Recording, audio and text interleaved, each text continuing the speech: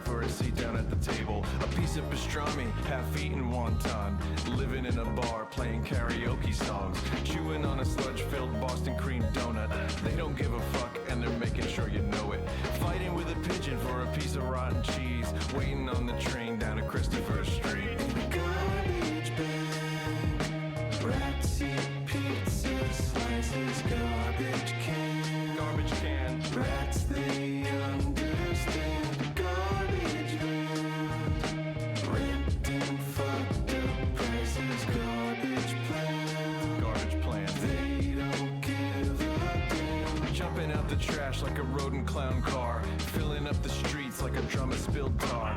Little Italy, all the way to Greenwich Village. They stalk at night, they steal, they fucking pillage. Upper class rats with a feather in their cap. A cardboard castle with a moat and mouse traps. A slice from Joe's or a pork soup dumpling. A gift from the dumpster and it's fit for a rat king. Garbage bag, Raisi pizza slices, garbage can.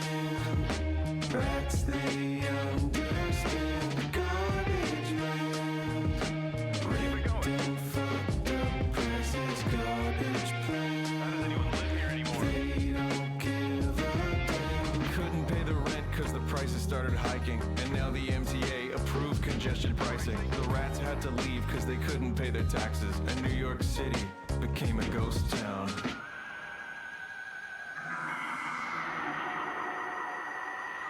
Brooklyn from the Bronx all the way to Staten Island. They didn't stay long, but not for lack of trying. They hopped a trash barge to Newark, New Jersey. They tried to start a plague, but they ended up with scurvy. Garbage bag, Raisi pizza slices, garbage cans. Rats, they understand. Garbage man,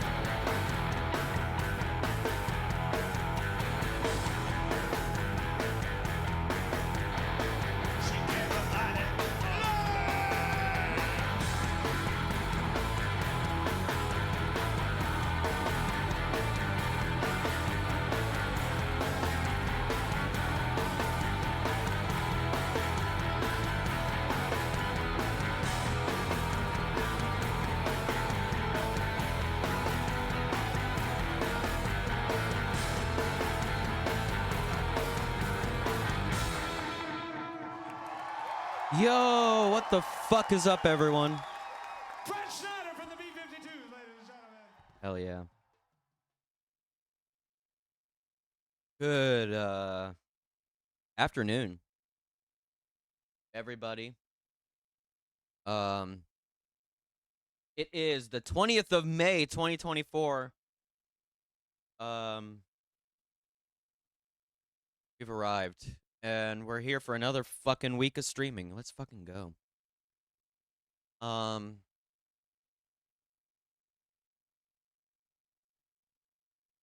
you're all having a wonderful morning, wonderful evening, wherever you are. Wonderful noon time, afternoon, night, some places. Yeah, we're here. And got a quite a stream. There's probably not going to be a whole lot of news other than the obvious of what happened over the weekend with Ebrahim Raisi passing away in a helicopter crash. That was wild. Anybody keep up with that over the weekend? I was watching the shit. I was watching the shit out of the coverage yesterday. Yo, October, welcome in. How are you doing? Getting started. Yeah.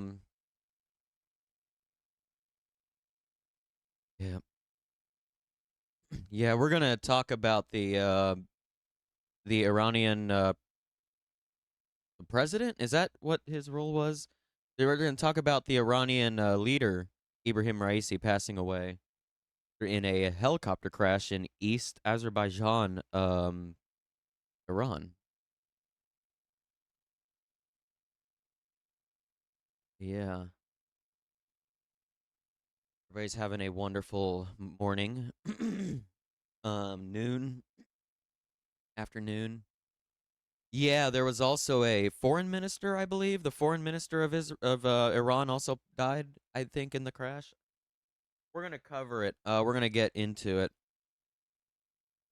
Um,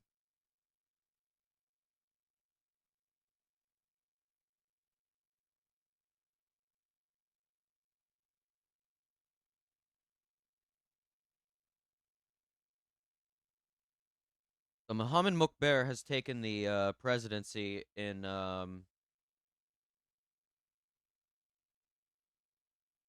he's taken it in emergency. So now the president. Up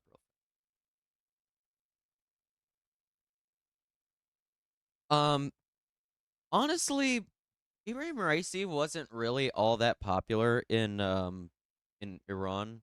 Like there were some parts of Iranian society that liked him, but for the most part, I would say that he didn't really make a lot of friends, I would say. Iranian President Ebrahim Raisi and the country's foreign minister were found dead Monday, hours after the helicopter crash in fog. Their helicopter crashed in fog, leaving the Islamic Republic without two key leaders as extraordinary tensions gripped the wider Middle East. Supreme Leader Ayatollah Ali Khamenei, who has the final say in the Shiite theocracy, quickly named a little-known vice president as caretaker and insisted the government was in control. But the deaths marked yet another blow to a country beset by pressures both at home and abroad. Yeah, it was in East Azerbaijan, Iran, which is this area right here. They like this area. I don't think it also is that too. I can't remember though. They crashed into the side of a mountain during high fog. I mean, that's a common story. Iran has offered no cause for the crash. I mean, it was fog. I can't really imagine this was really an outside like a sabotage kind of thing. I don't think it was sabotage. I think this was just the dangers of one, flying a helicopter in the first place, because helicopters are fucking death traps. Period. End of story. Like, I would never get on a helicopter. And I love planes and shit. I would never get on a helicopter. That's terrifying. And then like, yeah, this is the Kobe Bryant story. Uh, Same thing also happened to him. The helicopter went down in intense fog. Like helicopters and fog are just a bad combination. That's not a good combination at all. In Tehran, Iran's capital, businesses were open and children attended school Monday. However, there was a noticeable presence of both uniformed and plainclothes security forces. Later in the day, hundreds of mourners crowded into the downtown Vali-e-Asr Square, holding protesters or posters of Raisi and waving Palestinian flags. Some men clutched prayer beads and were visibly crying. Women wearing black chadors. Sorry, I don't know what that word is. My bad. Gathered together holding photos of the dead leader. We were shocked that we lost such a character that made Iran proud and humiliated the enemies. I mean, I don't know. Like, there are a couple groups in Iranian society that do like Raisi, but for the most part, like he's had mass protests stuff against him.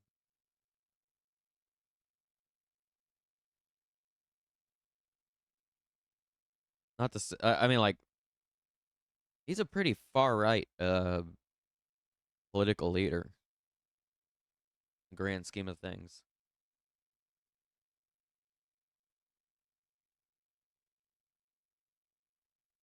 Yeah, he really had a lot of dis dissent in his administration. I don't even think the elite of Iranian society liked Raisi all that much.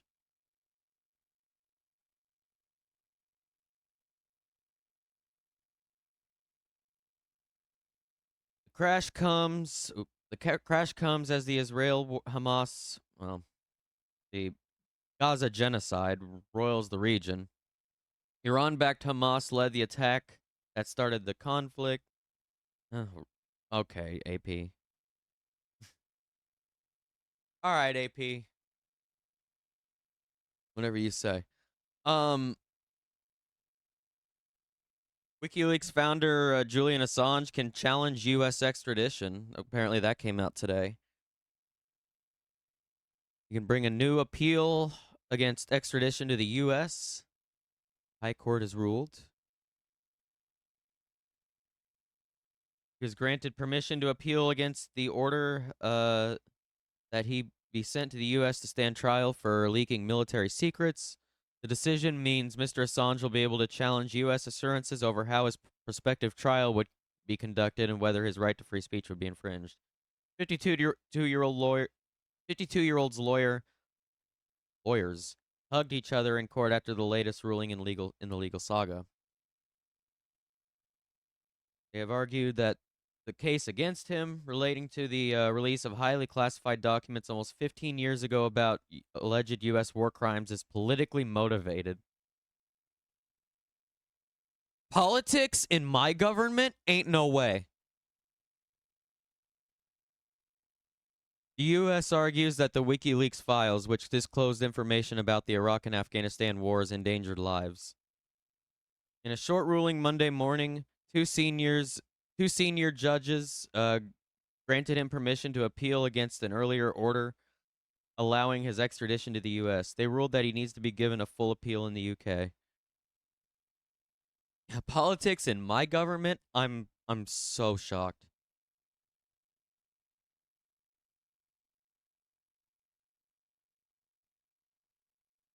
Mr. Assange has resisted extradition from the UK for more than a decade after his WikiLeaks website published the confidential U.S. documents in 2010 and 11. I remember when that happened. That was wild.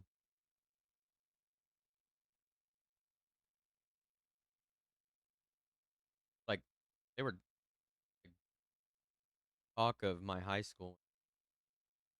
Mr. Assange, who is currently in Belmarsh prison, will now have a number of months to prepare his appeal, which will concern whether or not the U.S. courts will protect his right to free speech as an Australian citizen. Yeah, this dude's an Australian citizen, and the U.S. is trying to is attempting to try him. Like, what the fuck is this bullshit, dude? That's such horse shit. And of course, the Australian government isn't going to do anything because we control the Australian government pretty much. Whatever the Australian government does goes through us, at least, so.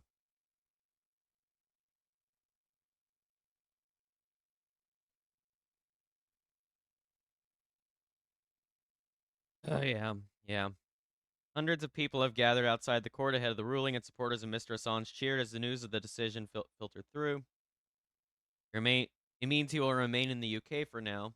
Had the court ruled in the US's favor, Assange would have exhausted all legal avenues in the UK.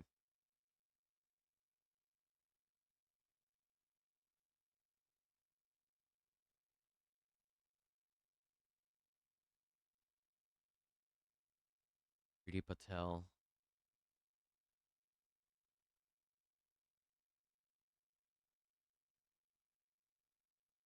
Anyway, they're just trying to shut him the fuck up. Still, been over a decade and they're still trying to get him.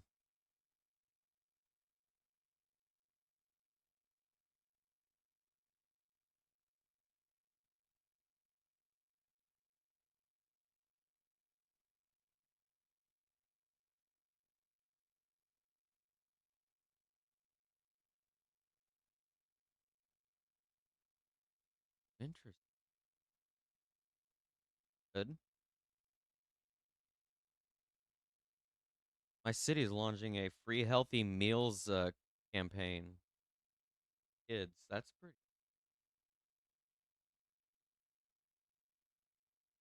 fucking go.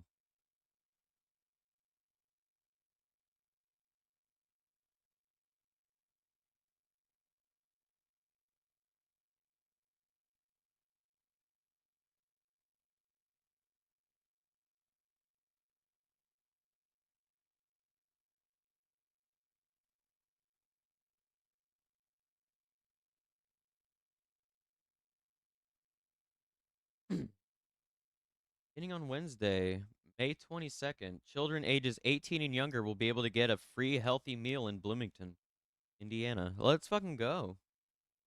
The community kitchen and the community school corporation will serve the meal. Ooh, yo, that's fucking. Let's go. Who brought this on? Who's responsible? Oh wow, they're delivering them to uh apartment complexes too. Oh my god, that's wild. Let's fucking go.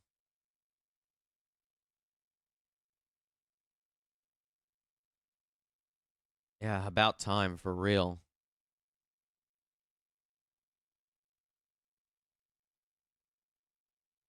What else is going? Trying to attract all the townies in my town by covering shit like that. I thought about there's a restaurant here in town where you can use a permanent marker inside and write whatever you want on the walls and stuff. I was thinking about putting up a thing for the stream on. Like I don't know though. That's a recipe for disaster, I think.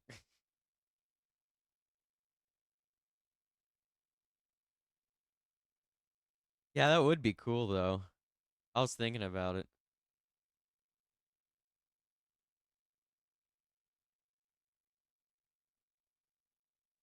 There's places there's places I could probably do that in town though. Um I'd have to find like an LGBT friendly space, which there's a lot, but yeah. A lot in my town at least, but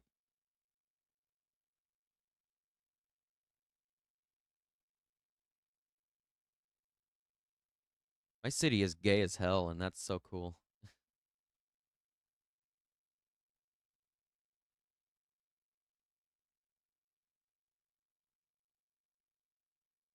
Oh, it's really wild that just out here in the middle of Indiana, there's like an incredibly gay university town. It's pretty cool, except for the politics of the state. That sucks, but yeah, that's gonna come with it.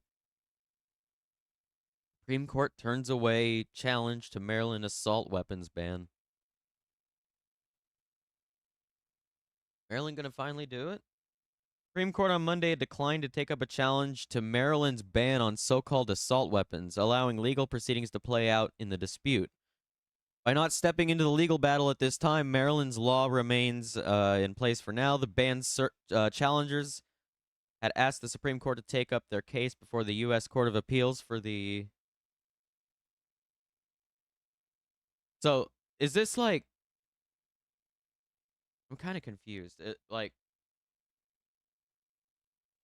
Does this... This was a challenge to the ban, right? So this ban is still in effect. Am I reading this right? I think that's what it's telling.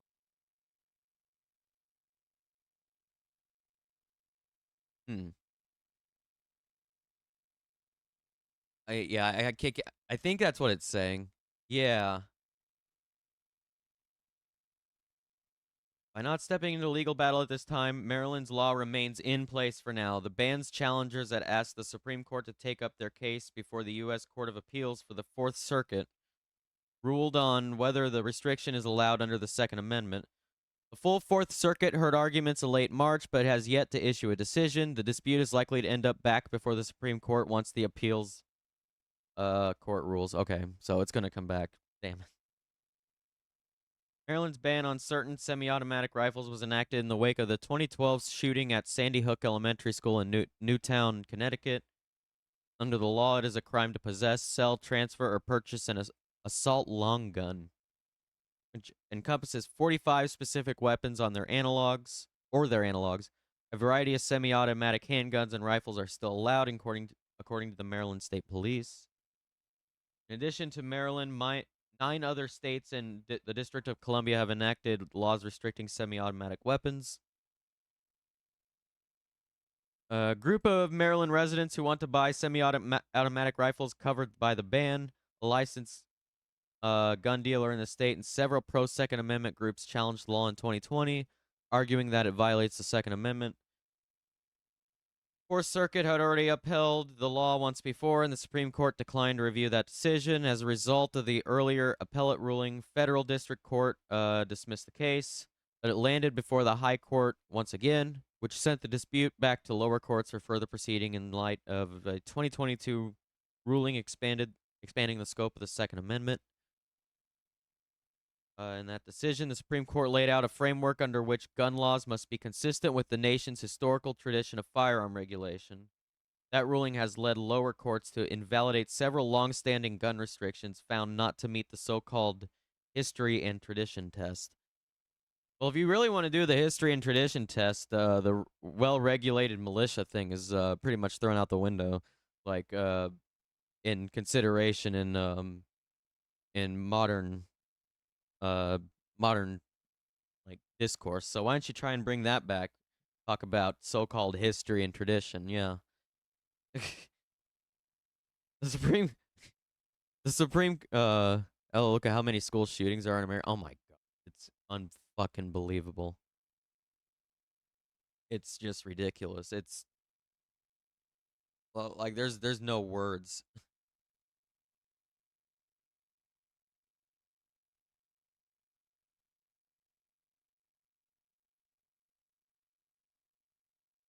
Ban on assault-style weapons survives constitutional scrutiny because it's consistent with our nation's historic tradition of firearms regulation. Historic tradition. We do firearms regulation in the U.S. That's news to me, which encompasses regulation of novel arms posing heightened dangers to the public. Yeah, maybe nuclear bombs. Everything else is pretty much up for grabs in this country. Yeah, hell, You dig around a little bit here in America, and you might even find a nuclear bomb, because we've lost 5 of them in the United States since we've invented them, and we've not found them. Fun fact. Anyway, moving on from that one. um, and yes, that is actually true.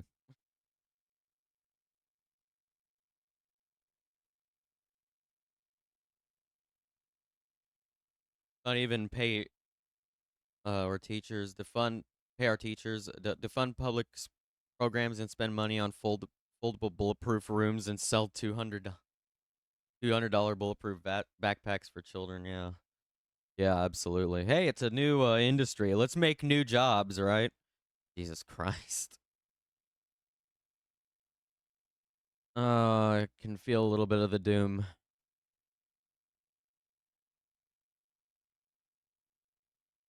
Your capitalism is showing. Right, yeah, absolutely. Ugh.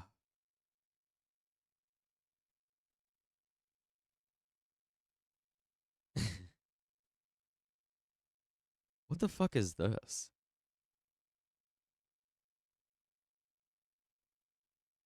What is Borg drinking, and why is it a dangerous trend? An expert explains. Oh God! Here comes CNN on the weird kids are doing this type shit. Let's see what we're doing. Look at these kids doing this weird shit, buddy. You not been to a party lately? I've not, and haven't seen someone drinking a Borg. You're not likely partying with college students, okay? You have no idea what that sentence even means. You're probably not even a member of Gen Z. That's true. Young millennials in butt drugs, butt drugs. The acronym Borg stands for Blackout Rage Gallon. That sounds like a segment I would come up with on this stream. According to the National Capital Poison Center in Washington, D.C., the term refers to a concoction often prepared in a gallon-sized plastic jug that typically contains vodka or other distilled alcohol, water, a flavor enhancer, and an electrolyte powder or drink. Borgs are often drunk at outside day parties, otherwise known as darties. I'm really I'm not hip at all anymore, am I? Well, okay, I was thinking jungle juice because me and my friends used to do jungle juice. Does anybody remember that? Where you just mix a bunch of alcohol together and like put Hawaiian punch in it and shit. That kind of reminds me of what that is, but like I don't know. The new version of jungle juice. Okay. There's so much alcohol in a Borg that drinking one can lead to potentially life-threatening consumption and alcohol poisoning. Oh, okay.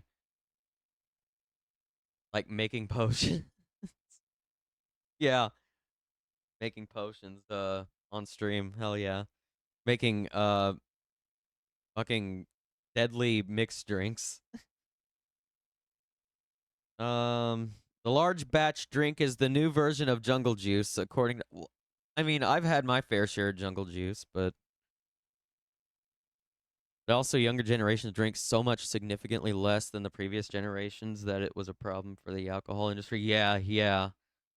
I know for a fact like I definitely drank like in my party years, but like I've definitely slowed down a lot. And even when I was drinking, I don't think I was drinking like previous generations did because yeah, like I know a lot I know like when I was growing up, like you turn on like MTV and it'd be like those spring break shows or whatever the fuck. It'd be like the big MTV spring break. I forgot what the fuck it was called. But like the drinking and that type of shit was just like that was like ingrained culture at that time. It's a lot different nowadays, I think. But also, younger generations are seeing how it affected their parents, others, plus growing up traumatized. Right? Yeah, absolutely. The creator and editor-in-chief. Okay, the Zillennial Zine. The publication targets the microgeneration between millennials and Gen Z. Instead of making a party-sized mixed drink in a huge 5-gallon drink dispenser, a giant storage tub, or even the grossest trend, which was making jungle juice in a sink or bathtub. We never did this. I have to admit, that's new to me. I don't think we would have been doing that. Everyone has their own personal drink. Grimaldi wrote CNN in an email. As the drink's name suggests, it's intended to get you extremely drunk.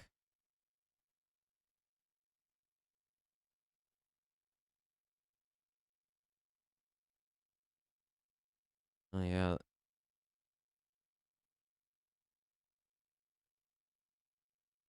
I mean, okay, CNN just saying no amount of alcohol is good for you. Like, okay, like everybody knows that. Or, well, not everybody, I guess. But anyway, I guess they are speaking to younger kids in that fucking article, so it makes sense. Never mind. What else would you do if you can't afford? That's true. That's true. Yeah. Yeah, this is all a Ricci article, I would say. Yeah, it's just one of those articles where it's like, new social contagion unlocked. Here's what your kids are doing. Your kids are eating rat poison again. Oh, shit.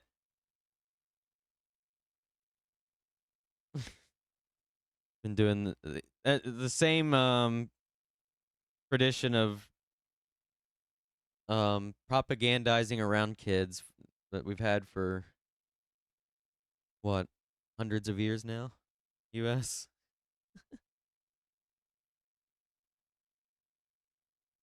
Funny that CNN's getting in on it nowadays, especially after they've been bought off by like by that pro-Trump dude.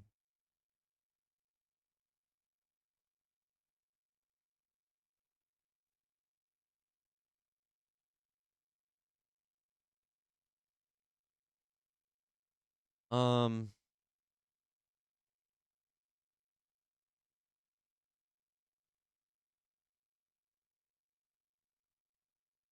let's see what we got on Al Jazeera.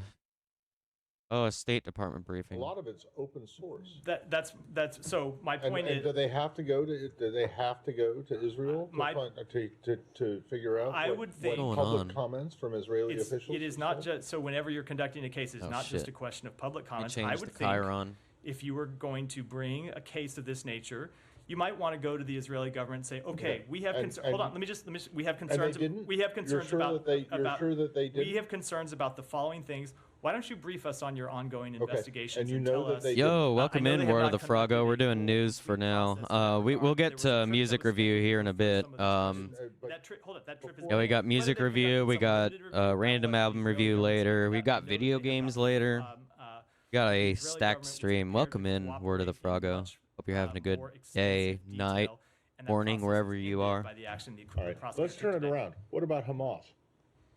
I don't think Hamas was going to. Oh, hell yeah, you make dubstep? Let's fucking go. That's the question. So they don't need to go to Hey, you're Gaza and talk still to making Sinwar dubstep. That's and more than what most who's the people other can guy? say. Let's fucking go. Yeah, and they don't need to go to Doha. Probably not all that But shit they anyway. do I need do to the go to same thing Israel. with my own So music. we don't even I think get to the I question feel like my because there's a own music's shitty jurisdictional issue, too. right? We don't believe they have jurisdiction over. Yeah, the everybody leaders of starts Hamas. somewhere, hell yeah. But now you're Welcome in.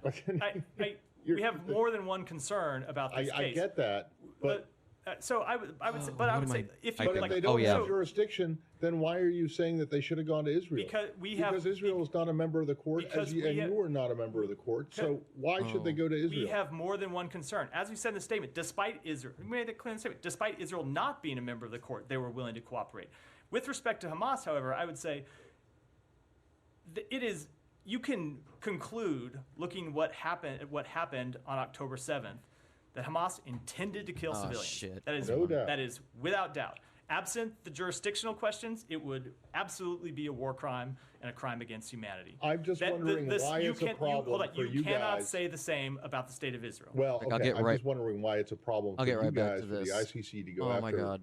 Israeli officials. I should have and done this doesn't in the seem to be a editor. problem for them to go after Hamas. That's not what I said. I made clear already. We don't think they have jurisdiction to go over Hamas, to go after Hamas.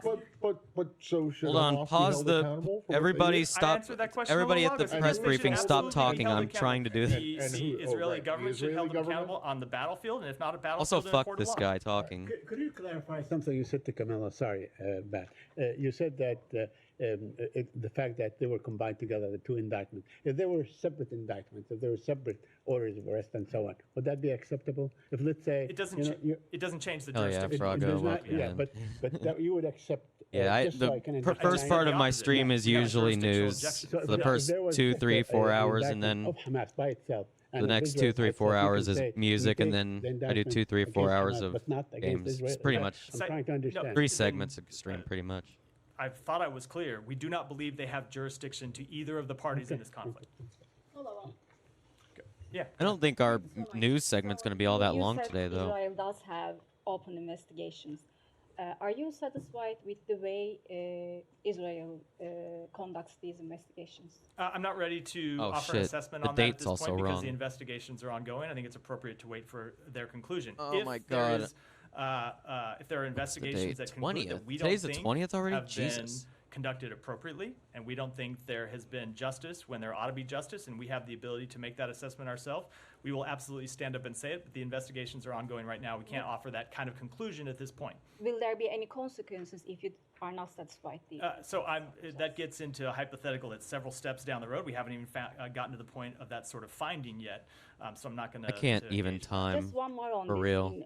accusations. The ICC accuses Netanyahu and Gallant of causing extermination, starvation of civilians as a method of war, deliberately targeting. You're watching the U.S. State Department briefing live. We don't. We have made clear that there have been steps that we wanted Israel to take to improve the delivery of humanitarian assistance that for a time they weren't taking. Now, they often will come up and present objections and say they're trying to prevent, for example, military items from getting in or dual-use items that can be used for the military to get in.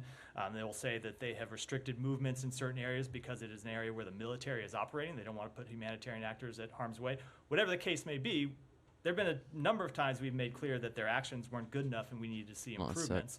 And you've heard the president say Actually, that. this you've heard isn't the a breaking secretary say story, that, so and I'm more not gonna put importantly, the- you've seen the president and the secretary get I'm not going to be like involved CNN and keep the breaking to news bring about change in pyron up behavior on behalf of the 24/7. Israeli government, and we've seen that change. So the fundamental bottom line reality is that we have seen food get in, water get in, medicine get in. Not enough, you have but seen we have it seen a change, but trend are line you- where it is improved. Are you satisfied with the amount of humanitarian aid getting into Gaza? We have seen an improvement, but until people in Gaza are not hungry, until they have enough to eat, enough to drink, medicine, shelter, we will not be satisfied, and we won't stop pushing for more. Absolutely. Shannon, go ahead. It's okay to move on to Iran. Sure. Can we still in? Let me. Yeah. Go ahead, and then we'll come back to you. For, Okay. I'll A come back to couple you of next, questions in addition to everybody else asked is, you said that Israel is not a member of the ICC, which is true. But also, I don't know if you're aware of this or not, but Israel has supported the candidacy of Mr. Khan when he was elected in 2021. And they wanted him to be there. So the fact that they actually endorse him, they know there are some consequences. Otherwise, they won't bother in the first place. So this is just to, I don't know, to agree or it doesn't agree or change the disagree. underlying Doesn't change anything. jurisdictional question. Okay, so my question is, lawmakers agreed with you. They said the same. They repeated the same statement they issued in the White House. But they went further, and they said actually the decision is anti-Semitic. Do you agree that this decision is anti-Semitic as well? That's not an assessment that we have made or a conclusion we have drawn. Okay, and one last thing is, on the issue itself, many international lawyers. All very these well just seem to known, be a waste of fucking different time, like we background. always They talk said they about when we found do a these reasonable ground that actually Israel briefings. has committed crime against humanity and. I click on it every time crime, knowing that it's war going to be a crimes. waste of time, First, too. the State Department lawyers have a different conclusion? what it or is. you have not reached this conclusion, or they disagree with them? What exactly the difference between the lawyers who works at the State Department and international lawyers who found different conclusion? So let me try to America's separate the news is ICC, literally just a and whole lot of answers in two nothing. ways. Meanwhile, One, when it comes everything to is on the ICC, fire. We have a This is like, jurisdictional issue, okay, and we dude. have an Like- issue with how this investigation was conducted. But to answer your underlying question about making that sort of determination, it is a question that we are looking at here. We have ongoing processes to look at Israel's use of Working well. U.S. while you provided listen. Hell weapons, yeah, October. and those processes are ongoing. We have not yet reached final determinations. Shannon, go ahead now. I know you extended official condolences of the U.S. For the death of Iran's president and foreign Hell minister. yeah, over the work and weekend. lurk. The Let's U.S. fucking also go. participated in a moment of silence for President Raisi at the UN Security Council, and it sparked some controversy on Twitter. Does the State Department view that as appropriate, taking part in that kind of observance? Let me say a few things. One, we have been quite clear that Ebrahim Raisi was a brutal participant in the repression of the Iranian people for nearly 4 decades. He was involved in numerous horrific human rights abuses, including the playing a US key is role just like, in the nah, fuck that, extrajudicial dude. killing of thousands of political prisoners in 1988. Some of the worst human rights abuses occurred Damn, dude. during his tenure as president, especially the human rights abuses not against surprising the women at all, and but girls of damn. Iran. That said, we regret any loss of life. We don't want to see anyone Kappa. die in a helicopter crash. Kappa. But that doesn't change the reality of his record, both as a judge and as the president of Iran, the fact that he has blood on his hands. So I think most importantly, our fundamental approach to Iran has not changed and will not change. We will continue to support the people of Iran to defend their human rights, their aspirations to an open, free society and democratic participation, and we will continue to confront the Iranian regime's support for terrorism, its proliferation of dangerous weapons, and its advancement of its nuclear program in ways that have no credible civilian purpose. And just as a quick follow, in the aftermath of that crash, did the U.S. Help in recovery efforts in any way, or was it asked to assist? We were asked for assistance by the Iranian government. We did make clear to them that we would offer assistance, as we would do in response to any request by a foreign government in this sort of situation, and ultimately we're not able to provide that assistance. Wonder why. I'm not going to get it. Wonder what happened the there. details, but we were asked by the Iranian government for assistance. We said that we would be willing to assist. To be a something that we fly would on the do wall of with that respect to of any that government in this situation. Ultimately, conversation. Largely for logistical reasons, we weren't able to provide that assistance. All right, and then can I just ask you about the state? What be interesting as fuck. exactly is official condolences? So condolences on behalf of the United States government. Well, then why doesn't it say that? This is like official condolences means absolutely nothing, and I'm not even sure why you're offering condolences. What if is this guy this? was as bad as you say he was? Look, why? I mean, because we regret any loss of life. We don't want to see people die in helicopter crashes. It doesn't change our view of him. What the a regime brave well, stance, the person- USA. We don't want to see States people didn't die wanna in see that helicopter in a terror crashes. action. Brave fucking stance. There Really? None? were people on board that aircraft who have families. We thought that's an appropriate step to take. It's a step the United States government has taken when any number of foreign leaders with whom we had vehement disagreements have died. But we also made clear in that statement that that's so we continue to wild, support dude. the Iranian people in their fundamental struggle for freedom. really, well, I would just point out to you that when one of the former presidents of Cuba died, this would be Fidel Castro, one of your predecessors, did not offer any condolences. We and basically said good riddance. So I will. Okay, if and you really dude. think that Raisi was as bad as what you have laid out at the beginning, I'm just a little bit curious as to why you would put. No, a statement Donald out, Trump is pretty no matter how fucking short bad it too, is, though. But with the line This- official condolences. I mean, they're both So like, as I long don't as know, we're like. addressing the historical record, the United States offered I condolences. feel like with this Hugo guy's Chavez like, died, when Joseph Stalin died, people with whom This we guy's had great disagreements.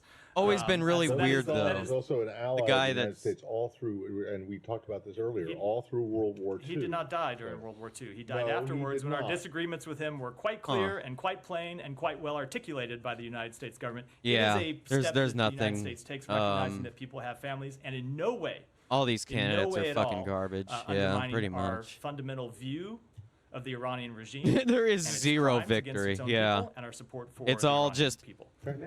It's pretty much just Geet, go ahead. who is going to be in charge as Matt's, everything crumbles. Pretty well, much. he did make it clear that his point is on the word official. You mentioned a few condolences. And there's really no visits into getting other out of that. countries, But you did not use this word official. That aside. New batch. Yeah, press I'm sure restart. you've probably seen Regenerate new that the people inside of Iran fucking some of them are leaders. celebrating this incident. I was wondering what you make of that. So I can certainly understand why people inside Iran would feel that way when you look at the brutal repression that happened under President Raisi's tenure. As I said in my comment a moment ago, especially when you look at his abuse of women and girls, I can see why people in Iran would feel that way. We're gonna go ahead to his and death, just. but I obviously can't speak for them. Well, with the condolences and then support for Iranian people, aren't you sending? Okay. This isn't going anywhere anymore, as usual. Tell me what the fuck Skibbity Toilet is. Oh, I mean, my generation had YouTube poops though, and the fuck is going on? My OBS. Oh no. Oh god. OBS. Fucking. There we go. Okay. My generation had Rick Astley. Yeah, that's true too. Rick Astley's fucking amazing.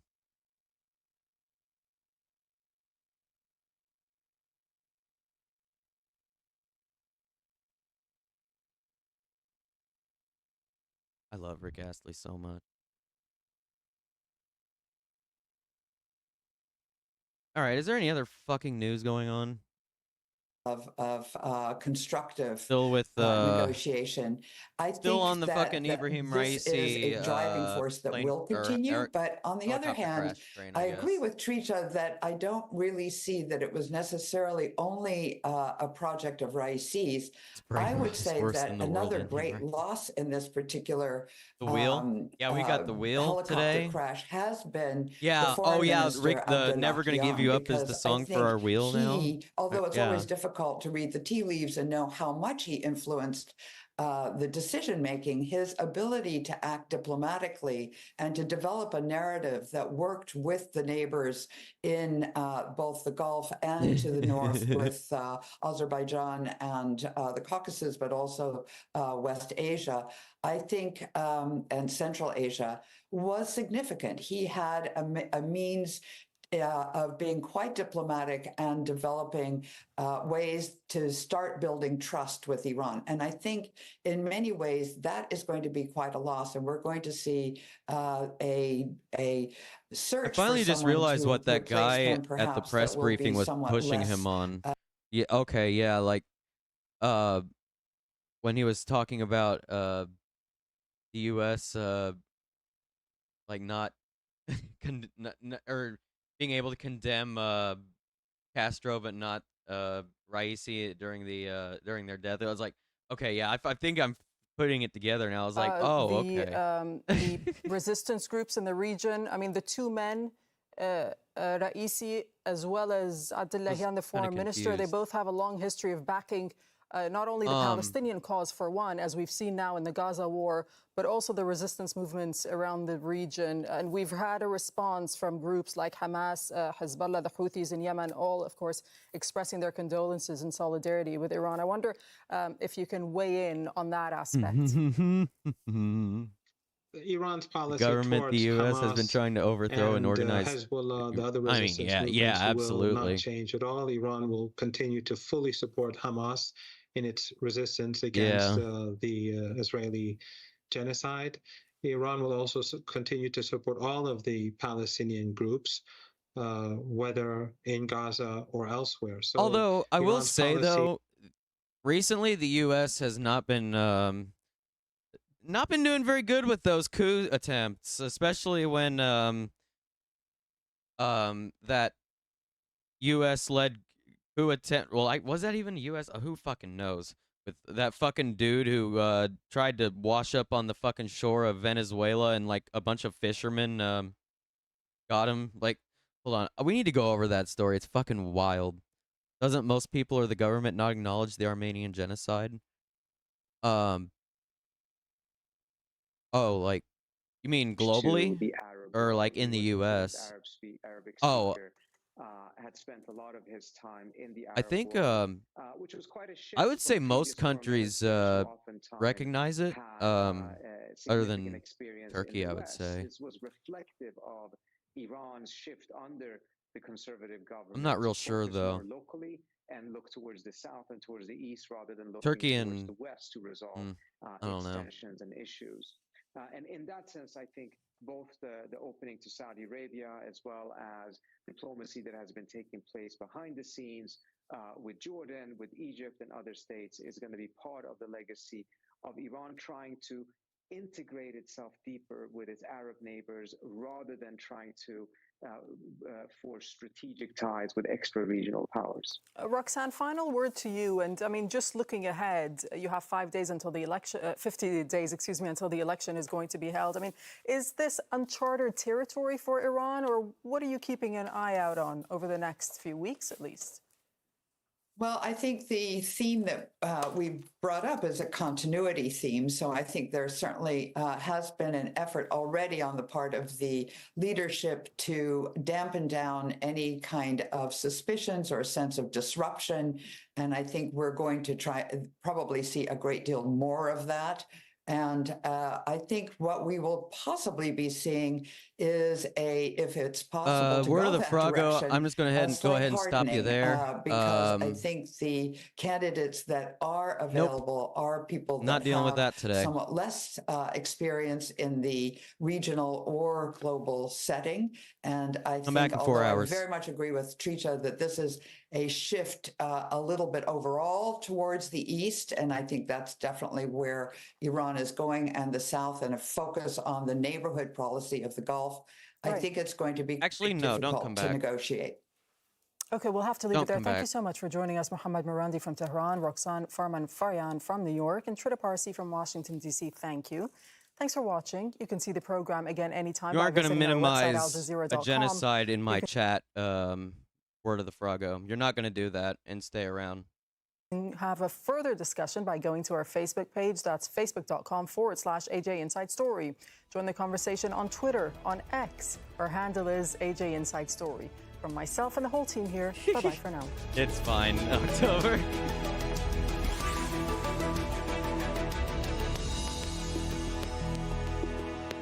They were a dick anyway. I kind of didn't want them around.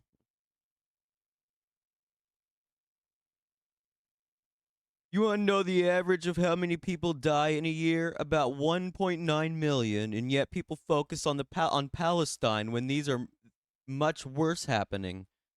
Bruh. Just don't even talk in my community. Just go away. Stream on Al Jazeera.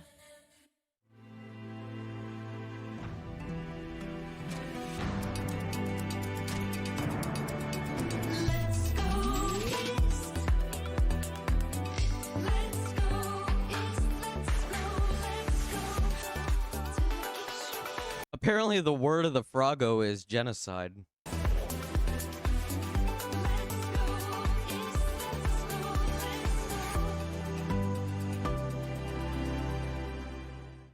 Is Israel's war on Gaza becoming a forever war? Across the United States, why are the student protests for Palestine being met with military-style crackdowns? Why does Biden insist on zero consequences for Israel in its war on Gaza? A quizzical look at U.S. politics, the bottom line. Hellish scenes in the Gaza Strip as Israel's onslaught continues. There's a deliberate omission of Palestinian humanity in Western media, and it needs to be questioned. Sustained coverage that actively humanizes Israelis and actively dehumanizes Palestinians. This is not the time for journalists to turn away. Tracking those stories, examining the journalism, and the effect that news coverage can have on democracies everywhere, here at The Listening Post.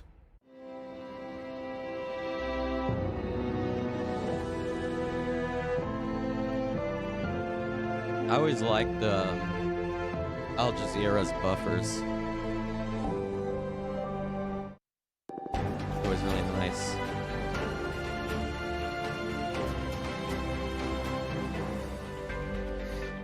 Yaniv Barker. This is the News Hour live from Doha. Coming up in the next 60 minutes. I know, right? The October. International Criminal Court's top prosecutor requests arrest warrants for the Israeli leader Benjamin Netanyahu and his defense minister for war crimes and crimes against humanity in Gaza. The ICC prosecutor is I'm also terrified of seeking the water and warrants for the ocean arrest of shit, three but that was senior actually Hamas I leaders could for deal the with group's that. October Fuck. 7th attack on Israel. On the ground in Gaza, Israel's mass killing and forced starvation of God. civilians intensifies. Yeah, More than 100 Palestinians have been killed. Word of the Froggo, is this 24 what you hours. want to try and fucking minimize? And Iran's supreme leader declares 5 I'm gonna days of stop. mourning, but says the nation will proceed as normal after President Ebrahim Raisi was killed in a helicopter crash. And in sport, Premier League side Liverpool have confirmed their new manager for next season. Dutch coach Arne Slot will take over from Jurgen Klopp, who leaves after 9 years in charge. Hell yeah, Liverpool. Base Liverpool. Thanks for joining us. The prosecutor of the International Criminal Court at The Hague has applied for arrest warrants for Israeli Prime Minister Benjamin Netanyahu and Hamas leader Yahya Sinwar. Both men are being held responsible for war crimes and crimes against humanity from the 7th of October onwards. Osama bin Javed has more. Starving children is a crime. Killing civilians is a war crime.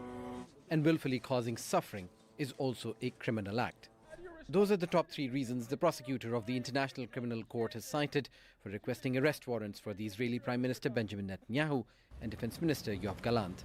I have reasonable grounds to believe, on the basis of evidence collected and examined by my office, that Israeli Prime Minister Benjamin Netanyahu and Minister of Defense Yoav Gallant bear criminal responsibility for the following international crimes committed on the territory of the State of Palestine. Several Israeli ministers have denounced the allegations of war crimes and crimes against humanity. The Foreign Minister, Israel Katz, says it's a historic disgrace and that a special war room has been set up to counteract the decision. But not everyone agrees. Israel will again protect itself with this wall of the whole world is anti-Semite and the whole world is against us, and it will unite again the Israelis in a very nationalistic, even more nationalistic wave, and everyone will feel so just and such a victim by this evil decision. I think it's a just decision. The ICC prosecutor is also seeking arrest warrants for Hamas political and military leaders Ismail Haniyeh, Yahya Sinwar and Mohammed Deif. There are reasonable grounds to believe that these 3 Hamas leaders are criminally responsible for the killing of Israeli civilians in attacks perpetrated by Hamas and other armed groups on the 7th of October 2023. The Palestinian group says the arrest warrants for Netanyahu and Gallant are several months too late. And rather than equating the victim with the perpetrator, ICC should order the arrest of all occupation officials who gave orders and the soldiers who carried out the crimes. If we want to be honest, we should be looking at what it is that the government, the Israeli government, has been doing, the orders that it has issued to its soldiers, and it's issued orders to its soldiers to carry out a genocide. If this court is to have any credibility, it should be going after the people who are committing genocide, rather than just simply trying to play this game of both sidesism. For months, the ICC prosecutor faced criticism as the carnage in Gaza unfolded. Karim Khan's critics, even at the UN Security Council, criticized what they saw as his inaction to hold Israel accountable. I love what the criminal ICC is doing. I'm just concerned that the ICC just does not have the leverage and the power to prosecute this. You know what I mean? How are they going to get Netanyahu into the International Criminal Court, for example? You know, like, how's this work? Like, where's the international backing of the ICC? We know for a fact that in the event of this playing out, the U.S. is definitely not going to support the ICC doing or trying Netanyahu. We know that. So what is it with So what's the plan here? Like, how is the ICC going to get all these people. Are they going to try them in absentia? Like, that's a possibility. But I don't think Netanyahu's ever going to leave the country again if that's the case, right? Or if he does, he's going to do it with the United States backing. You know what I mean? That's just kind of how I see it playing out. Maybe. And how it manifests itself. It started at the universities and now it's at The Hague. People of Israel, we will never fail the Jewish people. They couldn't defend themselves 80 years ago. And I'd like to reiterate, no international entity can stand against us or prevent us from achieving our decisive victory. Well, we have a team of correspondents around the world that are following all the latest developments on this story. We'll be getting reaction from Hind al-Qudri in central Gaza, Mohammed Jamjoom, who's in Amman, Jordan, with the Israeli reaction to the news, and internationally, we have Gabriel Elizondo standing by at the United Nations, and Patrick Culhane is at the US State Department. But first, let's go to the ICC. Step Vassen is there in The Hague for us. And Step, you heard the words from Benjamin Netanyahu pushing back fiercely against this move at the ICC. Probably comes as no great surprise that there would be strong criticism against this move by Karim Khan, the chief prosecutor there. No, I don't think that came as a big surprise. I think this is all expected by the prosecutor Karim Khan here at the ICC. He has been treating this all very delicately. It took him a long time, months, to do this investigation. There was a lot of pressure from pro-Palestinian groups that he really needed to hold Israel accountable, but also on the other side from US Republican senators who wrote a letter threatening basically the ICC if they would go ahead with this case and issue arrest warrants, that there will be repercussions and sanctions. But Karim Khan made himself very clear this morning. He said nobody is above the law. Lives have also equal value, and there's also nobody can threaten this court. And that's something that he has said in the past as well. When this letter was sent to him in April, he also said, you can't just simply threaten the International Criminal Court. And what we've seen also in 2020, it happened also that the US put sanctions on the prosecutor of the ICC, his predecessors at the time, also for a case for war crimes in Afghanistan. Ban Netanyahu. So there has always been a lot of pressure, and I think they're very well aware here in The Hague that that was coming, and of course they still decided to go ahead with it. Yeah, and as you say, go ahead, they will. Talk us through the next steps, because we know that this is an application, the first step in what they hope will be the issuing of arrest warrants for these 5 individuals. Exactly. These requests for 5 arrest warrants is now been sent to the pre-trial chamber. So the judges there will have to decide if the prosecutor has a valid argument to have these arrest warrants issued. They have to look at the jurisdiction of the court in this case, but also to the fact if these suspects then need to be in The Hague and that they need to be arrested because, for example, are these crimes still being committed as we speak? And that's exactly what Karim Khan said during his announcement. He said, what we're seeing at the moment in Gaza, it's still continuing, what he says, these war crimes and crimes against humanity. So we will expect a decision maybe in a few weeks. And then, of course, when they decide to issue the arrest warrants, then the 124 countries that have signed up to the Rome Statute have the obligation to arrest the suspect, the people who have been looked for, and been sent to The Hague to be detained here so the trial can continue. But these 124 countries don't include the United States, for example, and also don't include Israel, they don't include China, India, but many countries in Europe, for example, are included, and also in Africa, South America. So it will definitely limit the scope of traveling of these 5 individuals. Yeah, and probably complicate relationships with Israel as well. Step Vassen live at the ICC in The Hague. Many thanks for that. Let's cross to Mohammed Jamjoom now for more Israeli reaction. Just a reminder that Al Jazeera has been banned from Israel. That's why Mohammed is reporting for us from the Jordanian capital, Amman. Mohammed, clearly fierce reaction to developments at the ICC from Benjamin Netanyahu, accusing the court of anti-Semitism. How does this match with other opinions coming out of Israel? Yeah, that's right, Neve. I mean, what we've heard is not a surprise across the political spectrum. And we should remind our viewers, it is a deeply divided political spectrum in Israel. But across the political spectrum, you've had outrage expressed. You heard a bit from Prime Minister Netanyahu earlier in the show. Let me tell you more of what he had to say in that pre-recorded speech. He said, as the Prime Minister of Israel, I reject with disgust the comparison of the prosecutor in The Hague between democratic Israel and the mass murderers of Hamas.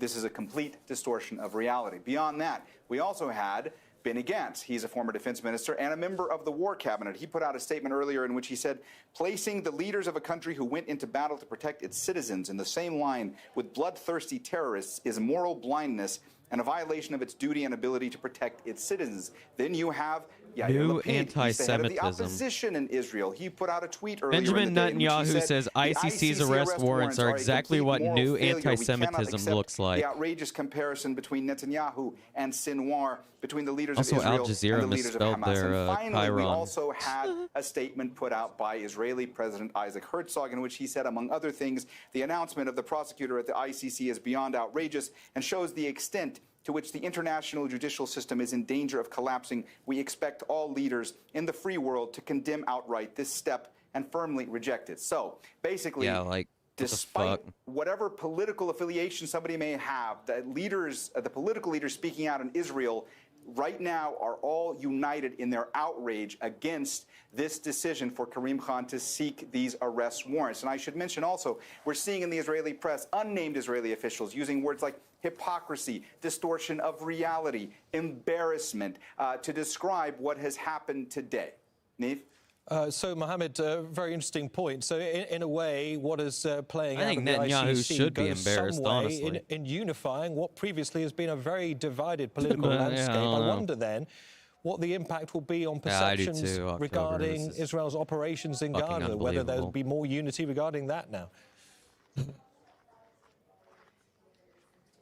This is going to be very interesting to see how it plays out, because on the one hand, you have Israel rejecting this, as they have rejected numerous times that they have been called on the carpet by international institutions. Let's not forget how many times there have been UN security resolutions, binding ones, that Israel has completely disregarded and said that the UN is a body that is anti-Israel.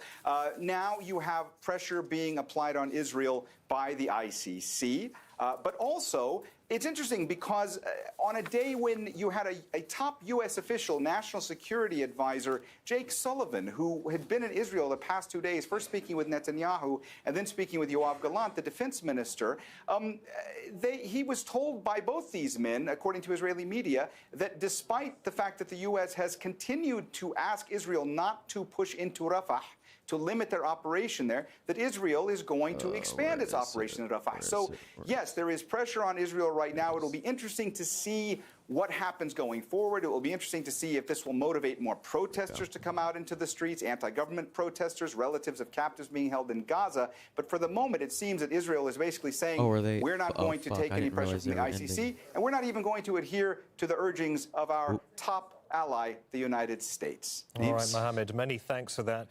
Mohammed Jamjoon reporting from Amman, of course, after Al Jazeera was banned from reporting from Israel itself. All right, let's cross the U.S. State Department in Washington, D.C. and Patty Colhane to look at the U.S. reaction in more detail because, Patty, the U.S. President has weighed in. He's weighed in. The Secretary of State, Antony Blinken's weighed in. We've just been hearing from Mark Miller here at the State Department. He's the State Department spokesman. The briefing's ongoing, but you knew the U.S. was going to react with force, but they're coming out with very strong criticism. U.S. President Joe Biden condemns ICC arrest warrant request for Israeli leaders. Of course they do. And should never have what was I saying? Like, they say that how is the ICC going to do this? Doesn't have jurisdiction because Palestine is not this is exactly what we need from the ICC, but at the same time, how is this going to get what is the backing? What states are going to back this? What institutions are going to back this? Like, first. They didn't do that with Israel, so they have a problem with the process. They said the court should like, only take up cases. if it's just going to be in absentia, that's one thing, but like, and according to Miller, he said Israel. Hell, the U.S. probably won't even allow him to do that. Several different cases involving potential crimes committed by members of the Israeli Defense Forces. He didn't seem to be able to make sense of the fact that the ICC is looking at the leadership, but Israel's looking at rank and file soldiers. So again, seemed to be a bit of a disconnect there. They're arguing it could hurt ceasefire negotiations because they feel that this will embolden Hamas. And then he was asked repeatedly, okay, so where are Palestinians supposed to go? Where can they go seek How would it justice? embolden Hamas? Answer, The Hamas leaders are literally being indicted under the same fucking arrest warrant. Itself. So that's basically sums up the reaction from the Biden administration. They are outraged, but again, not much they can do about it. Patty, just to put this all in perspective, of course, the US and Israel, neither of them are signatories of the ICC. They didn't sign the Rome Statute that set up the International Criminal Court. However, it's the first time the ICC has targeted a leader this close to the United States and almost preempting this possible move by Karim Khan. Some American Republican lawmakers have been threatening sanctions against the courts. Of course they are. What more can you tell us about that? How realistic a threat is this? I just think of shit like the Hague Invasion Act and shit like that. That's terrifying. Like, what the fuck? They're reportedly even having meetings with the court to say, look, we are really going to be unhappy if you do this. There'll be consequences. So, yes, they are talking about a bill in the House that would look to sanction the court members, the prosecutors, their families. Not quite sure that that's going to have a huge deterrent effect unless they've got these public servants have billions of dollars in U.S. banking system, because really that's about the extent. They can freeze their money that's in the U.S. They could bar them entry into the U.S. Whether that's going to really be as much of a deterrent as the U.S. seems to think, we'll have to wait and see. So they could do that. They can't necessarily say we're not going to fund the ICC, we're not going to recognize the ICC, because the U.S. already doesn't fund the ICC. There was some movement to try and get they don't fund the International Criminal Court, so like Russia and Vladimir Putin. So it's not it doesn't really have a lot of leverage here, but you could expect, especially Republican members of the House, they're going to push forth a bill if in fact these warrants are issued. Will it take it up and will it pass the Senate? That is a much closer question, because there are several Democrats in the House and the Senate that have grown very weary of Prime Minister Benjamin Netanyahu and the way he is conducting this war. So might not even get through the Senate. It'd likely get through the House, but the Senate's going to be a tougher try. All right. Many thanks for explaining all of that. Patty Hain at the State Department in Washington. Well, Hamas, in turn, released a statement saying arrest warrants for Netanyahu and Gallant are 7 months too late. It went on to condemn the prosecutors, saying that seeking arrest warrants against Hamas equates the victim with the perpetrator, and says the ICC should order the arrest of all occupation officials who gave orders and soldiers who carried out the crimes. Well, meanwhile, on the ground in Gaza, Israeli attacks have killed at least 106 Palestinians. That's since Sunday. Another 176 people have been injured. Dozens have been killed in the north of the Strip. Israeli forces have targeted a residential square in Beit Lahia. Many of the victims were women and children. And many of the injured were taken to the nearby Kamal Adwan hospital. These are the scenes at that specific hospital. Definitely glad that I completely overwhelmed. Oh my God! At least 7 people have died in the hospital from their injuries. And another strike hit Al-Shaut refugee camp in Rafah in the south. Reports say residential houses were empty as people had fled during previous strikes. They've now been reduced to rubble. All right, let's get the international reaction to today's developments from the ICC. Al Jazeera's Gabriel Elizondo joins us live from the UN. Gabe, just to clarify, the ICC is not connected or affiliated with the United Nations, but it is nevertheless a hugely important court, and whatever ruling results from any kind of legal proceedings there will be watched closely by UN officials where you are. Yeah, that's right. It's important to remind our viewers that the ICC, the International Criminal Court, what we've been discussing now, is not an official body or an official court of the UN, not affiliated in any way. Now, the UN works and collaborates with the ICC when necessary. They're like, hey, you got any hope? Totally Let's make sure we quash that real fast. The UN is not really commenting per se about the decision. It is important by Karim Khan. Now, the ICC is important, course, and it's important that the ICC is doing that this. That is the highest court of the United Nations, also based at The Hague as Yeah, well. The Hague. And but we oftentimes don't hear the Secretary General comment about ICJ decisions either, so it's not particularly unusual. Putting that aside, I will say that a very few diplomats here at UN headquarters on Monday are wanting to comment about Karim Khan's decision from the ICC. There was a Security Council meeting this morning about Ukraine, totally unrelated to the events of the ICC.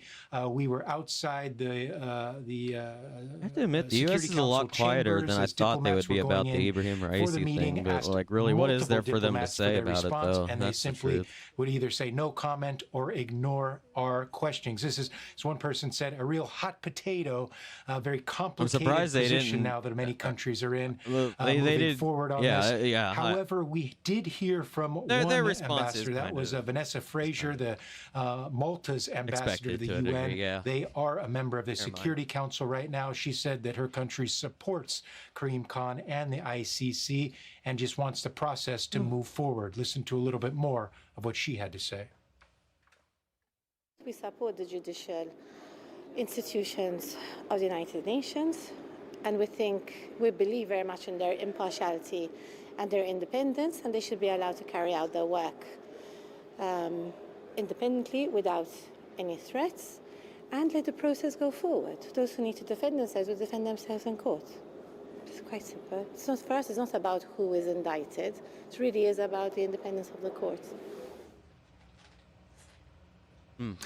Now, it was just March of 2023, last year, that the ICC issued arrest warrants for Vladimir Putin for alleged crimes relating to the deportation of Ukrainian children after Russia's full-scale invasion of Ukraine. Now, back then, many Western countries here at the UN, particularly the United States, rushed to the cameras to support that decision by the ICC. Now, when it becomes he is so fucking arrested, dude. It's wild. Benjamin Netanyahu. He's the most arrested anyone has ever been. People avoiding the cameras, so to speak. So that's where you're seeing countries like Russia clearly calling out the U.S. and others for what they say is a clear double standard. Gabriel Elizondo at the UN, thank you. Right, here is how the ICC's procedure unfolds now that its top prosecutor says he's applying several arrest warrants. An application is made to the court's pre-trial chamber to decide whether sufficient grounds and jurisdiction exist.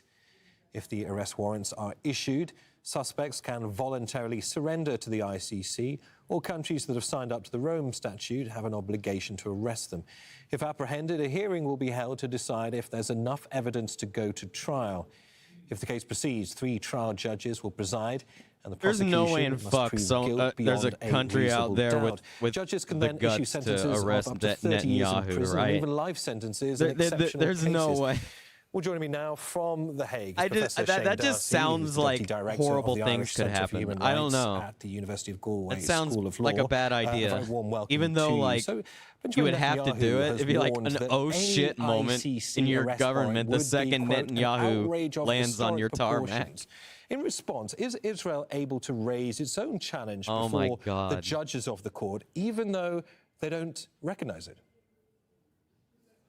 Yeah, I mean, there will definitely be opportunities for it's like the proceedings to be time bomb. throughout. It's like, And the oh my ICC God, what do is you based on the do? Rome Statute, and throughout that document, there's a lot of attention paid to the rights of states, but also to the rights of individuals who are put on trial. So while the prosecutor has taken this momentous step of seeking the arrest warrants from the pretrial chamber, there are various hurdles to be overcome, and you've referred to some of them just previously. And at each of those stages, it is possible for those to be challenged, and that's what happens in other cases before the court. Now, Israel, the US, Russia and several other states who are not members, signatories of the Rome Statute, not members of the ICC. I mean, The Rome what Statute. is the ICC Rome able doesn't to exist base anymore. this arrest warrant on in terms of jurisdiction? Can you explain that to us? Yo, what the fuck is up, cuties? We're watching Al Jazeera. Oh yeah. Everybody follow USA Hole. Let's fucking go. I'm pretty sure everybody here follows USA Hole. Hell yeah, everyone. Welcome in. Thank you for the raid, Gwen. Holy shit. No, another fantastic Sunday service. Yeah, if you don't follow Gwen, what the fuck? How does that even work? What up? Hell yeah. How's it going, everyone? Yeah, we're just getting started with some news today. We're watching Al Jazeera. We're probably going to watch Democracy Now! Here in a little bit. Then we'll get into some music review. We got another random album review today. We'll be spinning the wheel of albums and see which one we get. I should show off the thing real fast.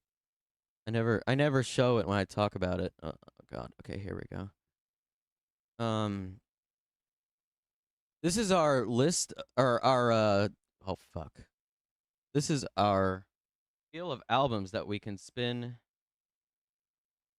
And we've got so many fucking albums, and I got to put more on. I actually didn't put all the requests on over the weekend. My bad, y'all. Yeah, we'll be spinning this later. We'll see what album we get. We're going to listen to it all the way through. I'm going to review it. Yeah, we'll also do new music stuff. See what's new. And yeah. Hope y'all are having a great morning, evening, afternoon, night, wherever you are in the world. We're also gonna be playing video games. The return of a racing game I played a lot of when I first came back to streaming again. And we'll be playing more Spore at some point. Oh yeah, everybody, welcome.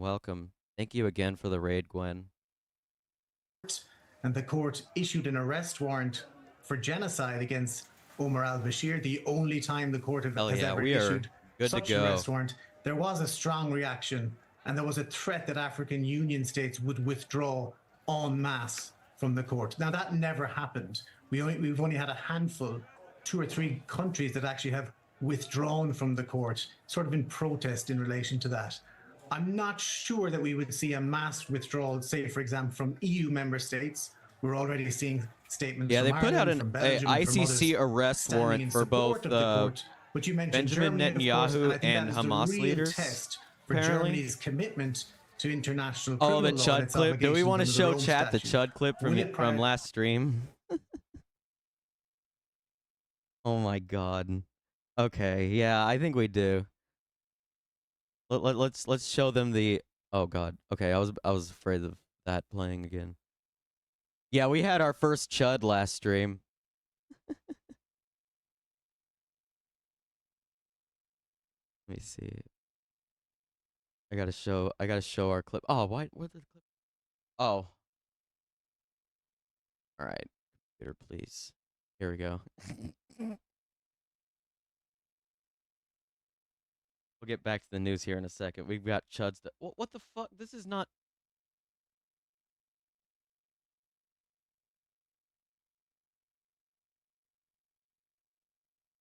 Damn it.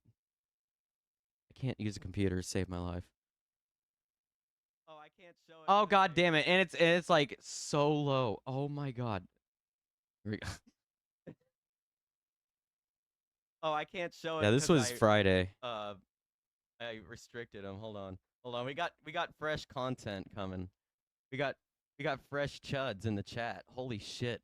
I've never had a chud in the chat before. Can't post comments. The West has fallen. Let's fucking go, dude.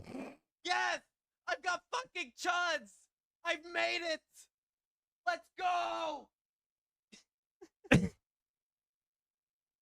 Yeah, that was Friday. We did it. We made. Oh shit. We've made it.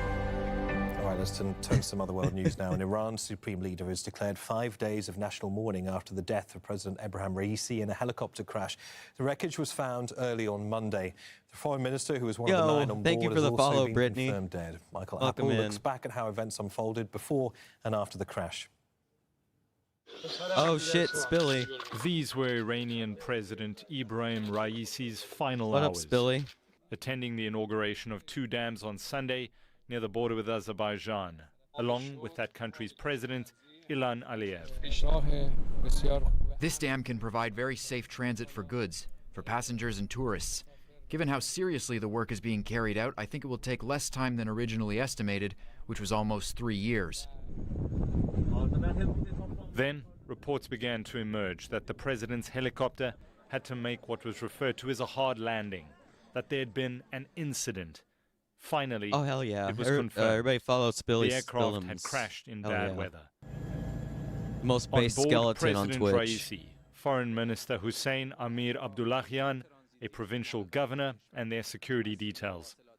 The helicopter went down in a forest in a remote mountainous region near the village of Uzi in we've the done East a lot Azerbaijan of province. Spilly-related things. A third of Iran's armed forces and more than 70 search and rescue teams sprang into action. Spilly is a with major Turkish inspiration high-tech of this night vision channel. drones providing support from the sky.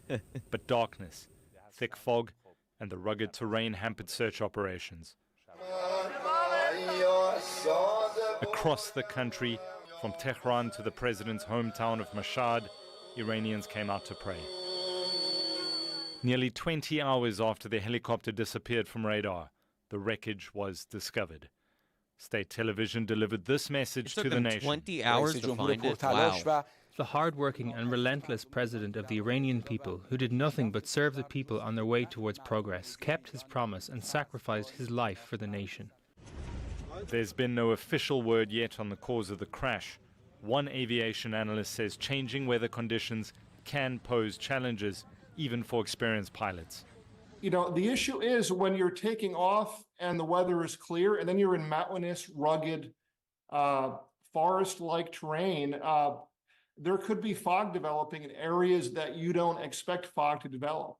But the age of the helicopter may also have Yeah, your played a first role. problem was riding in a helicopter. Yeah. Western sanctions have made it difficult What kind for of Iran mountain was to that? obtain spare There's parts a lot of or like new aircraft. there's a lot of really jagged mountains out in that region of Iran, and it was like, yeah, it's The like council incredibly comprised foggy. of They the couldn't Speaker of see Parliament, shit. Chief Justice, and First Vice I President fogged all over have the 50 days to call elections Yo, for the Tybalt, next welcome president. in. Michael Apple, Al Ants, Jazeera. welcome in. How are you doing? Okay, let's take a look at some reactions worldwide to President Ebrahim Raisi's death. The US State Department says Ebrahim Raisi's death fundamentally doesn't change the US stance on Iran. The National Security Advisor John Kirby said Raisi, and I quote, had a lot of blood on his hands for what he called destabilizing activity in the region. The Turkish President Recep Tayyip Erdogan has declared a day of mourning over Raisi's death, saying his cabinet made the decision to share the suffering of the brotherly Iranian people. Meanwhile, Russia's President Vladimir Putin called Raisi a true friend yeah, big who was love in the devoted to chat. serving Let's his go. motherland. And Chinese President Xi Jinping said Raisi helped develop a comprehensive partnership between China and Iran. Now, one of Britain's most outspoken politicians has been labelled a war criminal for her strong support of Israel New and World. its war on Gaza. Suella Braverman is a New World, thank you for the subscription, or the gift subscription to Glenn. Hell yeah, let's fucking go. at the centre of an embarrassing televised encounter with a student who also criticised Yo, our we hit government's our response to the ongoing rallies we hit our in the sub UK goal in too. We're support of let's fucking go. We've hit 50 subs. Y'all are so fucking sick. Thank you so much. What's happening in Israel and let's Gaza. talk about it And I'm seriously. asking Let's you talk some about what the direct Israeli state has questions. done for the last 76 years. So would you say that Israel I know, has a right, right to October? defend What the fuck? itself. Israel does not have the right to do what it is doing right now, Y'all which are is incredibly a genocide, fucking generous. which is Thank the you so criminal much. enslavement and trapping people in certain places, and then saying you've got to We move reached somewhere our- else. The ongoing our invasion follower, of Rafah that's been goal last spoken stream, about too. today, the And displacement we also of millions of people. blasted of course the they don't old have the right to do that, sub and no goal. one thinks they do. Right. And you posing Y'all those are- questions y'all are is wild. exactly what Holy makes shit. students in Cambridge think, I don't want Thank to you talk so to you, I much. don't want to talk to any war criminal. I want to grow this encampment. I want to grow a movement. It's quite strong stuff. I mean, as far criminal. Yeah, I mean, so Yeah, you are a war criminal. Well, that was Fiona Lally you just heard speaking to the former minister. She's an activist from the Revolutionary Communist Party who helped coordinate several encampments in support of Palestine across multiple UK universities. She joins me live from London. A very warm welcome to you. So, look, just to give that exchange a bit of context, you had been invited onto GB News. It is been described as a right-leaning channel. Suella Braverman, definitely right-leaning herself. The assumption was that this would be a mauling of your political views, but the other ended up being true. What was your experience of that exchange? Shit. Yeah, Thanks for definitely. And the another reason I gifts, went on is because when you watch the Brittany news in Fishy. the UK, BBC yeah. News, Sky News, Thank you it's so like much. being gaslit on a monumental scale. And I felt like it was important to go on there to say the truth of what is happening and expose these people for what they are. They're getting away with Hell yeah. murder. Beauty love And that's everywhere why it in was the important chat. to do that and for someone to just say what everyone is thinking and feeling already, because people are so angry when they come out here with these lies. That's what they're saying in the encampments, that's what they're saying at the protests, and it was necessary to just cut through the hypocrisy that is constantly spewed out by all of these politicians. Oh, What is your exchange with Suella Braverman? Also, for a bit of context, I mean, this is a former minister who was fired precisely for her handling of these pro-Palestinian or Palestinian solidarity marches. What does that exchange say about the difference in opinions between the public and politicians when it comes to Gaza? I would say it's a demonstration of the fact that these people are completely out of touch with the real mood in society. Palestine You're has about to become lose a your lightning job, rod yep. for It's all gonna of the happen. accumulated anger that young people and workers have towards the establishment. silent treatment by And Cambridge protesters. It's becoming so apparent Yo. to people that this is no longer a question of just individual politicians, although Suella Braverman is a particularly hateful one that a lot of people have a lot of strong feelings towards, but it's about what they represent, which is a whole system, the capitalist system, which is putting profit above everything else. And I think what's significant is that it's an international feeling as well. The main feature of politics today is people hating their own establishment. And that's why the Revolutionary Communist Party is organized actually internationally and is trying to sections all over the world for people to channel that anger actually into a Revolutionary Communist International, which we're launching in June, on the 10th of June. Right. Let me focus on something that happened in that exchange with Suella Braverman as well, because you said something quite powerful. This person is you so said that you paced believed that you they're had the talking power, to. along with others who ascribe to your opinions surrounding the war in Gaza, the power to bring down this government and a future government. Obviously, in the UK, there is an election looming. What did you mean by that? Can you clarify your point? What I mean is that these encampments are just a flashpoint, the spark of what could become a much bigger mass movement. I think to take down war criminals or any government enacting war crimes or facilitating those, we need to mobilize students, yes, but ultimately workers. And I think workers should go on strike. We should look at all of the industries that are taking part, facilitating, investing in the Israeli state, in the IDF, in any form. And workers have the power to stop that. We can stop the transport of money, of weapons, and also political support to Israel. And I think it's important that we get that message out there. We have the power to do something to stop our government, and that's my main enemy. The main enemy for me is Britain and the British state, I should say, and the main enemy for American students, for example, is clearly Biden. And that's what's significant about this. And it can happen if we grow the encampments and get the workers involved. All right, Fiona Lally, pleasure to have you on the programme. Thank you. Thank you. Now, WikiLeaks founder Julian Assange's battle to avoid extradition received a huge support on Monday. The UK's top court ruled Assange can appeal against being sent to the United States to face espionage charges. The judges found assurances from the US on how he will be tried and sentenced if convicted unsatisfactory. October, we gotta have hope. Assange is facing 18 charges after his website published secret military documents 15 years ago. Crowds gathered outside the court in London where Assange's wife, Stella, spoke after the ruling and called for the United States to abandon the case. The judges reached the right decision. We spent a long time hearing the United States putting lipstick on a pig, but the judges did not buy it. As a family, we're relieved, but how long can this go on? The United States should read the situation and drop this case now. Now is the moment to do it. Just abandon this shameful attack on journalists, on the press and the public that has been going on for 14 years.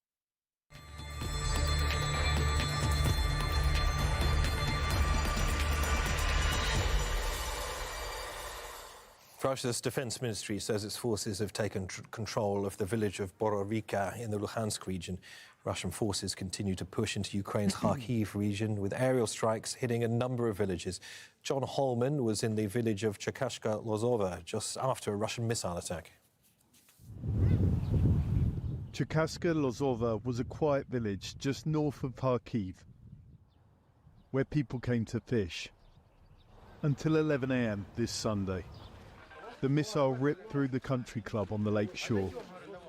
We ran into Valentina, wandering the road outside it.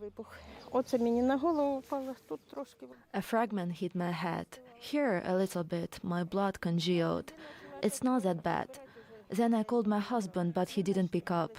You know, he's lying on the lake shore with his dog.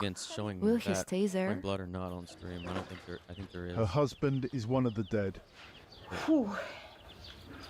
This village is just 20 minutes from Kharkiv, Ukraine's second city.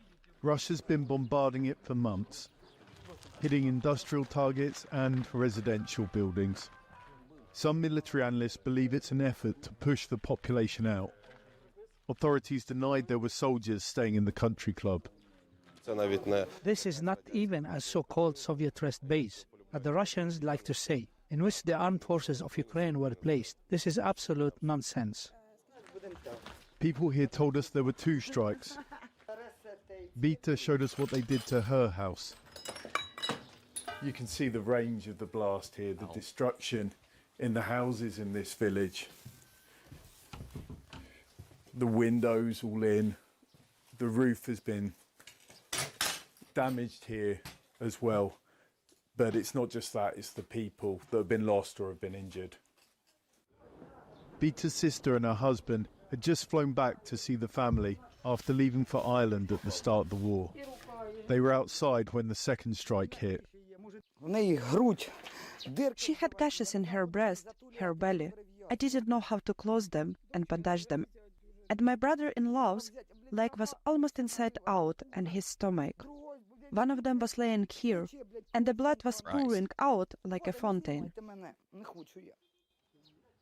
Ambulances have now taken both away, and Vita's mum Lubov starts sweeping up while she waits for news. The full impact of what's happened here hasn't yet sunk in. John Holman, Al Jazeera, Cherkasska-Lozova, Ukraine. Still ahead on Al Jazeera.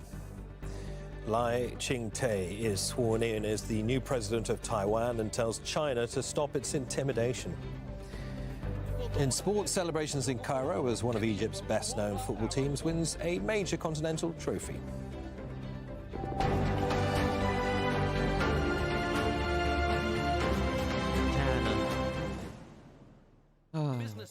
You're just now getting here. We're going through the news. We're also going to be watching Democracy Now! After this. And we'll go over some whatever random news or whatever's going on YouTube or YouTube news. That's where I go to get all the news anyway. Or we'll find something. But yeah, later on we're gonna do music review, random album review, and gaming. Let's fucking go. And obviously, I'm gonna get distracted many times with random bullshit. Your mom's news, for real.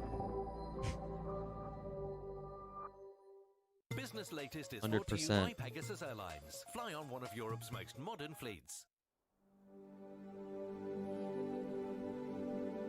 We do ADHD here. This is the ADHD stream.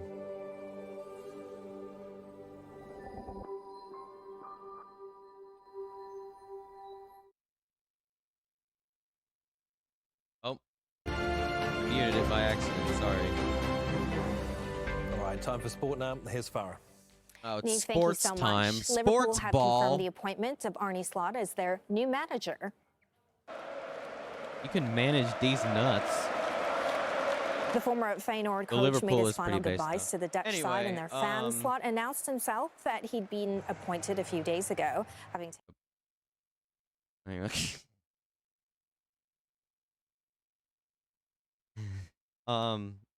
We're gonna check out Democracy Now!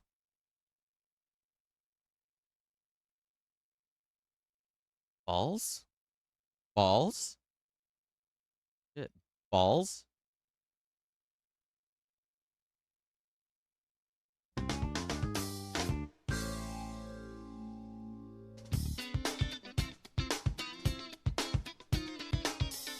Time for Democracy Balls. From New York, this is Democracy Now! Today, I'm filing applications for warrants of arrest before Pre-Trial Chamber 1 of the International Criminal Court in the situation in the state of Palestine. The International Criminal Court announces it's seeking arrest warrants for Israeli Prime Minister Benjamin Netanyahu, Israeli Defense Minister Yoav Gallant, and 3 Hamas leaders, Yahya Sinwar, Ismail Haniyeh, and Mohammed Deif. We'll get the latest. But first, to Iran. فراوان خبر تلخ درگذشت شهادتگونه عالم مجاهد Iranian President Ebrahim Raisi and Iran's foreign minister are killed in a helicopter crash along with other officials. We'll get the latest. Then to a London court where the British High Court has ruled WikiLeaks founder Julian Assange can appeal his extradition to the United States. We'll go outside the British High Court. And President Biden addresses the graduating Yeah, I feel like they've class used of this Morehouse College. intro song since Some they students started. turned their backs on the president to protest his policies It on is Gaza. groovy as fuck. We'll speak with 2 Morehouse professors. One turned her back on Biden Yeah, that's in a- a protest on Gaza, and been a long another time. held up a flag Signature of the song, yeah. Democratic Republic of Congo behind President Biden as he gave his address. All that and more coming up. Oh, shit.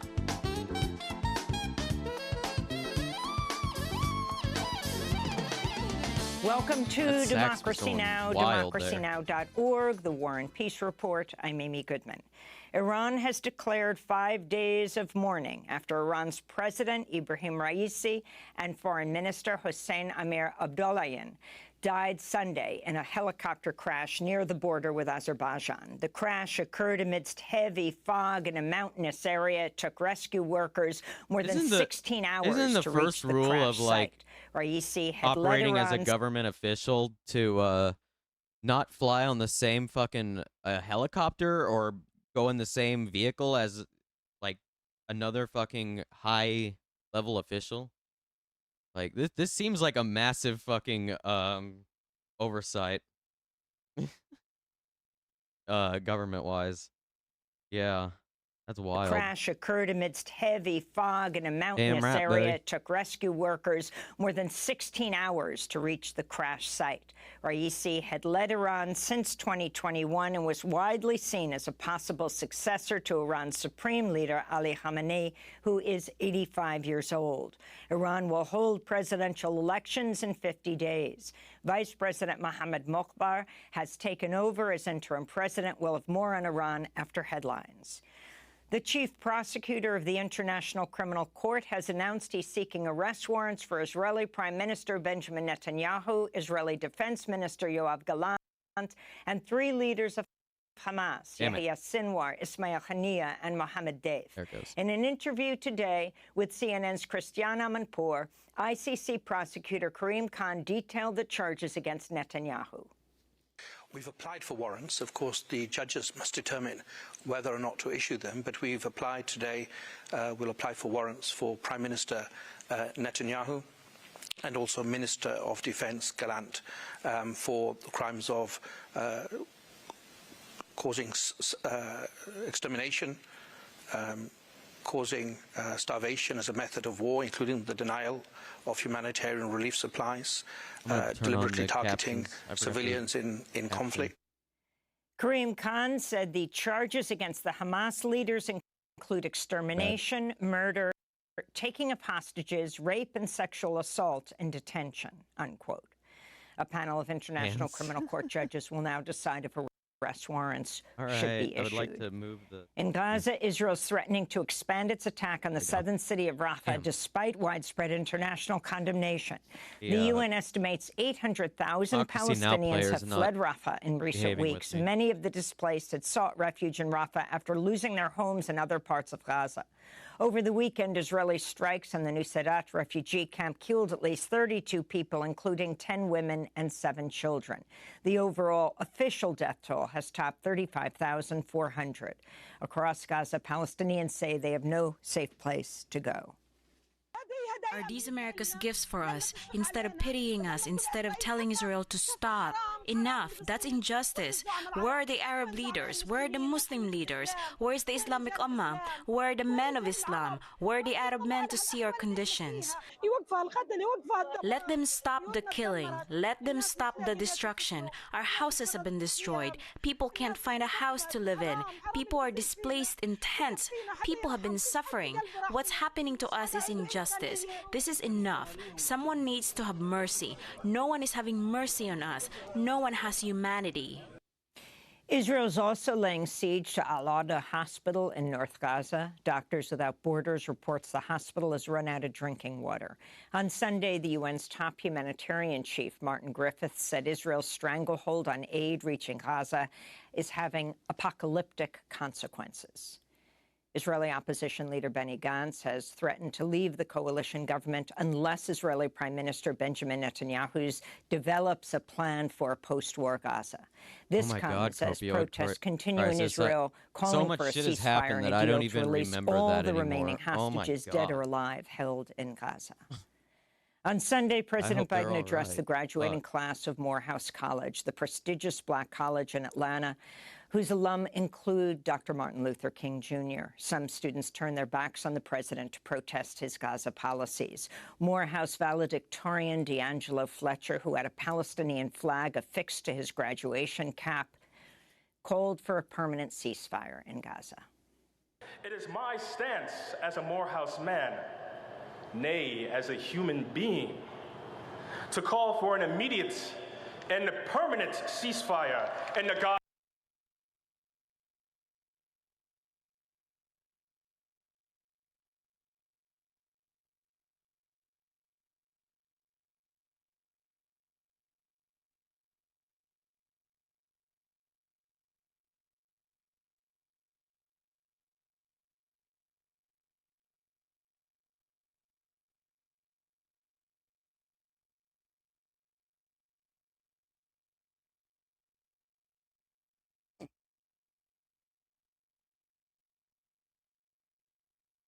Strip. President Biden was seen on video applauding D'Angelo Fletcher's calls for a permanent ceasefire. During his speech, Biden also called for an immediate ceasefire. Biden's speech came just days after his administration notified Congress of its plans to send another $1 billion in arms to Israel, including tank ammunition, mortars, and tactical vehicles. Later on Sunday, protesters gathered in Detroit, where President Biden addressed an NAACP dinner. We'll speak to two Morehouse professors later in the program. One turned her back on Biden. Another held up a flag of the Democratic Republic of Congo behind the president as he spoke. In news from Britain, the High Court in London has granted permission to WikiLeaks founder Julian Assange to appeal his extradition to the United States. The decision came after a critical hearing in London that Assange did not attend due to health reasons. Assange has been held in London's Belmarsh prison for 5 years. If extradited and convicted in the U.S., he faces up to 175 years in prison. We'll have more on this later in the broadcast. Authorities in the Democratic Republic of Congo say they thwarted an attempted coup in the capital, Kinshasa, on Sunday. Armed men attempted to storm the presidential palace as well as the home of a key lawmaker in an attempt to overthrow President Felix Tshisekedi's government. Around 50 people involved in the plot were arrested, including 3 U.S. citizens. Three U.S. citizens, huh? Congolese opposition figure Christian Malanga died during the attack. Malanga had lived in exile in the United States for over a decade. In Taiwan, new President William Lai Ching-te delivered a defiant message to China after he was sworn in earlier today. Should be rewarded. I also want to urge China to stop intimidating Taiwan politically and militarily, and to take on the global responsibility with Taiwan to work hard on maintaining peace and stability across the Taiwan Strait and in the region to ensure the world is without the fear of war breaking out. In response, Beijing said, quote, Taiwan independence is a dead end, unquote. China also announced sanctions against a number of U.S. companies involved in arms sales to Taiwan. In the Dominican Republic, President Luis Abinader easily won a second term in Sunday's election. Abinader has taken a hardline approach to immigration, increasing raids and deportations of Haitians and shutting down migration from Haiti, despite the dire humanitarian situation in the neighboring country. He also began construction of a 100-mile concrete wall along the border with Haiti. At least 11 people died in Ukraine's Kharkiv region on Sunday as Russia intensifies its offensive in northeastern Ukraine. This comes as Ukrainian officials have asked the United States and other NATO nations to send troops to Ukraine to help train new recruits. On Thursday, the chair of the U.S. Joint Chiefs of Staff, General Charles Brown, hinted such a plan is being discussed. He said, quote, we'll get there eventually over time. In Alabama, workers at 2 Mercedes-Benz plants voted against joining the United Auto Workers. 56% of the nearly 5,000 votes rejected the UAW after a massive pressure campaign by Mercedes and Republican leaders, including Alabama Governor Kay Ivey. UAW President Shawn Fain said the result will not deter the union in its bid to organize the South. I'm not scared at all. I mean, I believe workers want unions. I believe they want justice, and we're going to keep doing what we do, and I think we're going to keep winning. In California, the man who broke into the home of then House Speaker Nancy Pelosi and attacked her 82-year-old husband with a hammer has been sentenced to a total of 30 years in prison. During the trial, David DePape admitted he wanted to take Nancy Pelosi hostage to interrogate her, but she wasn't home when he broke into her home just before the 2022 midterm elections.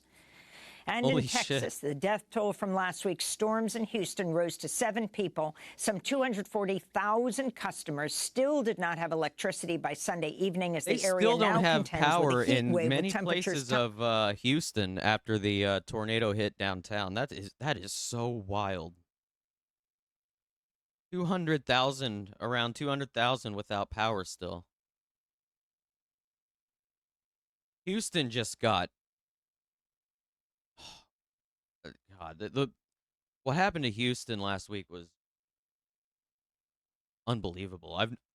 The type of that type of storm hitting a major city like that is it happens, but it's not very common. Topping 90 degrees Sunday. Pressuring votes reminds me of the Quebec sovereignty referendums. Oh yeah, yeah. Got fucked over in those referendums. Right, yeah. I don't remember too much about it, but I remember it happening, yeah. How many times have they been caught hiring 13-year-olds to 13-year-old children and undocumented children? Too many times. Oh, yeah. Yeah. But Michigan still doesn't have clean water. It's unbelievable how long that has gone on.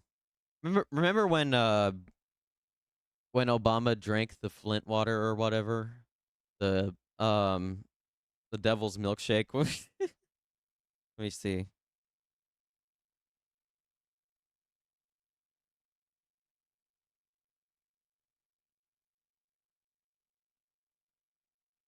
Obama drinks Flint water to try and make a point.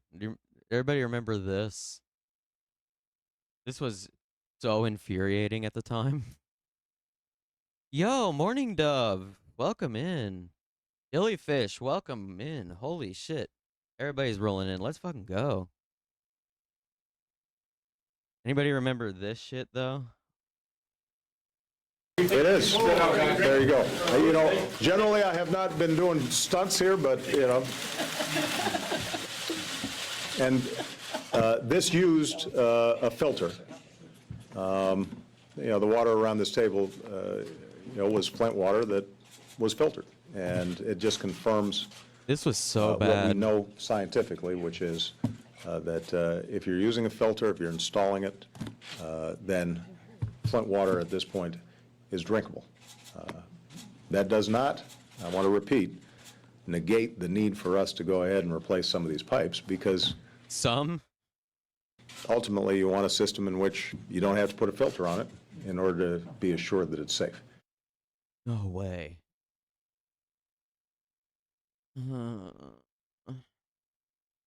Shit, dude. Flint still does, to this day, have bad water. This was 2016. 2016 that happened.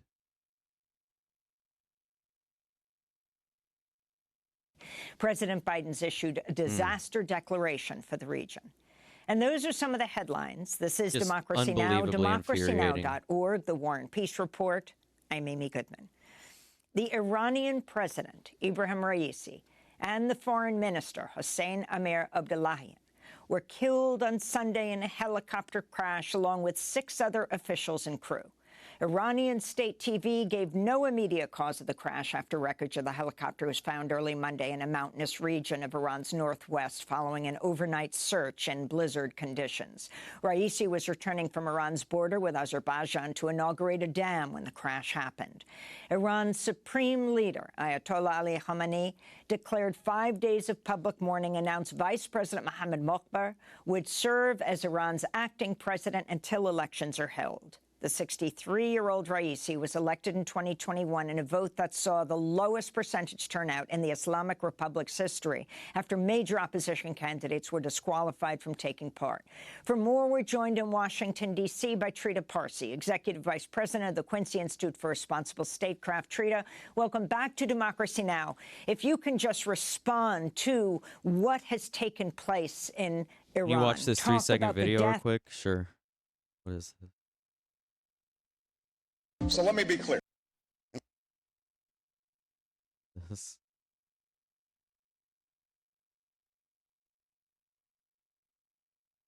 So let me be clear.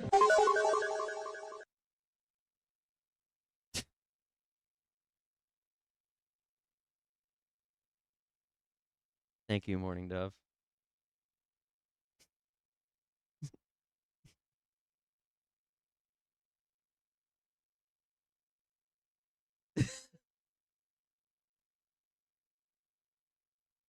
Of the president and the foreign minister and what this means. This is, of course, a major event in Iran. Both the president and the foreign minister and several others have died. And it's something that is coming at a time when the Iranians already have an extremely low participation rate in the elections. And now they're going to have elections within the next 50 days.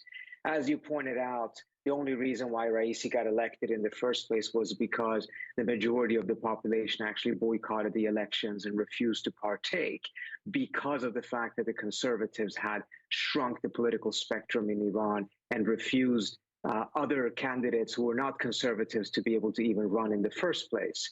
Now the regime is going to have to try to whip up and mobilize voters and excitement for an election within 50 days, and has to make a decision. Is it actually going to allow other candidates to stand, or is it going to continue on the path that it has set out for itself, in which these elections increasingly become rather meaningless in terms of actual democratic value?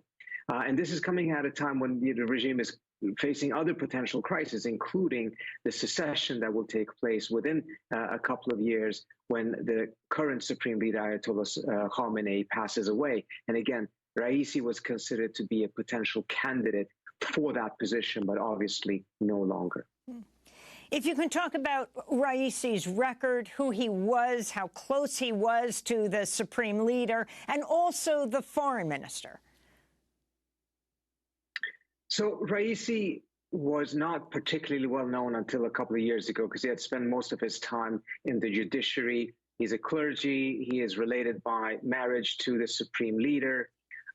And frankly, has not been a particularly impactful president or influential president. At the end of the day, he seems to have been selected precisely because he was pliant to the Supreme Leader, because he would not do what previous presidents had done, which was to actually challenge the Supreme Leader and the hardline establishment.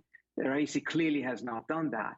But if we were to take a look at what are the main policies, he didn't even challenge the establishment, and they still didn't like him. Imagine if this had happened to Hassan Rouhani, the previous president, during the height of the nuclear negotiations. Themselves still didn't even like him. It would have thrown a major wrench into those negotiations, precisely because Rouhani was such a strong driving force for resolving the nuclear issue diplomatically. There is no equivalent to that with Raisi being a key driving force of such a policy or any major policy in which his absence will actually be particularly felt. If anything, most of the current policies of the Islamic Republic are likely going to continue unabated, even with him being absent from the scene. We don't know the exact cause of the crash, although weather has certainly been talked about. I wanted to read this from AP, Trita. Iran flies a variety of helicopters in the country, but international sanctions make it difficult to obtain parts for them. Its military air fleet also largely dates back to before the 1979 Islamic Revolution. IRNA published images it described as Raisi taking off in what resembled a Bell helicopter with a blue and white paint scheme previously seen in published photographs. And, you know, you have the Washington Post saying Iran hampered by sanctions from getting parts and maintenance materials for government aircraft has suffered several high-profile helicopter crashes in recent years. Talk about this.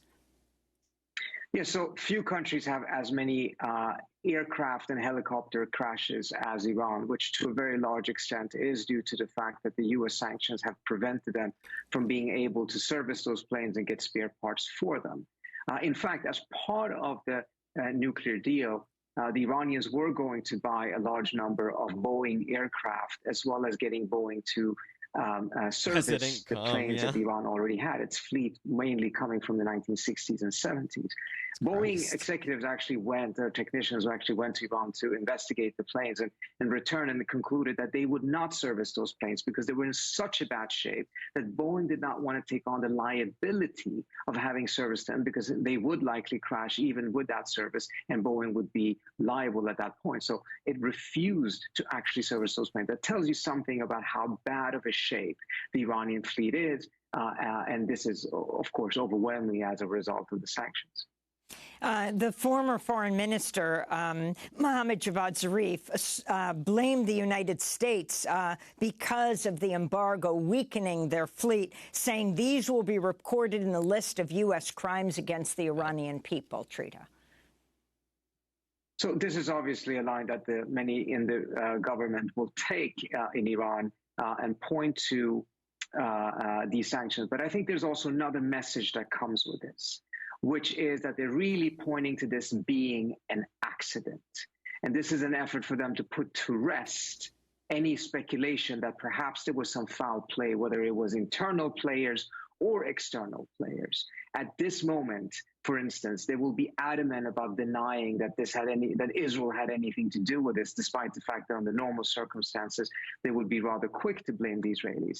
It would simply be too embarrassing to admit or even entertain the idea that the Israelis have the capacity to be able to essentially kill the Iranian president and foreign minister. Okay, I want to be very clear here. There's no evidence that Israel was involved. I'm just I personally don't raising think this as there was as a point as to why they are very active in trying to blame this on an sabotage accident. that It is needed to because be they want done put for this rest to any happen. such Like, rumors, it's a helicopter not only flying because of through the fog embarrassment, but in a also because mountainous they do not region. want to see an That's not safe. intensified Period. infighting Like, inside of the regime, I don't mindful know, of the though. fact I mean, that Raisi was a let the contender investigations for the happen, next though. I mean, hell, supreme see leader. what happens. But Of course, Raisi right now, was in it charge just during the does seem like crackdown on it's protests that caused, led it was to the caused by deaths weather. of many and imprisonment of many others after the death of Mahsa Amini. And then this weekend, we got word that BBC reported that the jailed Iranian Nobel Peace Prize winner Narges Mohammadi says she's facing a new trial after she accused the security forces of sexually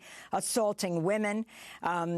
She said in her statement that she was dragged to the unjust and farcical court's table again due to her protest and disclosure of the religious regime's men's sexual assault against women. What will happen now that Raisi and the foreign minister are dead when it comes to, you think, protest, when it comes to what's happening with Mohammadi herself being dragged to court again? I don't think this is going to be very likely to be an event that will cause new protests. At the end of the day, I think the very large number of people in Iran who are very, very unhappy with this regime recognize that Raisi was not that important of a figure. It would be a completely different situation when the supreme leader passes, for instance. I think you will see the regime orchestrate a tremendous amount of show of force, extra security in order to minimize any such risk.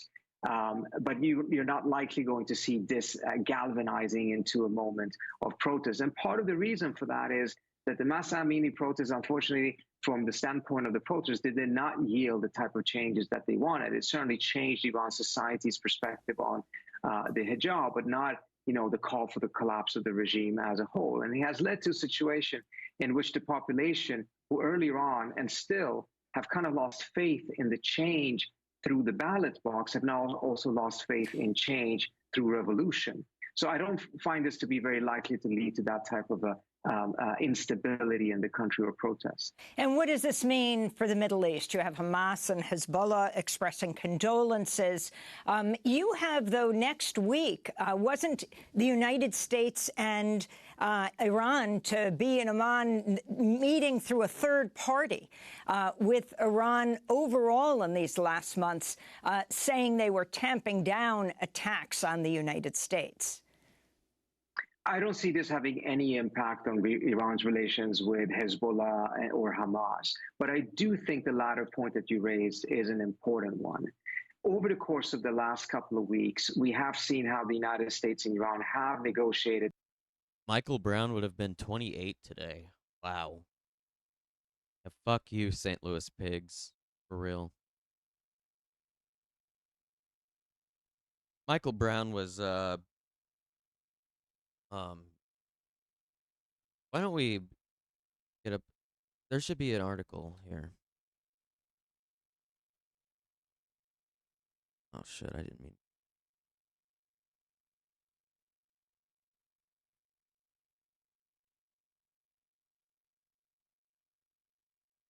Let me get an actual article up.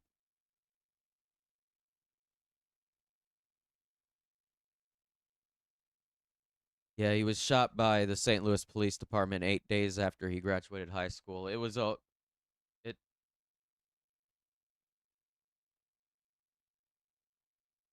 I'll keep playing this and I'll find quietly something. Behind the scene in order to be able to temper their own tensions and get an end to the attacks by Iraqi and Syrian militias that have been aligned with Iran against U.S. troops. The Iranians did put pressure on them to cease those attacks because the Iranians don't want to see a broader war in the region. If this leads to some sort of a debilitating crisis, not, an existential crisis for the regime, but one in which they will be somewhat paralyzed in the foreseeable future, it can lead to a situation in which their There's an control Al Jazeera video over on some of it. these militias will weaken further, and that We'll watch this Al Jazeera video on it after this episode of Democracy Now. Did you get any more info on the Prime Minister of Slovakia? I guess he was in. He's stabilizing. His condition is stabilizing now. So, it seems like he survived it. Wild. I don't know how you survive 4 shots to the stomach and 1 to the hand, but he did it. That's fucking wild, dude. some of them, many of them are more hawkish than Iran, more eager to take on the U.S., will actually restart their attacks on the United States. That would obviously be a very bad situation for the U.S. and the Biden administration, particularly mindful of the upcoming elections. Trudy Parsi, want to thank you for being with us. Iranian-American, Executive Vice President of the Quincy Institute for Responsible Statecraft. When we come back, the International Criminal Court is seeking arrest warrants for the Israeli Prime Minister, Benjamin Netanyahu, the Israeli Defense Minister, and 3 Hamas leaders, Yahya Sinwar, Ismail Haniyeh, and Mohammed Deif. We'll get the latest. 30 seconds.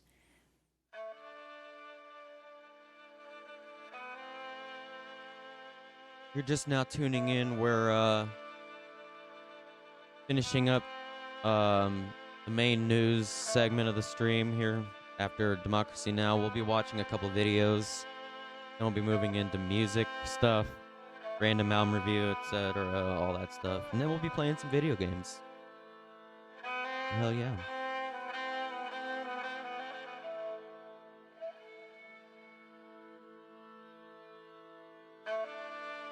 Yo, thank you for the follow, K-Valdo.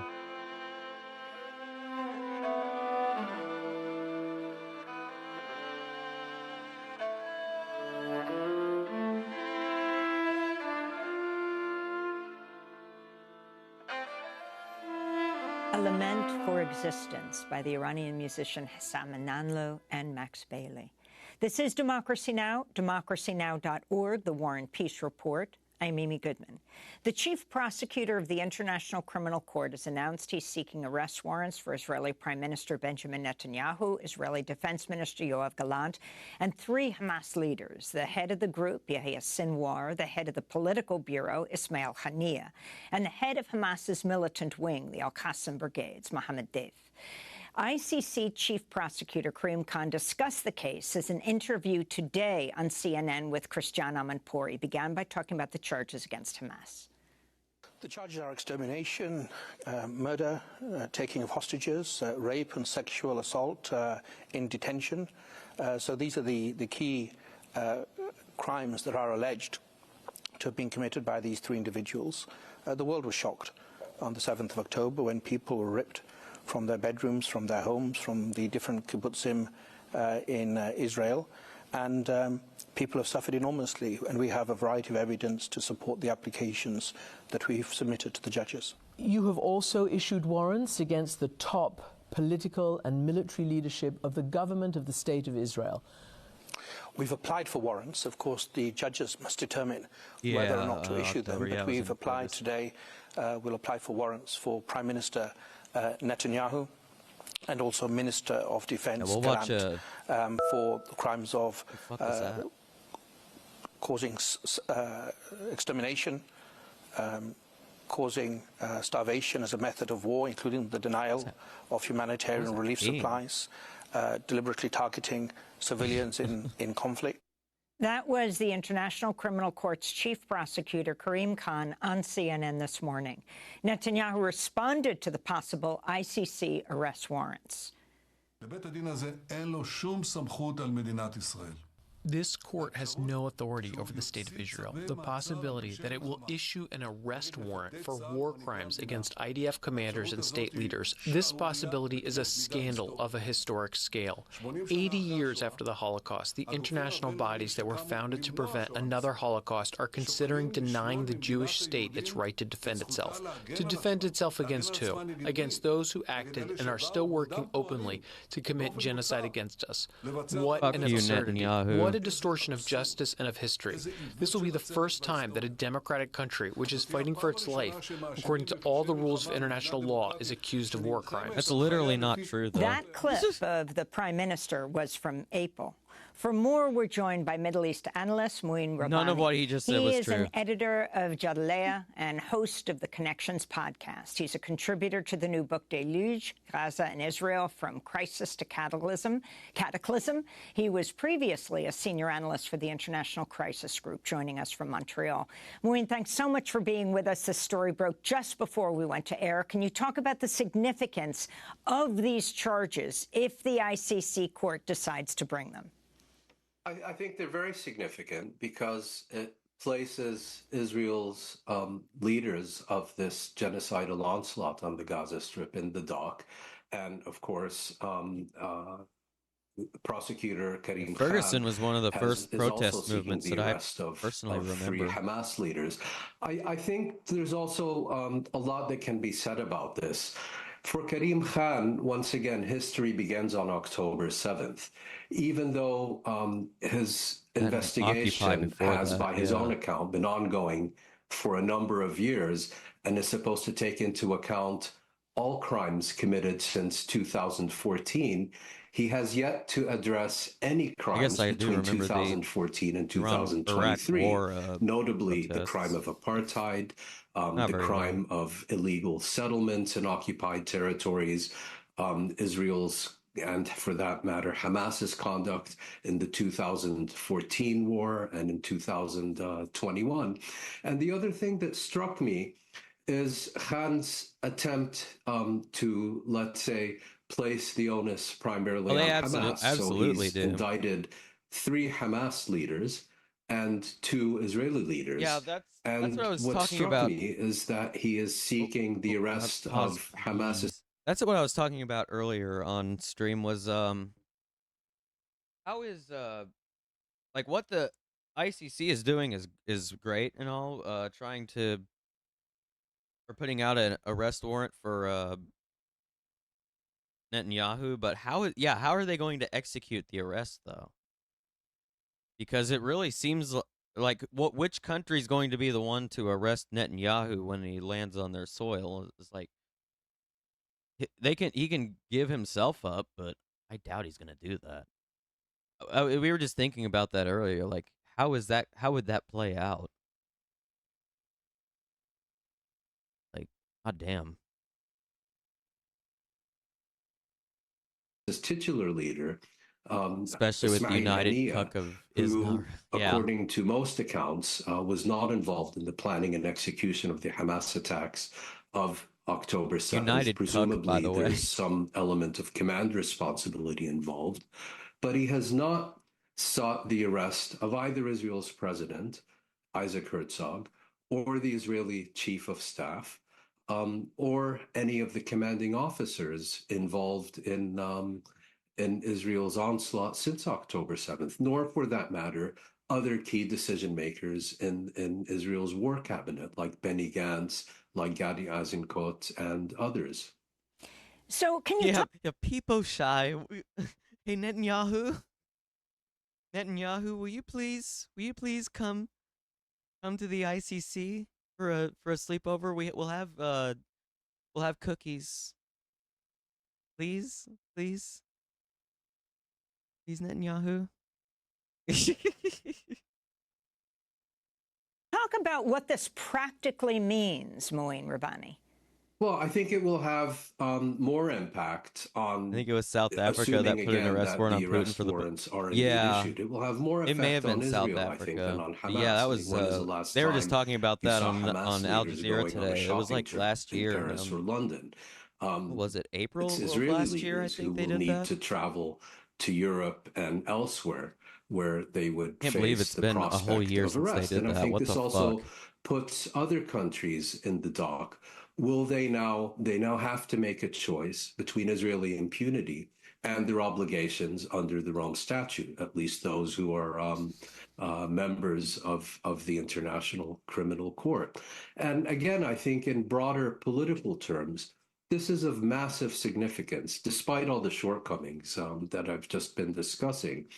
This means that Israel's leaders are indicted war criminals. And we heard the clip of Netanyahu once again trying to hide behind the Holocaust and what he claims is Israeli democracy and so on. That's no longer going to fly. That edifice has been peeled away. Israel will now be seen and judged on the basis of its actions in real time rather than on history in Europe. What does this mean for the United States, for the U.S. main ally, Israel, its ally indicted on war crimes? Well, I think that's another key issue. The U.S., of course, rejects the International Criminal Court and rejects its jurisdiction over this issue.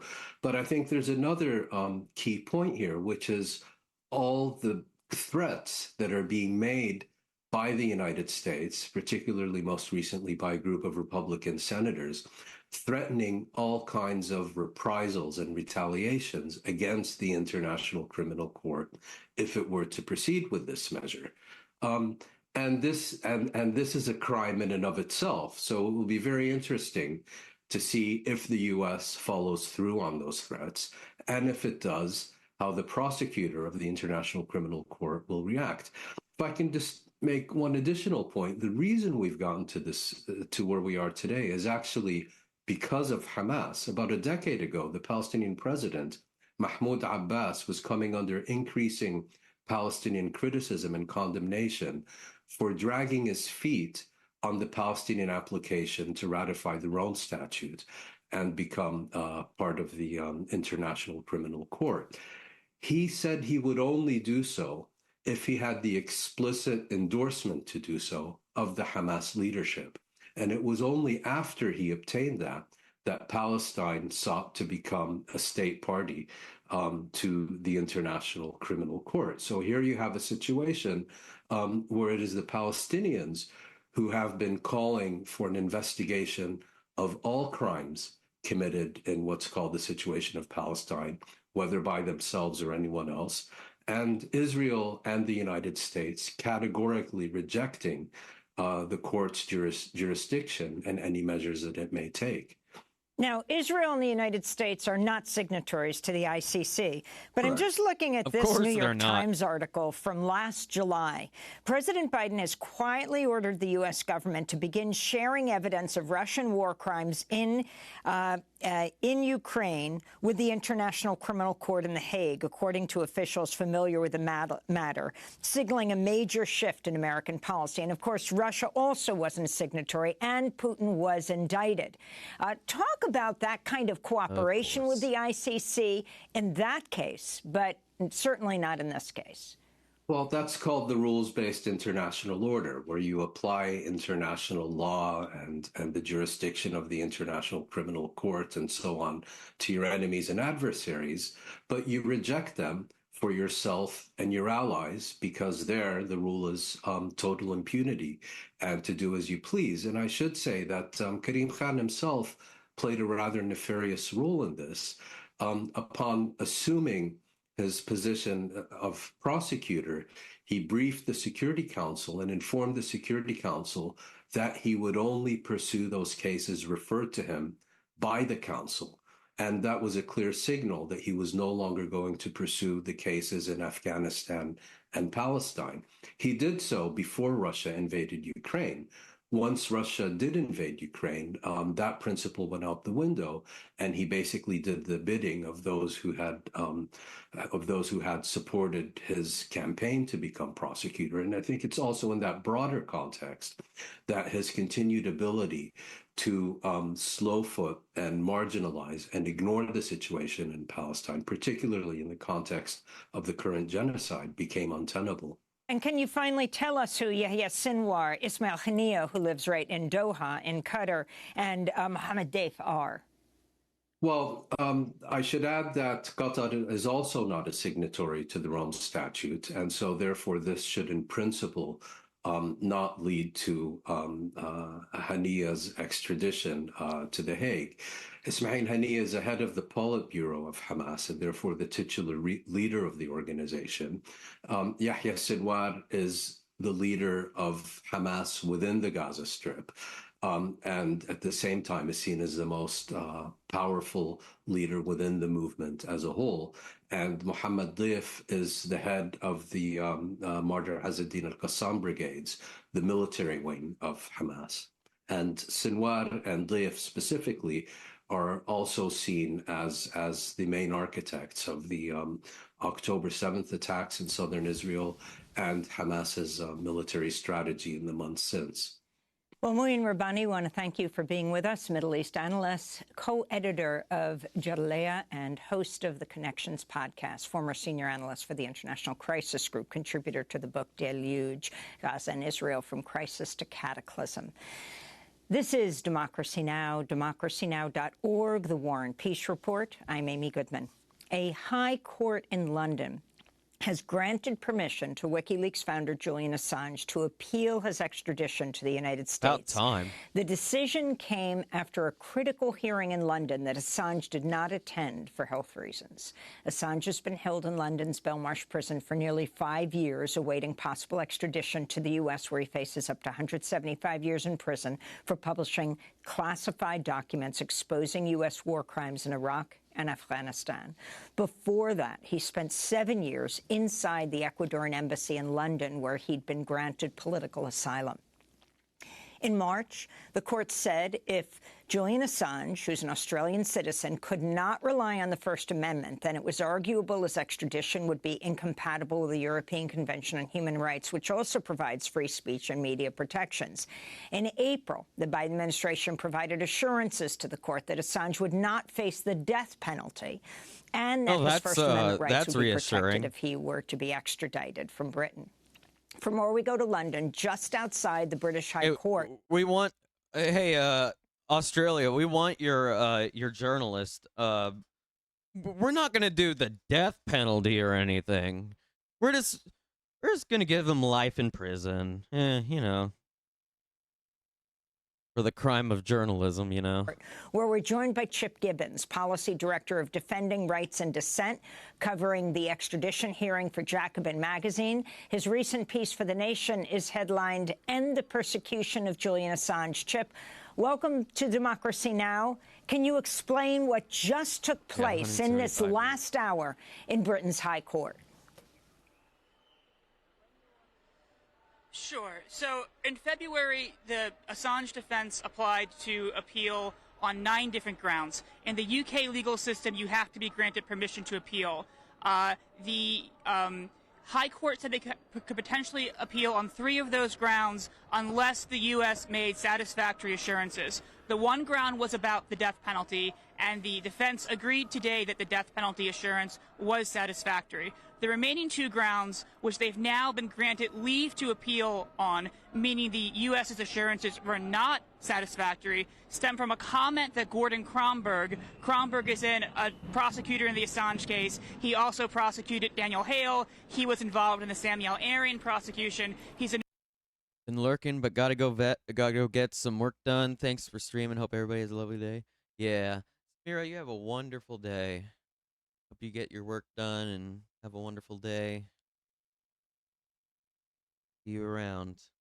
Notorious figure for his abuses of civil rights and civil liberties, said that the U.S. could argue that Julian Assange does not have First Amendment rights because he is a foreign national. This raised 2 grounds for appeal. First, that Assange would be prejudiced either at trial or sentencing due to his nationality, and that if he could not rely on the First Amendment, that violated his right to free expression under the European Convention. I will note that in that ruling, the UK High Court, the ruling in March, did not find that prosecuting Julian Assange for exposing war crimes would violate his free expression rights. And while they raised the death penalty issue, they also have asked the defense no longer to bring up the CIA plot to kill him. Yo, Serafina, how's it going? Welcome in. Hope you're having a good day.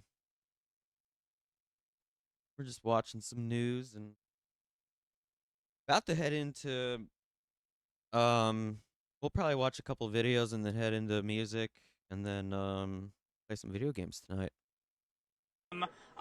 Because if Assange is extradited to the U.S., then the CIA loses the reason to assassinate him. So Assange's defense basically had both their hands tied behind their backs. We've also got a break in about 30 minutes. We'll do a quick 1-minute ad break for the 6-hour block. We'll probably only need one ad break today, probably. And then we'll do an actual like smoke sesh stream match thing after. Hell yeah. And were given only the most narrowest of narrow grounds of appeal in what is the press freedom trial of the century. And against all odds, they have prevailed today, saying the U.S. assurances on the First Amendment, on nationality, are not sufficient. They accepted that the death penalty assurance was sufficient. There will not be an appeal on the death penalty. But what happened was the U.S. put forward this assurance that said Assange would not be limited in his defenses because of his nationality, and he could seek to rely on the First Amendment, but that was ultimately up for a court to decide. They also did not say that Gordon Kronberg or whoever else in the executive would refrain from bringing the argument that Assange had no First Amendment rights based on his Australian nationality. So the defense pointed out both that Kronberg is not refusing to bring this claim, and that a court could independently bring it, and that if a court independently brings it, that could be a free expression. The court could, independent of Kronberg, rule that Assange has no First Amendment rights. That could be a violation of his free expression rights, and that the assurance that he could seek to rely. What the fuck is going on in the UK? Like, what the fuck? On the First Amendment is not an assurance that he could rely on the First Amendment. Now, the court today made no ruling about whether or not Assange can be extradited or whether or not this should block his extradition. They only ruled that there are grounds for an appeal based on this issue. So what does this mean, Chip, exactly? What is the timeline here? Julian Assange has been in a maximum security. There's like so many random bullshit things that the UK government does, like sending what is it? Sending asylum seekers in the UK to Rwanda for whatever reason. Just being the government being generally transphobic as fuck. Just yeah, the colonizers, yeah, for real. Belmarsh prison for more than 5 years now. And before that, for years, he holed up in the Ecuadorian embassy. Though he'd been granted political asylum in Ecuador, in order to get there, he would have had to, go through Britain, which means, to fly to Ecuador, which means he would have been arrested. How much longer does this go on? And I would note, Amy, that the United Nations Working Group on Arbitrary Detention found that Assange's time in the embassy constituted arbitrary detention. And as we speak, members of the UK Parliament, led by John MacDonald, based on the journalism of Stefania Morici, are seeking to find out why the Crown Prosecution Service intervened in that Swedish extradition request in order to prolong it, the inference being they were setting him up to be extradited to the U.S. It's not clear to me how much longer this goes on. Assange will have another appeal about whether or not his free expression rights will be violated and whether or not his nationality, he'll be discriminated against on the basis of his nationality. It's clear the judges were not very impressed with the arguments the U.S. and the UK put forward today. I don't quite know the timeline for that appeal yet. It's unclear. The defense and the prosecution have to work together to come up with some documents. And then, this could keep going on for a lot longer. And it's worth remembering that even if the UK courts eventually rule against him, which a lot of us felt like they were going to, given that they were basically telegraphing to the U.S. what they needed to say in these assurances, and the U.S. couldn't even do that. There's still the chance of going to the European Court of Human Rights in Strasbourg. So Assange remains confined in Belmarsh, one of the harshest prisons. We know his health is deteriorating. That's why he was not allowed in court today. We also know they have forbidden remote access to journalists who are not based in England and Wales because they can't be prosecuted for taking a screenshot of the hearing. That's why I'm in London and not in my house in D.C. watching this. And I suspect the reason why they won't grant these transmissions is they're afraid if Julian Assange does show up, someone will take a screenshot of them, because we know they don't want people filming or taking pictures of Julian Assange, revealing the terrible shape that he's in. Right. So this is a victory for Julian Assange, and that he lives on to fight another day. His case lives on to fight another day, but he's not out of Belmarsh yet, and he's not in the clear yet. This could still end in him being sent to the U.S. And the person who can stop this is Joe Biden and Merrick Garland. They could drop these charges today. They keep claiming, oh, this is the Justice Department. We don't want to politicize the Justice Department. But this is a political prosecution. The choice to bring charges against a journalist for exposing U.S. war crimes is the choice to bring a political prosecution. It was a political decision when Barack Obama refused to bring the case, and it was a political decision when Trump and Sessions and Barr chose to bring it. Yep. And, you know, Biden can sit there and say he's not like Trump. He believes in democracy. Journalism is not a crime. All of those sorts of things. But those words are extremely hollow so long as Biden continues to make the political decision to continue this Trump-era persecution of a journalist whose only crime is exposing war crimes, abuses of power, and state criminality. Chip Gibbons, I want to thank you for being with us, Policy Director of Defending Rights and Dissent in London, to cover the Julian Assange extradition hearing for Jacobin. We'll link to your piece in The Nation, headlined, End the Persecution of Julian Assange. When we come back, we speak with two Morehouse professors. President Biden gave a commencement address at the historically black college yesterday. One of those professors put her fist in the air and turned her back on President Biden, protesting Gaza policy. The other held up a flag of the Democratic Republic of Congo behind the president as he spoke. Back in 30 seconds. Holy fucking based.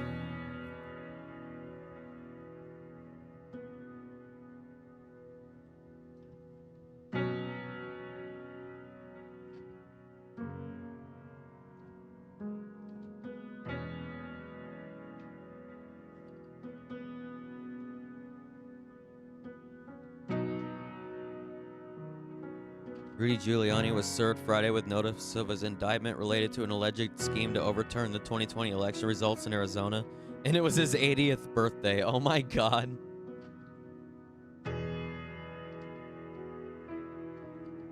Oh, which link? October.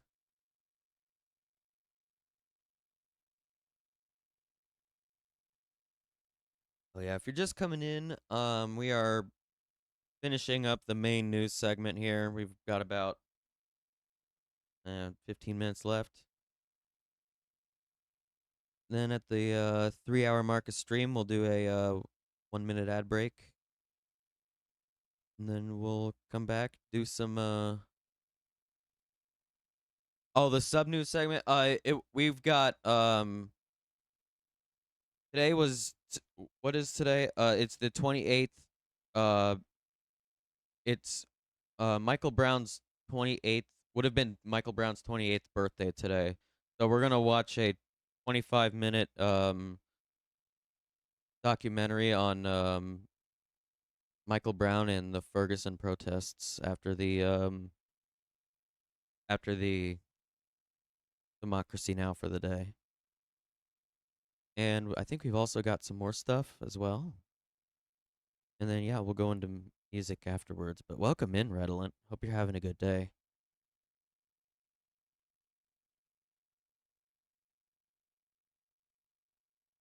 Hell yeah. Everybody follow Redolent Thought. Let's fucking go. Here we go. Thank you, October.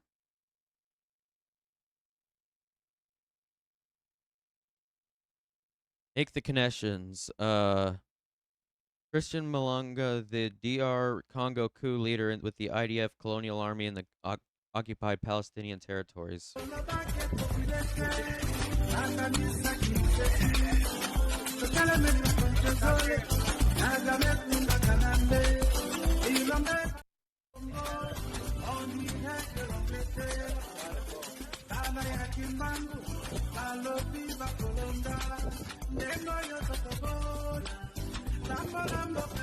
IDF. Oh.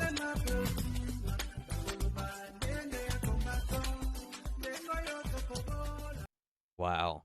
DR Congo coup leader. Interesting.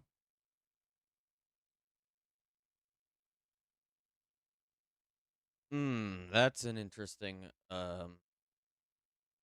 interesting connection. Yeah. It.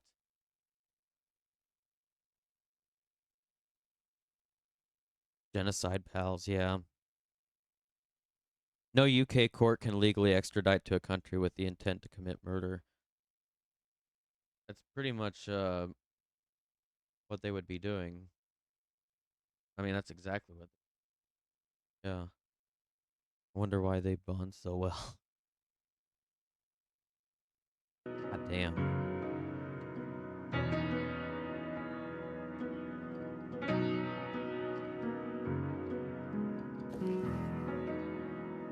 Televangelism by Ethel Kane. This is Democracy Now!, democracynow.org, The War and Peace Report. I'm Amy Goodman. On Sunday, President Biden addressed the graduating class of Morehouse College, the prestigious black college, whose alum include Martin Luther King, Jr. It's a humanitarian crisis in Gaza. Yeah. That's why I've called for an immediate ceasefire. An immediate ceasefire to stop the fighting. Bring the hostages home. Okay, but where is it? And I've been working on a deal as we speak. Working around the clock to lead an international effort to get more aid into Gaza, rebuild Gaza. President Biden's address came just days after his administration notified Congress of its plans to send another $1 billion in arms to Israel, including tank ammunition, mortars, and tactical vehicles. Some students turned their backs on President Biden to protest his Gaza policies. The Morehouse valedictorian, D'Angelo Fletcher, who had a Palestinian flag. Biden called the ICC's call for arresting Netanyahu outrageous. Careful, Joe, you're siding with a war criminal even more. Right, yeah, like, for real, what the fuck? Okay, and, yeah. Affixed to his graduation cap, called for a permanent ceasefire in Gaza. Dr. King was a global philanthropist of social justice, believing that injustice anywhere was a threat to justice everywhere. His campaign. Amy Goodman's really been like a real one for a long fucking time. My whole fucking life. Goddamn.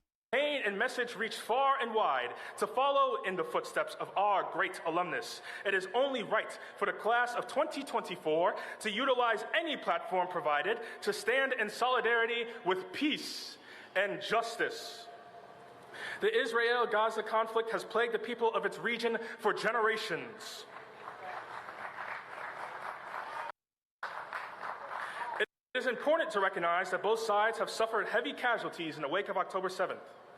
From the comfort of our homes, we watch an unprecedented number of civilians mourn the loss of men, women, and children, while calling for the release of all hostages. For the first time in our lives, we've heard the global community sing one harmonious song that transcends language and culture. It is my stance as a Morehouse man, nay, as a human being, to call for an immediate and permanent ceasefire in the Gaza Strip. Hear the people of this world sing the song of righteous justice. Thank you. President Biden was seen applauding D'Angelo Fletcher's valedictory, his call for a permanent ceasefire in Gaza. Later on Sunday, protesters gathered in Detroit, where President Biden addressed an NAACP dinner. For more, we're joined by two Morehouse professors. Dr. Tara Taylor is an assistant. For real, Serafina. It's wild that the UK has even gotten this far with the Julian Assange extradition. That's just so wild. Death penalty is forbidden by most of the world. Is forbidden by ECHR.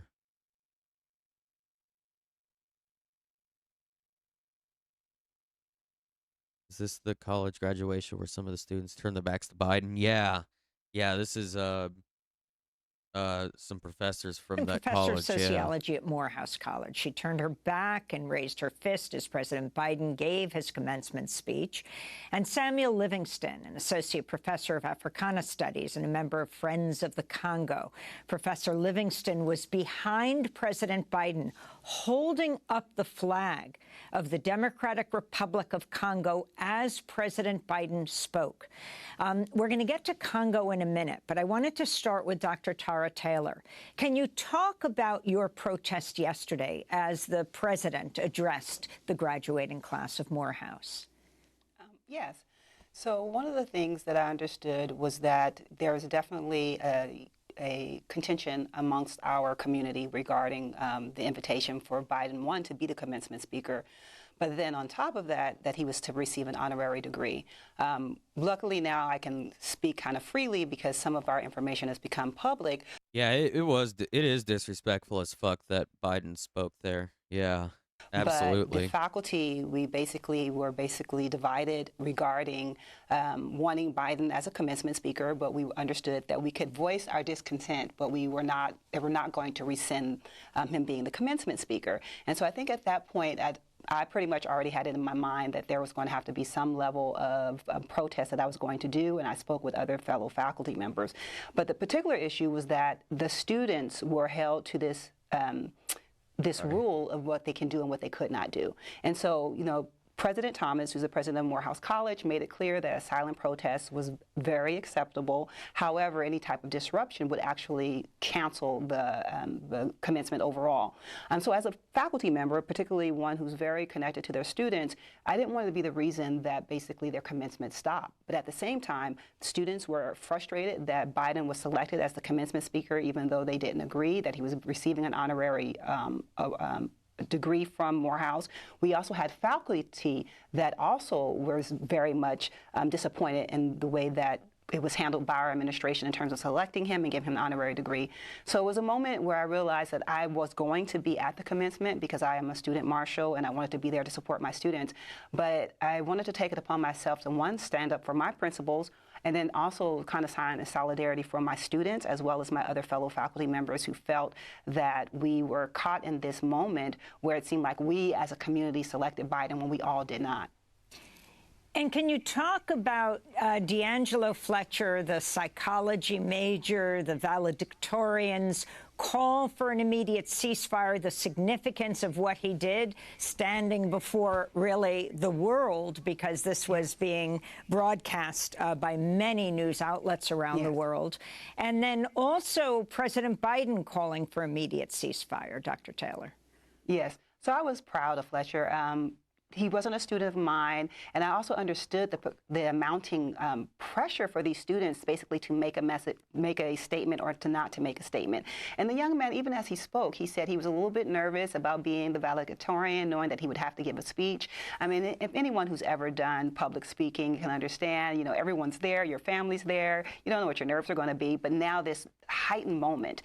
And the fact that he made the statement and there was some divide even amongst the students, that he took this moment to basically use his platform to make a statement. I was very proud of him. I mean, it brought honor to his fellow peers, but it also brought honor to those of us who stand on the shoulders of Dr. King, because one of the things that we're also always hearing about being faculty and in community at Morehouse is that this is Dr. King's alma mater and that we should stand up for social justice and humanitarianism. And at the same time, we as a community get another message from our administration in terms of how not to embarrass the college, to be dignified, and to engage in a certain form of respectability politics.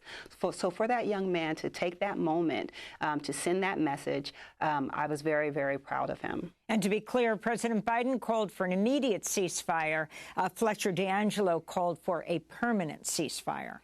Exactly. And to me, it was pandering, and it was the moment, and it's also the conflict of basically this is a commencement speaker for the students, and he's using it as a campaign stage. And so even to the extent that he recited off several things that he did for the Black community, for me, while I was standing there with my fist raised, I was shaking my head because I was just like, this is typically what we see, campaign, like trolling to an extent, pandering to an extent, and these are this young men's future. One of the things I couldn't help but notice that there are basically the Secret Service there with snipers, right? So there's also the idea that Black men who face incredible injustices and policing and harm to their bodies in their moment of graduation, their moment of celebration, they're also being refined to being repressed and the threat of possibly being harmed if they speak out and protest. So, you know, Biden's statements to me were kind of pretty much very hollow and fell on deaf ears. Dr. Tara Taylor is assistant professor of sociology at Morehouse College. She turned her back on President Biden as he spoke at the Morehouse graduation with her fist in the air. Professor Samuel Livingston was also at the graduation, associate professor of Africana Studies and a member of Friends of the Congo. Throughout President Biden's address, he was standing in front of the Congolese flag. It was you, Professor Livingston, who was holding up that flag. Can you talk about why and what your demands are?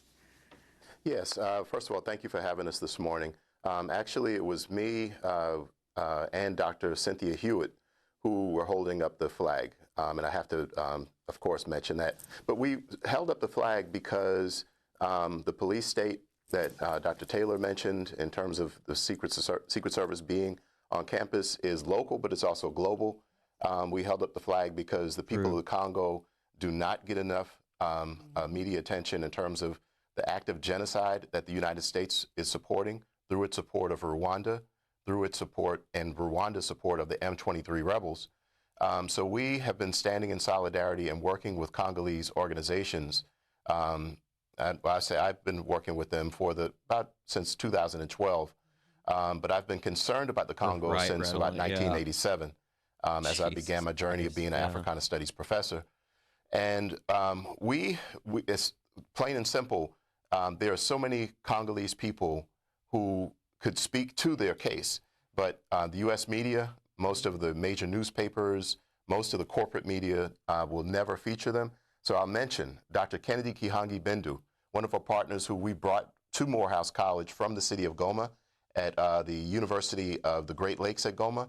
He came to Morehouse and spoke about the situation in the Congo at one of our symposia. We've had a sustained engagement with the Congo that will not show up always in terms of protests, but that type of engagement is transformative with our students. Mm-hmm. We also have a program where we pair our Morehouse students in our first-year experience courses with Congolese students, and they engage in conversation.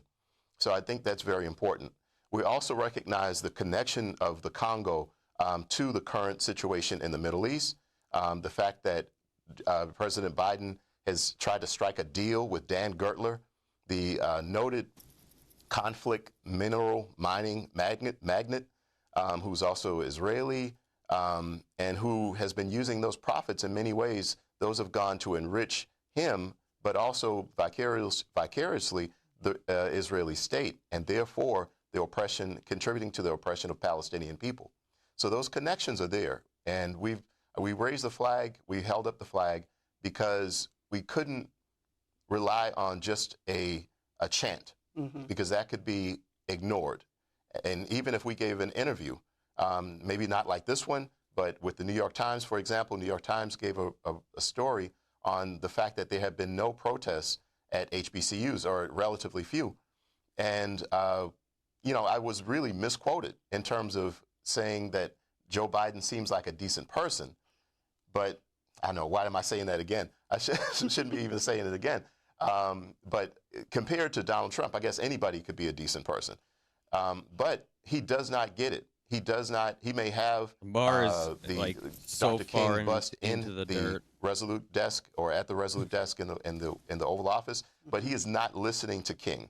He needs to listen to HBCU faculty who really have held out the only hope of real social change in America in its history, especially in the 20th century, but we could go back even further.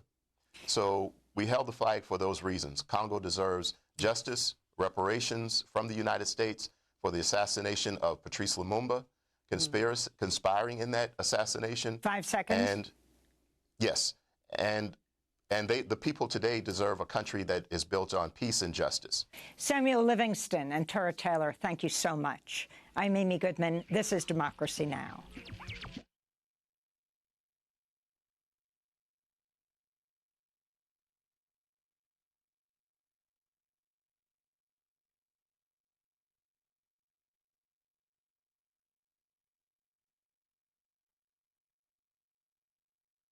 It's a mess. It's a disaster. Absolute just disaster. Also, most of the look at all the things I've done we're doing the bare minimum to slowly crawl our way to giving you equal rights, and specifically for black people to barely try and throw sprinklings of reparations for how we fucked you up. It's like,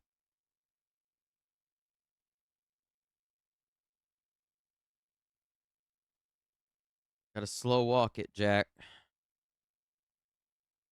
You can't just run right into it, Jack. Damn. The fuck. All right, y'all. I'm gonna take a quick break. I need to do a 1-minute ad break, real fast, and then we shall return. I'm not gonna do anything during the ad break. I'll just sit here and kind of just chat. So we'll be right back.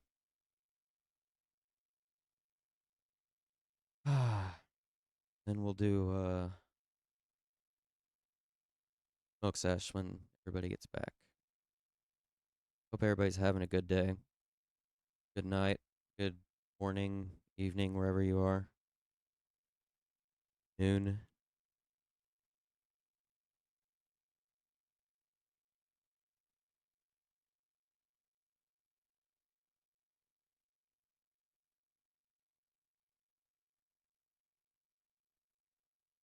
Life, yeah.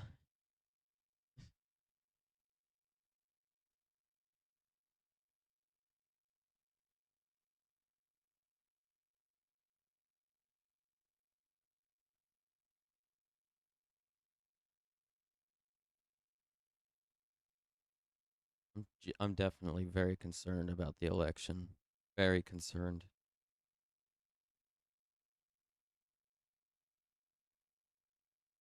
Enough to make you want to pull your hair out the election. God.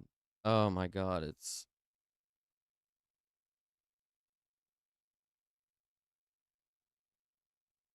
What a nightmare. Anyway, welcome back, everyone, from the ad break. We're going to do a quick smoke sesh stream match. Be right back. When we get back, we'll watch the Al Jazeera documentary on Michael Brown, the death that shook Ferguson, on YouTube. So I'll be right back.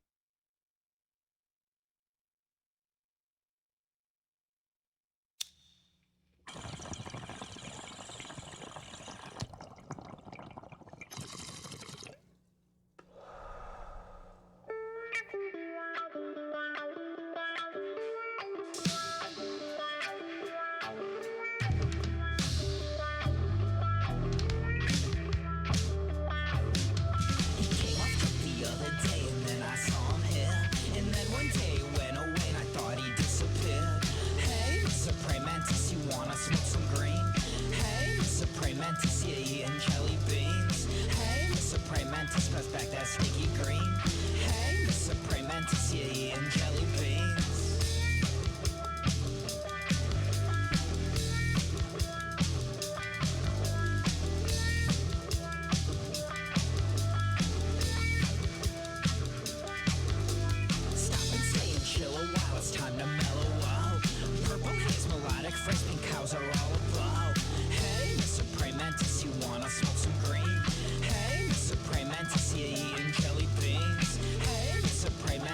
back that sticky green.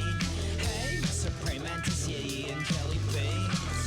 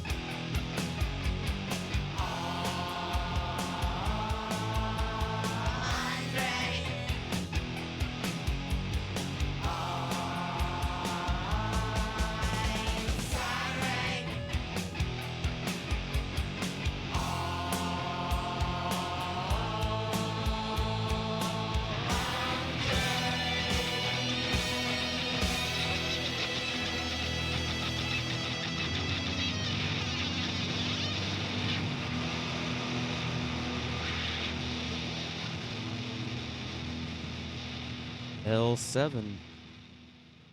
Hell yeah. Hope everybody had a good smoke break. Welcome in, Nabil. Hope you're having a wonderful day. We're about to get into a Al Jazeera documentary, an Al Jazeera Rewind documentary called Michael Brown, The Death That Shook Ferguson. We were talking earlier in the chat that Michael Brown would have been 28 years old today. So we're going to watch the Al Jazeera documentary called Michael Brown, The Death That Shook Ferguson. Let's go ahead and watch it. Welcome everybody. I hope you're having a good evening, morning, afternoon, wherever you are in the world, night. We're gonna watch this. We'll after this we'll watch some just sorted news on my YouTube feed. Maybe I'll look on some other I'll look on other social media platforms and stuff. But yeah, let's go ahead and get started with Michael Brown, The Death That Shook Ferguson.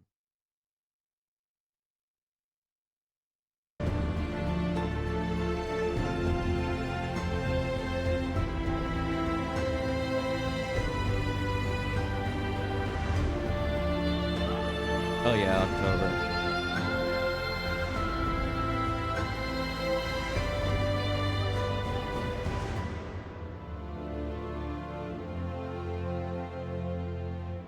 Hello and welcome again to Rewind. I'm Elizabeth Piranum. Since we launched Al Jazeera English more than a decade ago, we've tackled many difficult and sensitive stories across the world. Today, we're rewinding to August 2014 when the Fault Line series traveled to Ferguson, Missouri in the midst of street unrest following the police shooting of a young African American. Michael Brown was just 18 and unarmed when he was shot by a white police officer after being stopped while walking with a friend. In the hours after the shooting, the residents of this mostly black area of Ferguson took to the streets to protest against the killing and to demand that the police officer should be named. The police responded by flooding the area with armed officers in riot gear and military-style equipment. By the time night fell, the streets of Ferguson looked like a war zone. It was the beginning of more than a week of street protests, which divided public opinion in the United States. And within days, Sebastian Walker and his Fault Lines crew were in Ferguson to see for themselves the nature of both the uprising and the police response. From Fault Lines in August 2014, here's Ferguson, City Under Siege. Yo, New World. Thank you for the gift sub to Nabil. Thank you so much. Missouri. The Appreciate spark it. for what would become daily street protests was the killing of an unarmed African-American teenager. In the days that followed, the police responded to the demonstrations with massive force. Not a government flag! It's an uprising. We are sick of the police. Force is their message. We will shoot, we will kill if necessary. An autopsy would show that Brown was shot at least 6 times, twice in the head.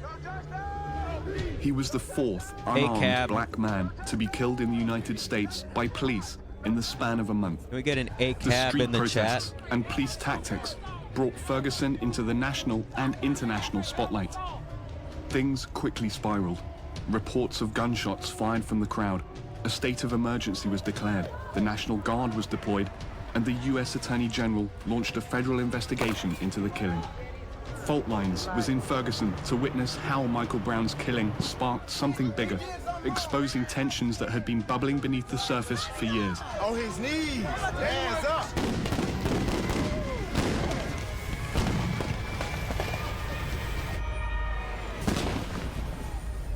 Let's go, let's go. This is the area Ferguson's residents are calling Ground Zero. the epicenter of the protests.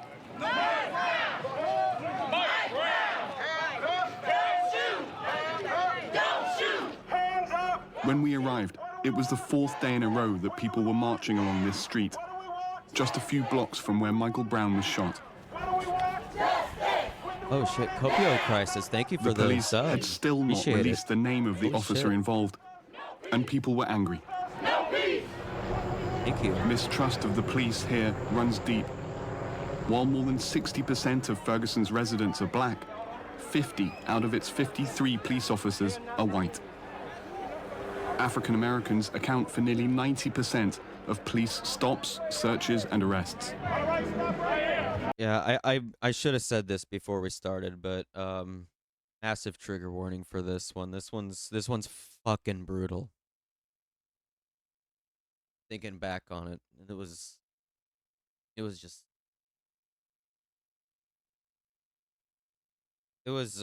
definitely the Ferguson protests were definitely one of the most radicalizing moments of my life. Just watching them play out. The Jesus demonstrators Christ, made it clear they would remain so peaceful horrible. and requested the police to do the same. We are not out here to start trouble. That's right. Please don't harass us. Sit down for Michael Brown. Sit down for Michael Brown. But for no reason that we could see, the mood shifted very quickly. This is the police department. You must continue moving down West Florissant, down Canfield in a peaceful manner. So the police are now bringing out these heavy armored vehicles. You can see it's a Lenco armored truck. This is something that's designed for basically conflict zones to fight in places like Iraq and Afghanistan.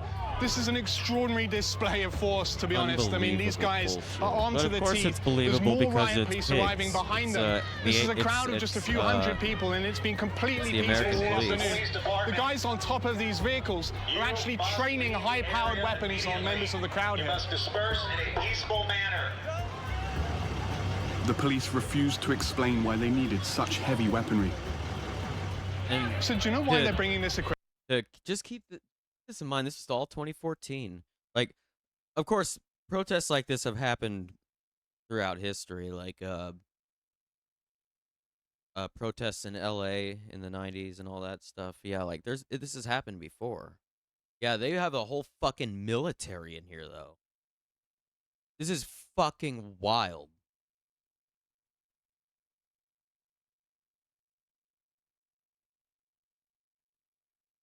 Yeah, like Equipment in. You all need to move back some, okay? Do you know why they're bringing in armored vehicles? kind of forgot the point I was going to make. Or maybe I did make it. It wasn't hard to see why the crowd would see the police presence as anything other than inflammatory. Would you like army men with machine gun pointing at your kids? You don't think that's provoking? They provoking it. They ask them to move out the street. Do you see any violence occurring right now? It's peaceful. They don't have to be here. Has it been like this the last few days? It's been like this for years. For years. This kind of policing? Yes. It's been like this for years. Or maybe I'll wait 4 hours. But the anger over the way police were handling the situation grew. Oh, only cowards use guns. Come on, keep laughing. It's funny, right? Only cowards. It's funny, right? The police are saying we've got to leave the area. We're going to get Thank right you, back now from the October. police line. Appreciate the gas is it. coming down now. Oh There's yeah, more trigger gas coming warning over here. and content warning. We're going to get out of here now. They're actually firing canisters of gas at us as we're running away. You must return to your vehicles or return to your homes. You may no longer be in the area. It is no longer a peaceful protest. You are not peacefully assembling. You must leave or be subject to arrest. It's about us not feeling like criminals just for driving down the street. We're supposed to be innocent. We're always guilty until proven innocent. Why do you think they started firing gas? Why do you think they started firing gas? Because they're trying to get us to incite a riot over here.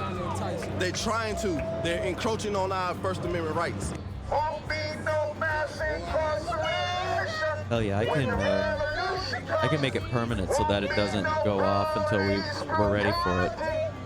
Manually unpin. There we go. Thanks, October. We can hear that noise. The police are now using an audio instrument to try to disperse the crowd. This is a crowd control tool. But you can see the protesters are still in the streets, and they're saying that they're not going anywhere.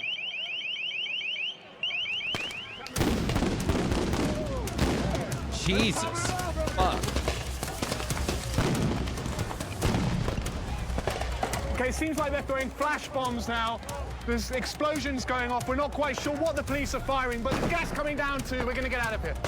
A cab.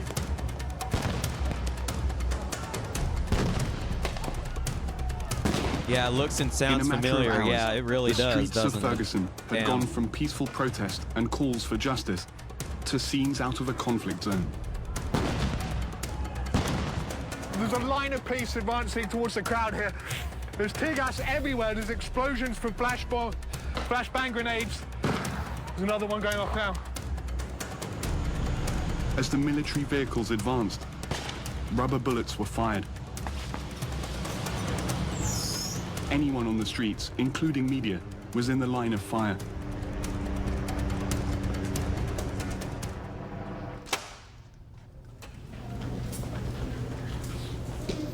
After days of largely staying silent, Missouri's governor finally showed up in Ferguson, promising changes. Today, I'm announcing that the Missouri Highway Patrol, under the supervision of Captain Ron Johnson, who grew up in this area, will be directing the team that provides security in Ferguson. Yeah. Governor, how would you explain the nature of the presence that we saw on the streets yesterday? I mean, there were armored personnel carriers, about 100 police in military-style uniform, high-powered rifles being trained on the crowd. I mean, who is in charge of making those decisions, and are they going to be held to account for mistakes that you clearly think have been made? No, I think that that was yesterday, tonight's tonight, tomorrow's tomorrow. Captain Johnson. I appreciate the significance of this responsibility.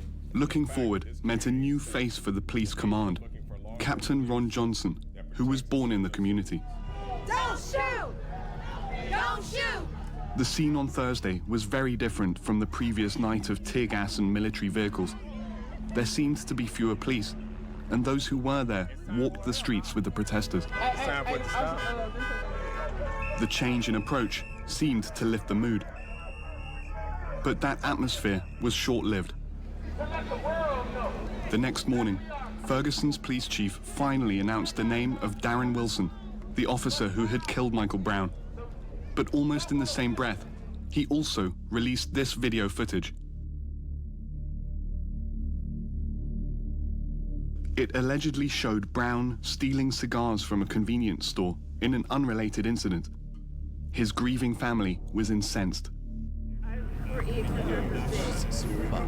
The motives for releasing the video and its timing were immediately questioned. Did he know that he was a suspect? I wonder what the motives could have possibly know? been. And you say you're concerned by our safety, but it seems like you're only concerned about your officer's safety. Chief Jackson, I'm going to read you a statement here. Michael Brown's family is beyond outraged at the devious way the police chief has chosen to disseminate piecemeal information in a manner intended to assassinate the character of their son. What's your response to that? We have given you everything that we have now and everything that we can give you. So that's from our police department. You have everything we've got. There's nothing else that I can give you. Chief Jackson, the timing of the release of this video. Michael Brown's family held an impromptu press conference outside the police station in response. This is just something that people do to try to diverge the attention from what the real problem is. Condemning what they branded as an attempt to criminalize him and justify the officer's actions. So whatever that took place there had nothing to do with an individual getting down on his hands and knees, raising his hands in the air and saying, "Don't shoot."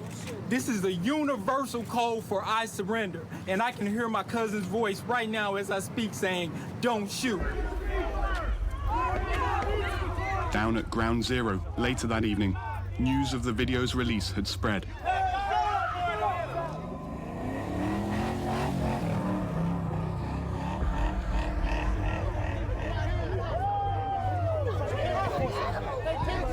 People were angry.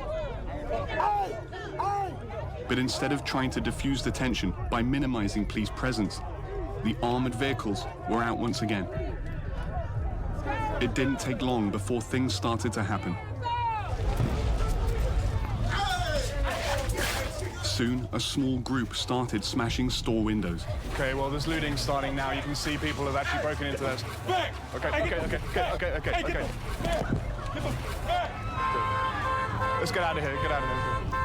But then another group of young men totally quickly moved fucking in to stop agitated the all looting. of this. Why are you standing here? 100%. the store. We not all. It ain't just us. You see, it's a group over there. It's a group over there. It's a group down there. We ain't stopping everybody from going to the store. You see the store is still here. They finna set it on fire. They finna burn it. Stop! So the guys protecting the convenience store are saying that they blame the police for inflaming the situation, appearing in this manner in the armored vehicles and the riot gear again. And they say that's the reason why people got angry, started looting stores. We're gonna go and try and speak to the police and ask why they deployed like this after everything that's happened. Yeah, that's wild that people consider like stealing punishable by death. That's just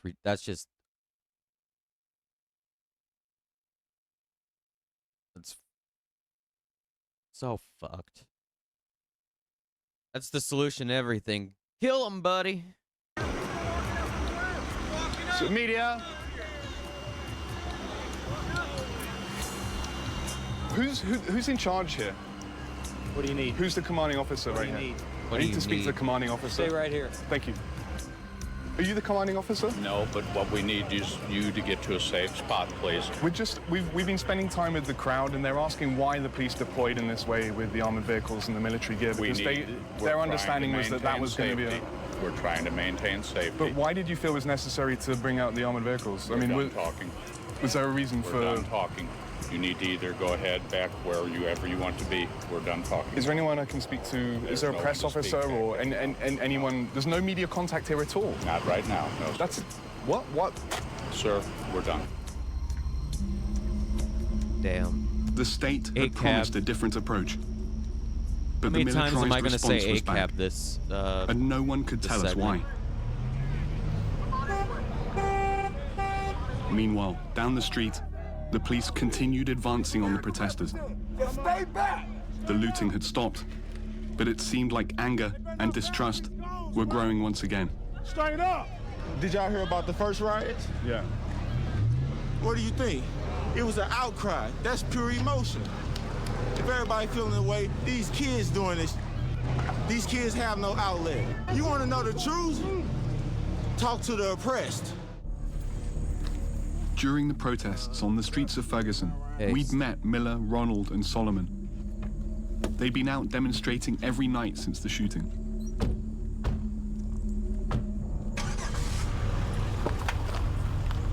Jesus, what the They're fuck, from northern Serafino? St. That's Louis fucking County, wild. an area that includes Ferguson and is predominantly African American. Their anger and frustration at the police ran deep. Because they just harass you. They treat you like you don't belong over there. Who do? The police? The police. Yeah, we got 2 strikes, and that's black and male. That's our 2 strikes. So all we got to do is miss a blinker, and we stretched out in the middle of the street. That's what people say? Yes. 2 strikes? You make a face at a cop. Strike 3, you're out. You're going to jail for something. It's not just a perception of unfair treatment. They have no connection to them culturally other than as police officers patrolling that area and enforcing the law. Adolphus Pruitt is head of the local NAACP chapter, which filed a federal civil rights complaint against the St. Louis County Police for disproportionately targeting blacks. A young black kid can live in an urban area, and when he leaves his house and he's going for a walk, or he's going to work, or he's going to school, he's subject to be stopped by police. He's subject to be questioned. He's subject to have to produce identification. He's subject to be ran through the system to see if he has any outstanding warrants. And in some cases, that happen for no reason at all. Even if they avoid the police, these young men have other odds stacked against them. The unemployment rate for African Americans in this county is 3 times that of whites. St. Louis is probably one of the most segregated communities in the country, both racially and socioeconomically. As African Americans move in, whites move out. And what happens also with that is some of the highest paying jobs, some of the best of living conditions go with them. Among black males aged 16 to 24, the unemployment rate has reached nearly 50%. Coming back to losing hope. What do we have to bank on after school? I went to college, got my medical assistant. I wanted to be in the medical field. They found out I had a felony. Guess what happened? I spent $20,000 for nothing. I get my hands dirty working on cars now. How does that make you feel? Like a bag of what I'm supposed to do. Does it make you angry? Hell yeah. So when people talk about the anger that they feel, it's not just about law enforcement. It's about life in general. Yeah. Some people want to roll over and take it. We got older generations that just be like, hey, don't talk to the police like that and stuff like that, and we won't be saying nothing. Crazy. They be like, don't talk, just be quiet, just be quiet. And I'm like, what happened to freedom of speech? Mm-hmm. Why is mine modified? What happened? Mm-hmm. You know? The Ferguson Police Department declined our repeated requests for an interview. This is bigger than Mike Brown. This is bigger than Trayvon Martin. This is about making sure it doesn't happen again. Like, don't pacify us for a minute. Don't throw us a bone and then think you're gonna be able to get away with the your daughter or my son. No, it stops. It shouldn't have never happened.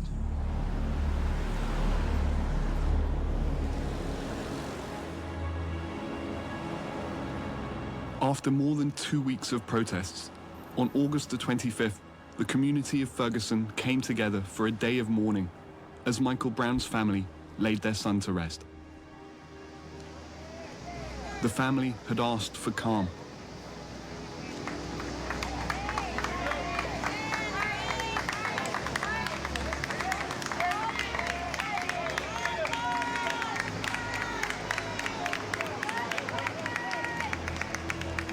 At St. Peter's Cemetery, a crowd of family members and friends watched as Michael Brown's coffin was buried.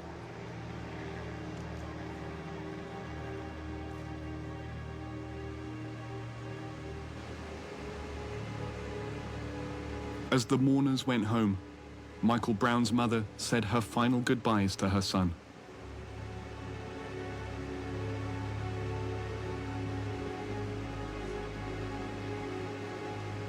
I know a lot of people thought this was going to be a fly-by-night situation. It was going to be a fly-by-night movement. But I tell you what, when you aim rubber bullets and tear gas at young brothers who ain't got nothing, and they stand there and look them right back in the eye and say, today can be the day. I'm a fan of Tupac Shakur. He said, when it's on for life. So it's on for life. You hear me? The day after the funeral, in downtown St. Louis, people gathered to announce the foundation of a new movement. It's called Hands Up United. Seems like everywhere we go, we get laid down, we get executed. Well, the demonstrators here say they're going to march to the office of the U.S. Attorney here in St. Louis, and they're calling for an investigation, a nationwide investigation of systematic police brutality. The U.S. Department of Justice later announced it was launching a broad civil rights investigation into the practices of the Ferguson Police Department, separate from its investigation of the Michael Brown shooting.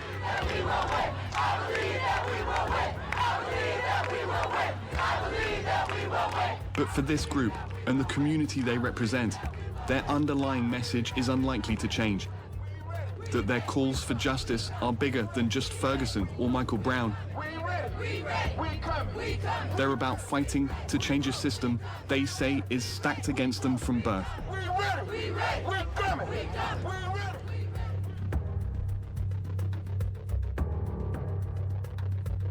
Here.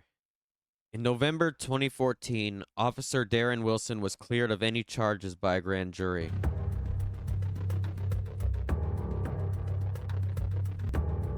The Department of Justice investigation concluded that the Ferguson Police Department engaged in a pattern of unconstitutional policing. The city has since voted to accept comprehensive reforms put forth by the DOJ. ACAB.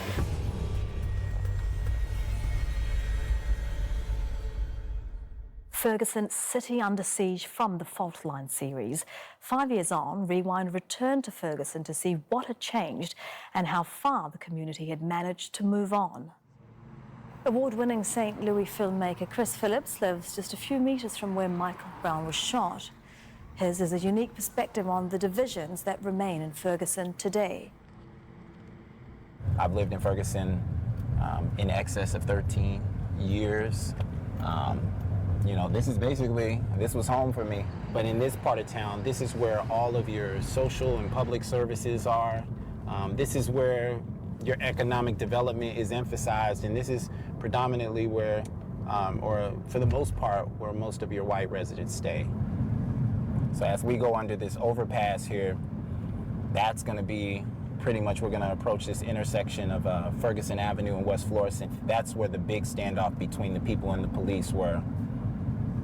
You know, it was pretty much a peaceful protest. People were standing on the ground, you know, sitting on the ground. People had. It is just state-sponsored child murder. That's all this fucking is. Their hands up, and it was just unbelievably. You know, it was just a standoff.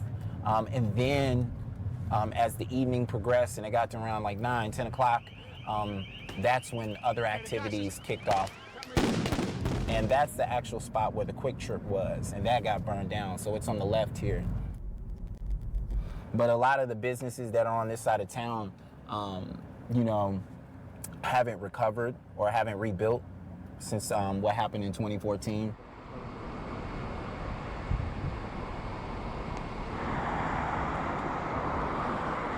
I'm Adolphus Pruitt, the president of the St. Louis City branch of the National Association for the Advancement of Colored People. Yeah, there's been some improvement. The state legislature did act. You know, that helped a lot. Then you have the things like what the Urban League is doing on the site where the Quick Trip was, the things they're doing to deal with unemployment. An Amsterdam officer was given 20 years in 2022 for mistakenly identifying a toy as a knife and discharging their weapon and missing. Jesus Christ. Yeah, like. Employing males and giving them the training and giving them the background. You know, those and then are here's us. But I mean, I'm at sure the end of the day, Amsterdam it's equivalent Police to Department pissing is. in the ocean trying to cause a flood. The racial makeup. I always say ACAB all around the world. Others have not substantially or dramatically changed. Everywhere we go, America could never be on that level. we get executed. Oh, all right. Most of the significant achievements but we have it achieved isn't. in this country as relates to civil rights advancements, the vast majority of them happen either through the legislature or through the courts. And so the rulings that we got and the things that happened, those could not have happened without the protesters willing to sacrifice themselves, because they, at the end of the day, the brutality that they suffered, in which we took to the courts and got favorable rulings, somebody had to be on the receiving end of that. When I look at where his body is, right, and my apartment was right around the corner here, right? So this spot in the pavement right here, this patch of pavement, this is where his body laid after he was shot 6 times. This is where they said that he turned around, he had his hands up, and then for 4.5 hours, his body laid out in this heat. So he laid out here and cooked for that amount of time. And so really a lot of the crowd presence that happened was not necessarily because somebody necessarily got shot. Of course, people are out here because of that, but being out here 1 hour, then 2 hours, then 3 hours, and the body is still there. And for a portion of that time, it wasn't even covered up. It's very horrific, it's very shocking. The images and the videos started spreading towards social media. And so when the police talk about their response as far as the crowd goes and how that happened, they're responding to a crowd because you left a body here in 4.5 hours. And what we know being here in Missouri and a lot of other places across the country is this would not happen in white communities. No. Well, that's it from us. Like, Join us again obviously. next time, and do check out our Rewind page at aljazeera.com for more films from the series. But for now, goodbye.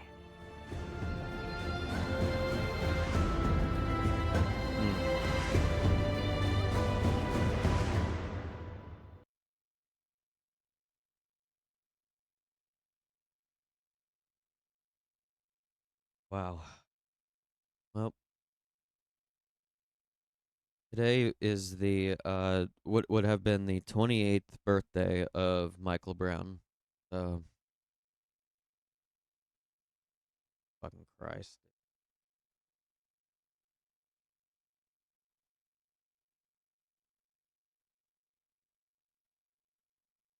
Yeah, I understand Copecoid. Let's see if we can find something that can pull us out of this doom a little bit.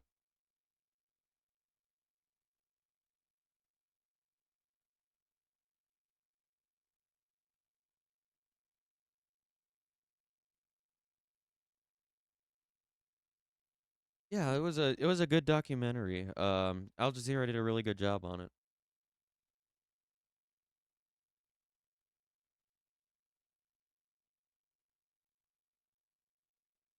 Al Jazeera's track records for documentaries are usually fantastic, so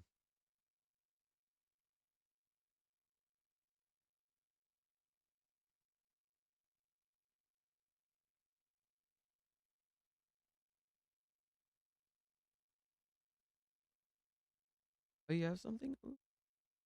Oh, we could do some music here soon, Morning Dove. Yeah, we'll probably be getting the music stuff pretty soon. Oh yeah. I do have something kind of wild to show everyone. Kind of have a rabbit hole to go down with you. A music rabbit hole today.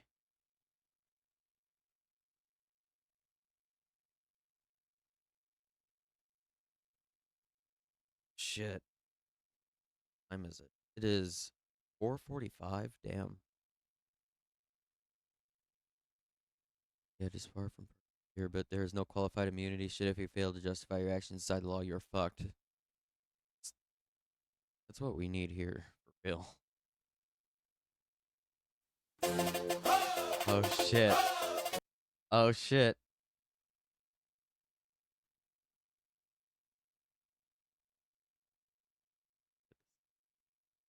We can watch some random TikToks for a while, shall we? Let's watch some random TikToks.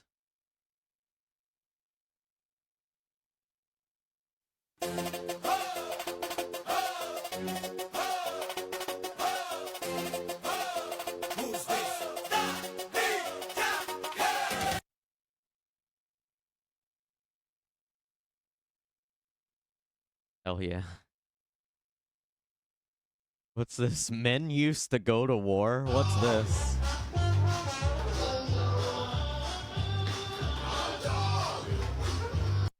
That was just based. I don't know what you're talking about.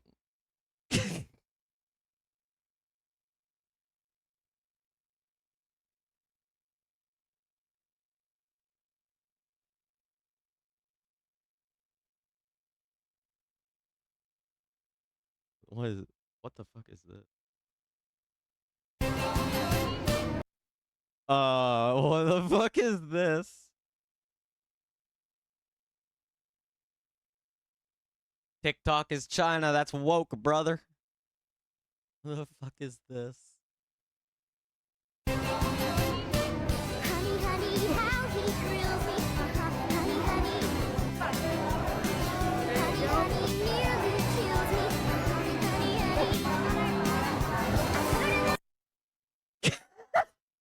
What the fuck was that? Can we get that again?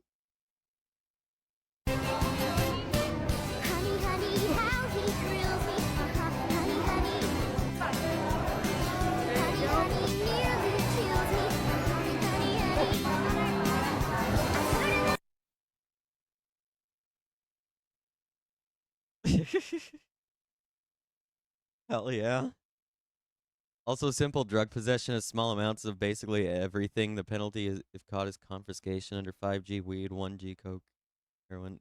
Damn.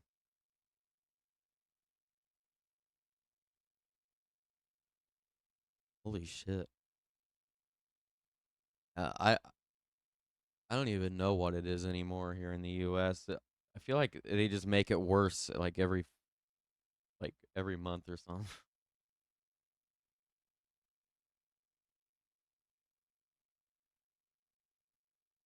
Um.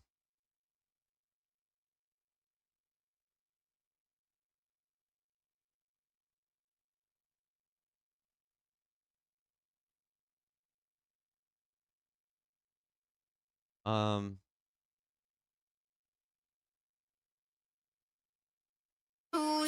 Моя собачка где-то дороже тебя. Oh. Huh? Рыбачка. Wait. Yeah, I definitely want to see a chud get owned. Hell yeah. What is this?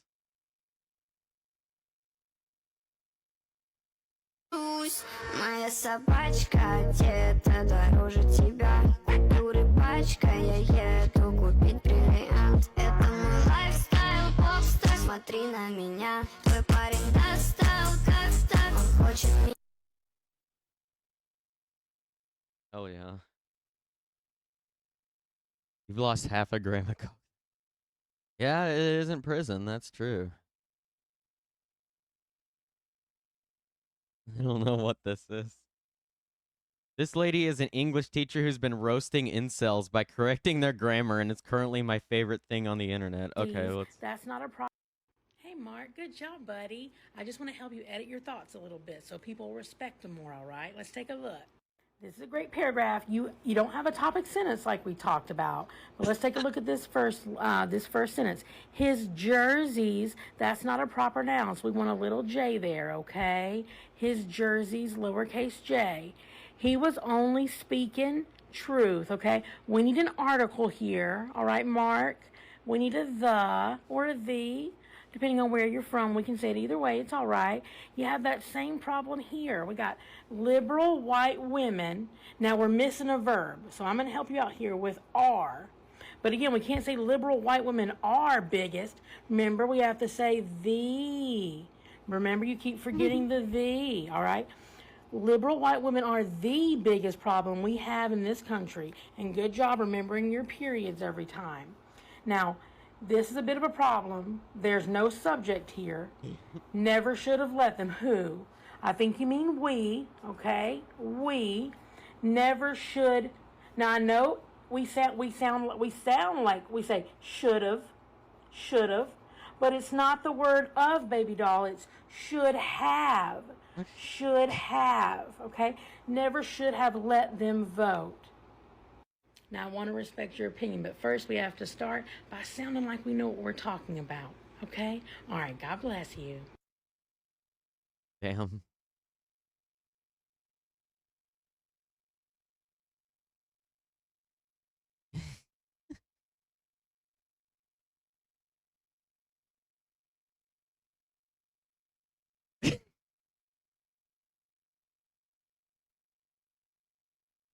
Okay, what else do we have here?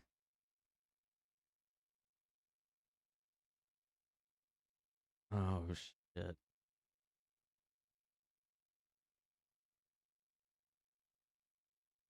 Oh.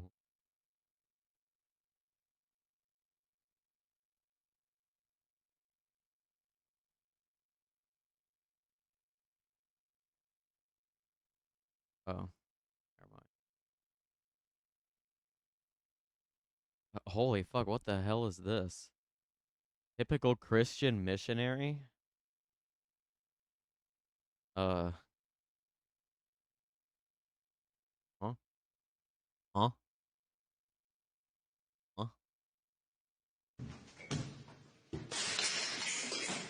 What the fuck just happened? KK. KK.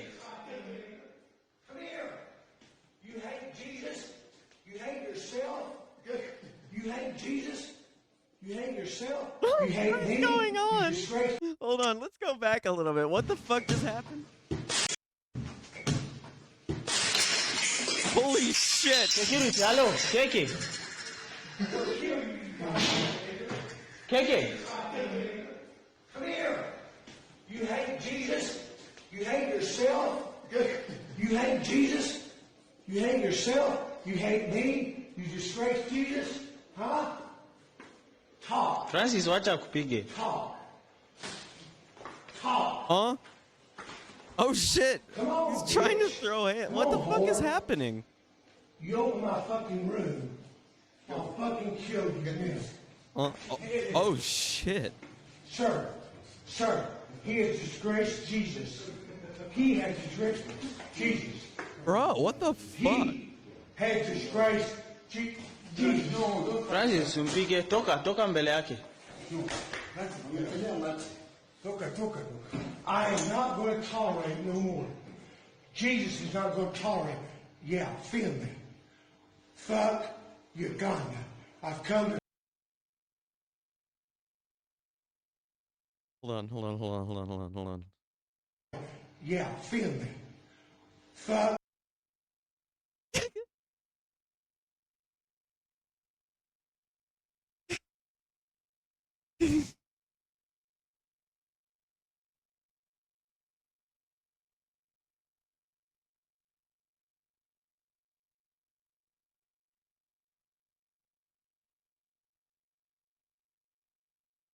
Hell yeah. Uganda. I've come to love Uganda. I've come to help Uganda. That is an emote, isn't it? Uganda hates Jesus through this son of a bitch. You understand me, brother? You understand me? Yes, sir, I know you do. What? No. You obey what I say. What the I fuck don't is obey happening here? What the absolute fuck has happened?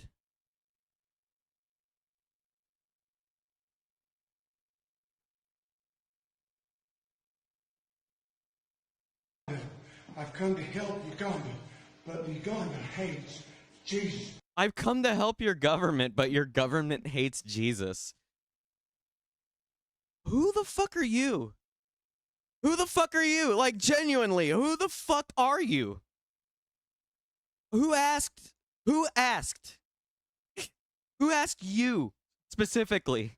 Through this son of a bitch. You understand me, brother? You understand me? Yes, sir, I know you do.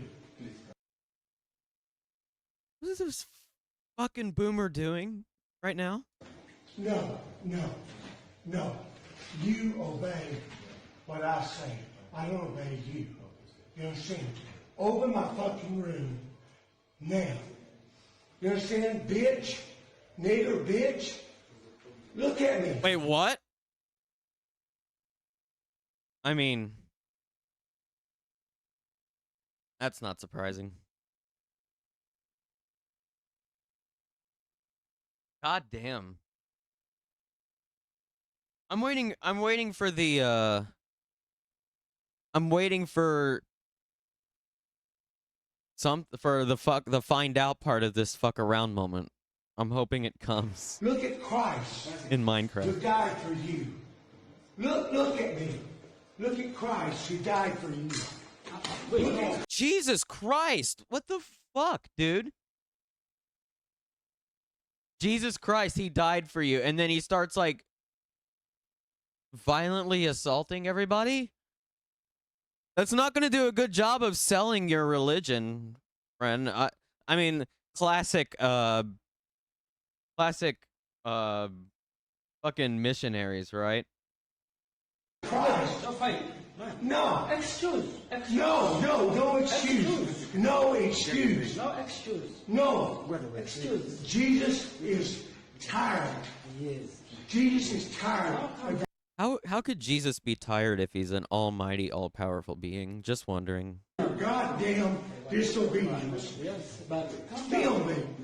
Jesus is tired of your obedience, disobedience. He's tired. No, you fucking calm up. I don't calm down.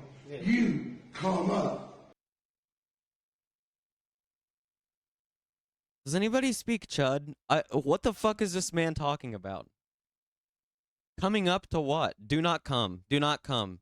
Well, whatever you do, man, do not fucking come. To the Lord Jesus Christ. You fuckers. Why? Why have you hated Jesus? Why have you hated your own souls? You know it. You know it. But you refuse to repent and be saved. Motherfuckers, 3/4 of you are going to fucking die in 3 days. What? This dude just chain emailed him like in real life? Dude,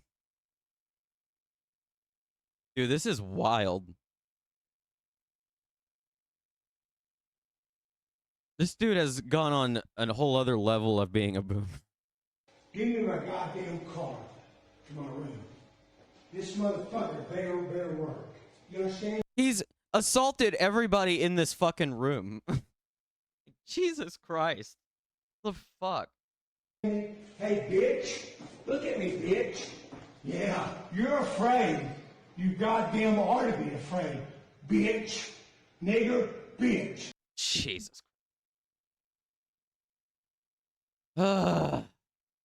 That's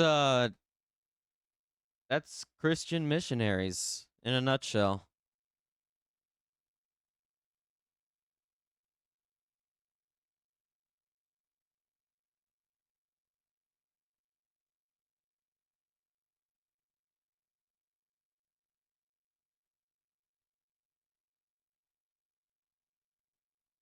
Yeah, I know. What the fuck? I mean, I don't know what this fuck would do if they tried to throw him out. That's a terrifying thought, but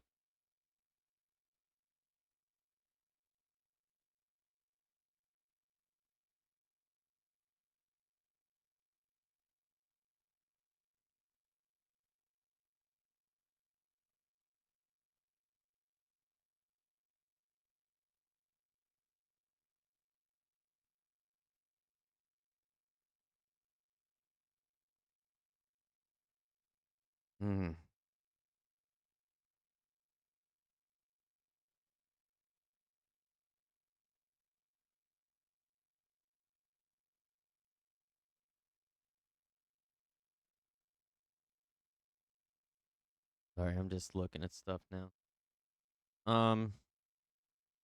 Why don't we look more at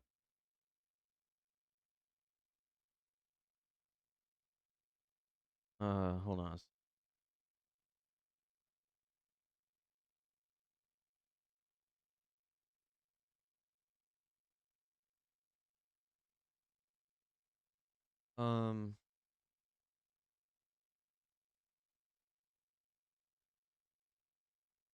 Nothing else to really report for news, I guess. So we might be done with the news.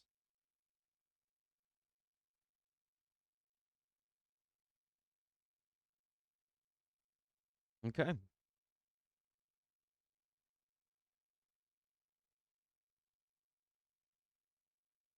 Time we move into the music stuff now.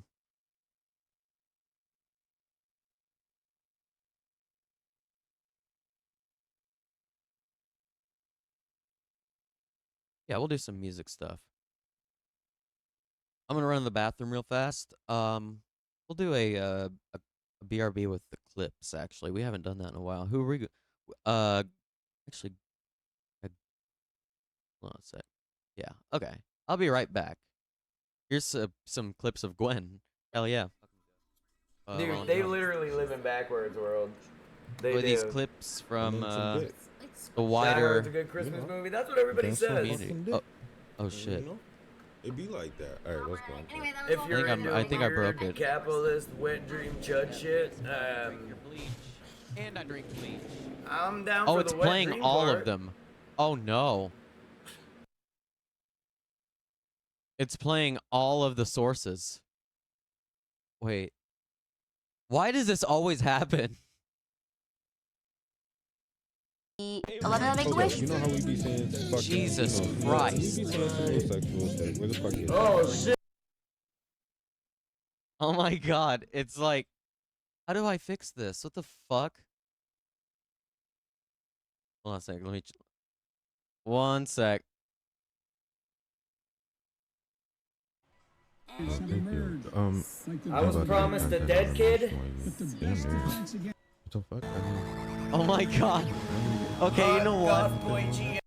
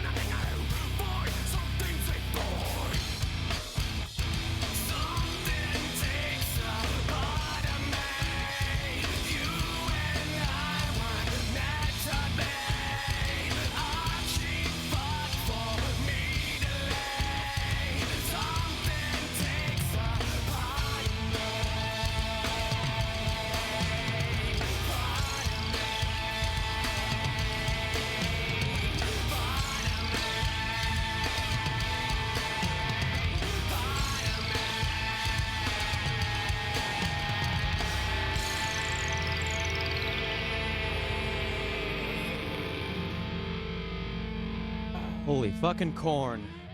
What a banger. Absolute banger.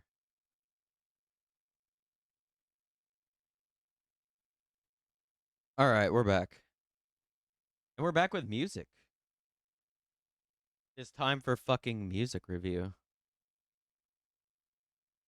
Requests are fucking open. So if you want to send in requests for music, we will play them and I will review them. And I will also be doing I'll also be finding some new music to play. Let's see what we've got. It is music time. Let me get the stream category set.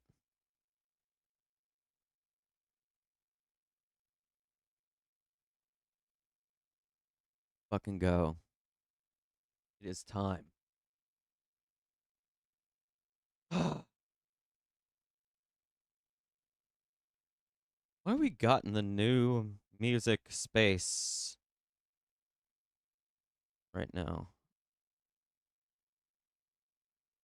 We got some requests coming in already. What is this? Got Gotta Find a Way by Grimskunk. Okay. And then Morning Dove has Bleeding Out by Korn. Okay. Take a look at those two.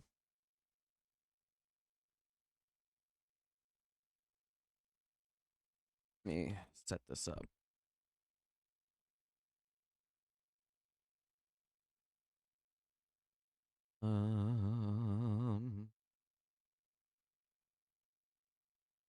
Where the okay, it's fine. There we go. Lyrics still very topical. Ooh. Oh, October also has something. Miss Green. Oh. Okay. Oh. Hell yeah. We've got that. Let me move that over. Yeah,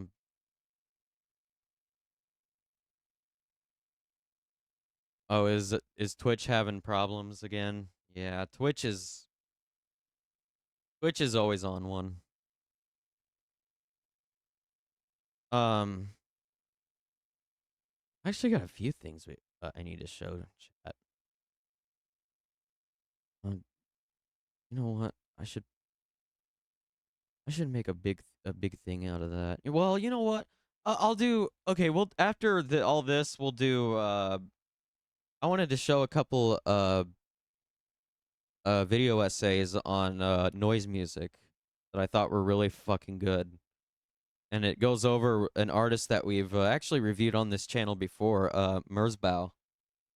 So we'll be checking out a little bit of that. Merzbow, Boredoms, Hanatarash, and that big movement of danger music is what it was called in Japan in the 80s. Very interesting era of music. I'm very excited to talk about it. I just discovered this weekend actually, and I was like blown away by it. I gotta show all of you. All right, we're gonna go ahead and get started with some of your requests while I look for new music. First one that was requested was Ants with the song "Gotta Find a Way" by Grimskunk. Go ahead and give that a shot, shall we?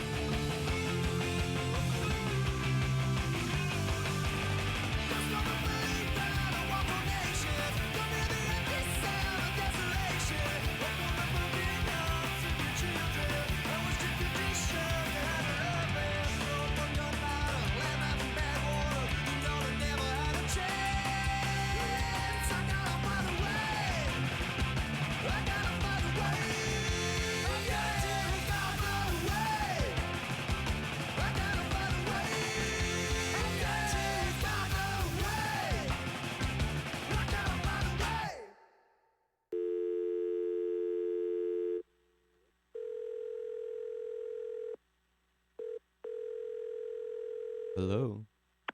Bonjour, vous avez rejoint la boîte vocale de Indica, Grimskunk et Simon. Laissez-nous un message. On vous rappelle dès que possible. Oh yeah, that was really Simon, and high energy. I really enjoyed that.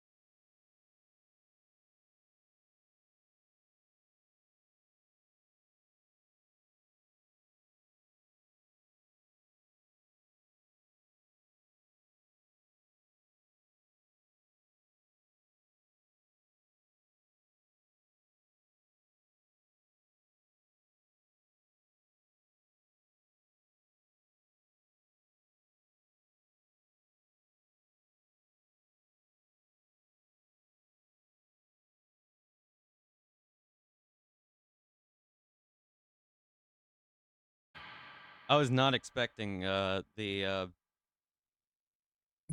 was not expecting before I read a bunch of dubstep artists on there. I was like, yeah, that was really good. I liked that. Fuck yeah. I totally forgot something. This stream I was supposed to have the Discord ready, and I do. I just need to get it into the chat. I've got the invite code. So if y'all would like to join my new Discord, here it is. I need to work on it a little bit, but yeah.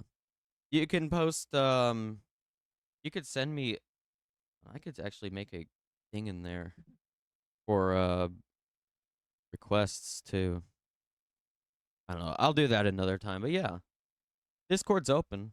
So fuck yeah. Finally.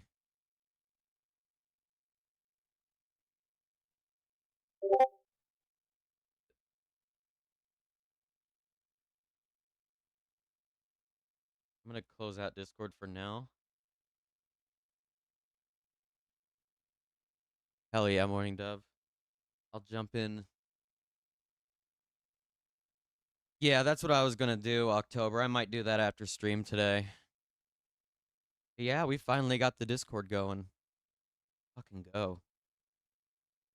Yeah, I totally blanked that. Totally blanked announcing the Discord today. But yeah, there it is. I need to make a thing that advertises it and like one of the like alerts that go off in the chat every once in a while. Shit posting about your mom in there. Let's fucking go.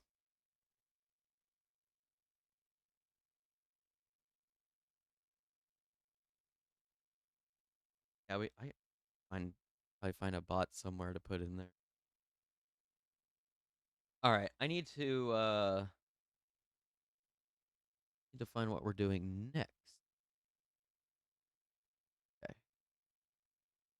Okay, we got October's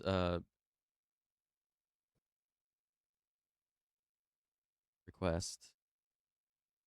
Let's fucking go. I don't know how active I'll be in there. I'll probably be checking it before stream and stuff, but like I'm very bad at checking messages, so I apologize if I kind of forget that I have a Discord for a while, which is probably going to happen because of the way my brain functions. So hell yeah. This is a request from October called Bleach Blonde Bad Built Butch Body DJ BH Logic remix on TikTok. Let's fucking go. Ms. Green, for 4 minutes and 21 seconds. Mr. Chair, point of order. Who's? It's me. Ms. Crockett. I'm just curious, just to better understand your ruling. If someone on this committee then starts talking about somebody's bleach blonde, bad built bush body, bleach blonde, bad built bush body, that bleach blonde, bad built bush body, that would bleach blonde, bad built bush body. Oh my god. Bleach blonde, bad built bush body, that would not bleach blonde, bad built bush body, that would not bleach blonde, bad built bush body, bush body, bush body, that would not bleach blonde, bush body, that would not bush body, bush body, that would not bleach blonde, bad built bush body, that would not. Ms. Green, for 4 minutes and 21 seconds. Mr. Chair, point of order. Bleach blonde, bad built bush body. Bleach blonde, bad built bush body, bush body. Bleach blonde, bad built bush body. Bleach blonde, bad built bush body, bush body, bush body. Bleach blonde, bad built bush body. The Not Like Us beat from Kendrick, yeah. Ms. Green, for 4 minutes and 21 seconds. Mr. Chair, point of order. Bleach blonde, bad built bush body. Bleach blonde, bad built bush body, bush body, bush body, bush body, bush body, bush body, bush body. Bleach blonde, bad built bush. Hell yeah. Wait, you're supposed to check messages? I know, right? I totally forget to do it all the fucking time.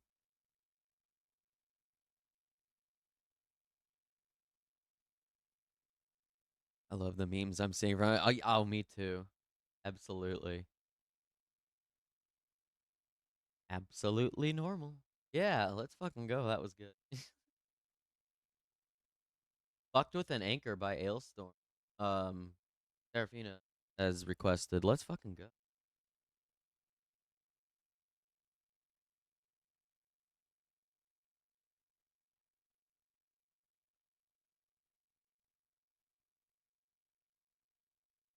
Here we go. This song is called Fucked with an Anchor by Ailstorm off of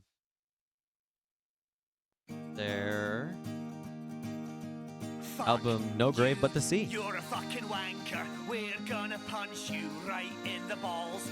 Fuck you with a fucking anchor. You're all cunts, so fuck you all. Fuck you. You're a fucking wanker. We're gonna punch you right in the balls. Fuck you with a fucking anchor. You're all cunts, so fuck you all. Go!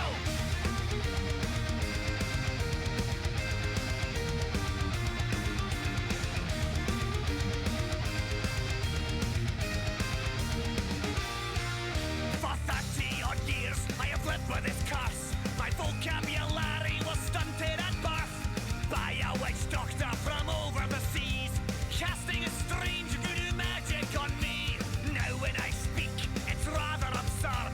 An endless tirade of four-letter words. I lash out in anger at all in my way. Shocking, unspeakable things that I say. Fuck you, you're a fucking wanker. We're gonna punch you right in the balls. Fuck you with a fucking anchor. You're all cunts, so fuck you all.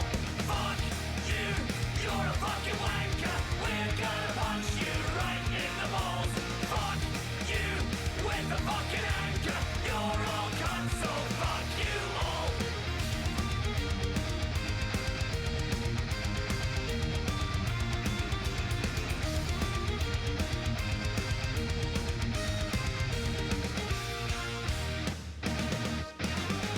Fuck you! Long I have waited to have my revenge, to bring that witch doctor to his bitter end. So I have gathered a ship and a crew. We're sailing to find him, we know what to do. On a dark moonless night, when he least suspects, we'll creep up behind him so hard to detect. We'll bring out our anchor by the light of the stars and shove it inside of his big fucking arse. Fuck you, you're a fucking wanker. We're gonna punch you right in the balls. Fuck you with the fucking anchor. You're all cunts, so fuck you all. Fuck you, you're a fucking wanker. We're gonna punch you right in the balls. Fuck you with the fucking anchor. You're all cunts, so fuck you all.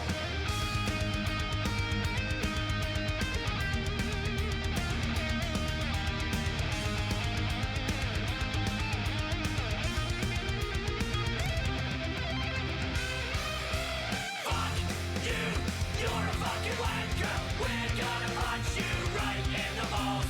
Fuck you with a fucking anchor. You're all cunts, so fuck you all. Fuck you, you're a fucking wanker. We're gonna punch you right in the balls. Fuck you with a fucking anchor. You're all cunts, so fuck you all. Wait. That was Ailstorm. Fucked with an Anchor.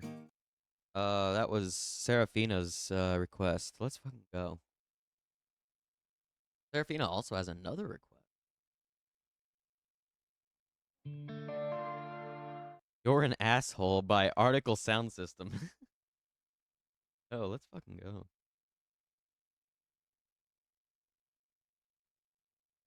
This is Article Sound System and their 2022 album Welcome to Florida. All right. Hell yeah. You're an asshole. Let's fucking go. You're an asshole. Oh, my bad. Let me replay everything. I did the wrong mute button. Damn it.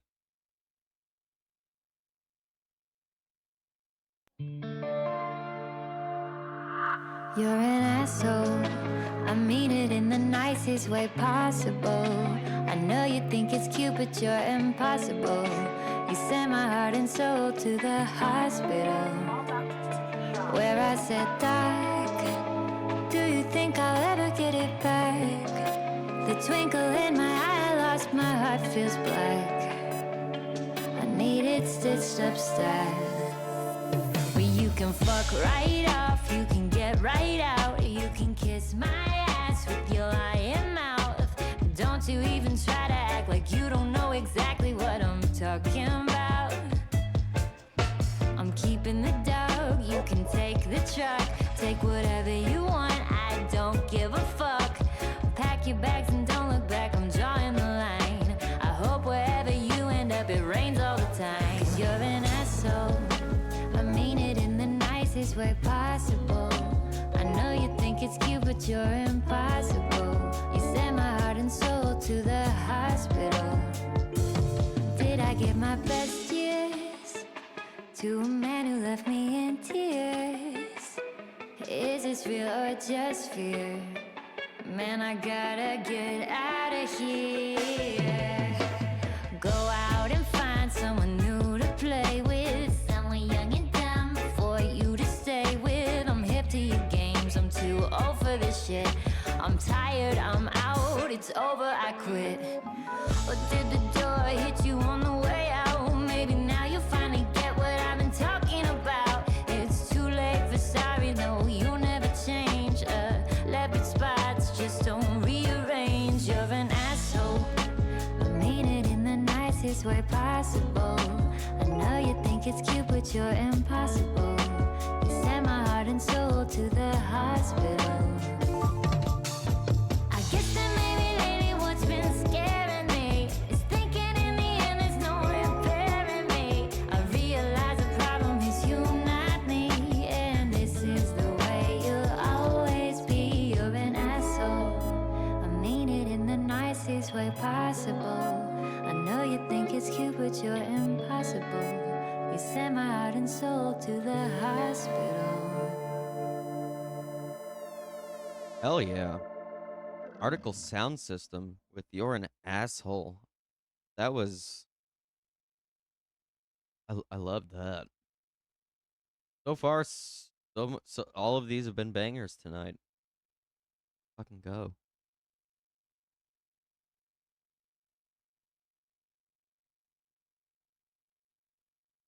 Got another Grimskunk song from Ants here.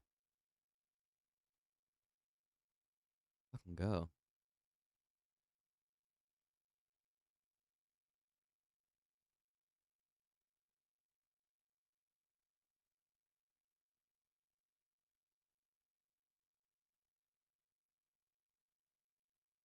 Called Meltdown.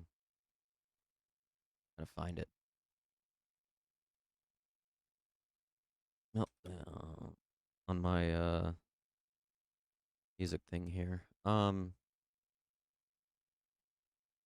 even think of fucking there. Nope. There he is. Okay, we're good.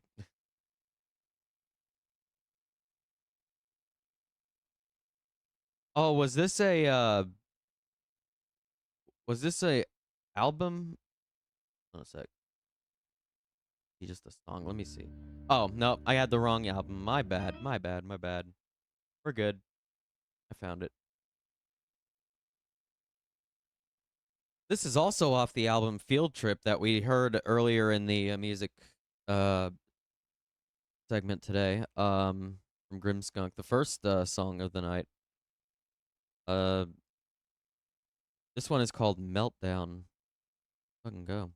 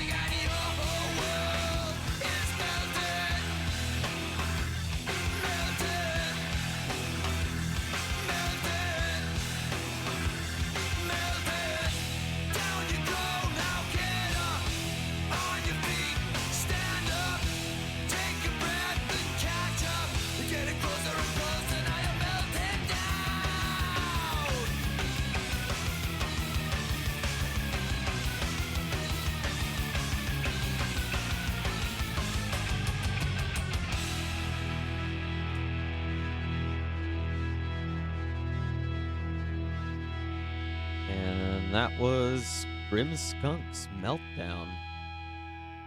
Fucking go. That was good. I liked that. That was like, that kind of reminded me of like some of that old like alternative hardcore punk that was happening in the early 90s, like with Helmet and all that. That's kind of what that reminded me of. I liked that a lot. Oh shit, someone else also has Bluey emotes. Let's fucking go. Cleaver of Oz. Let's fucking go. That's too many subs. Hell yeah.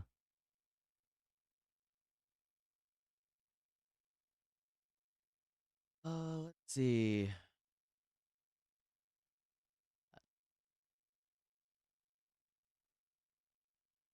Oh.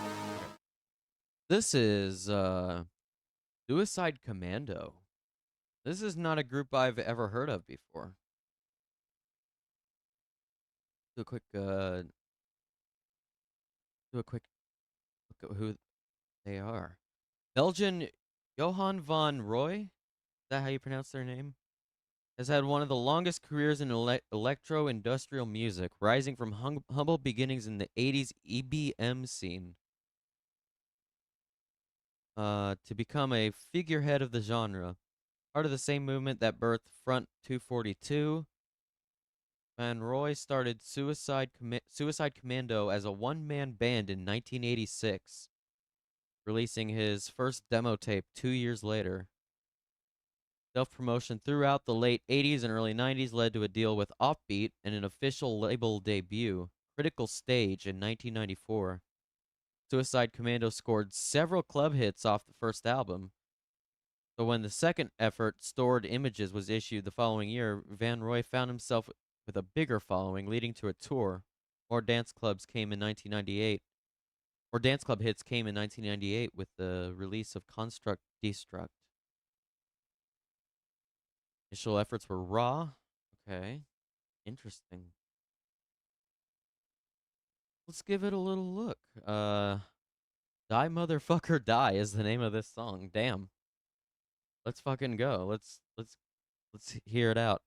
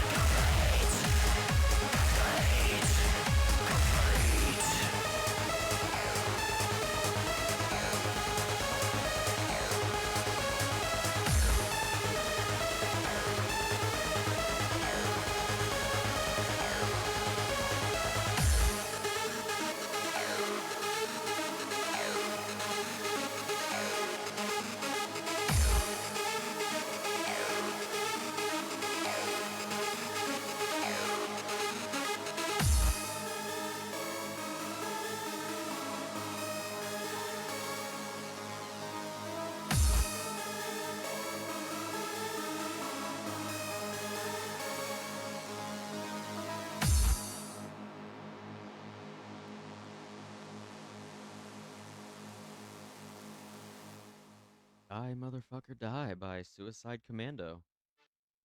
Wow, that was wild. That early industrial stuff is really cool. I like that. Y'all have been sending in nothing but bangers. Hell yeah.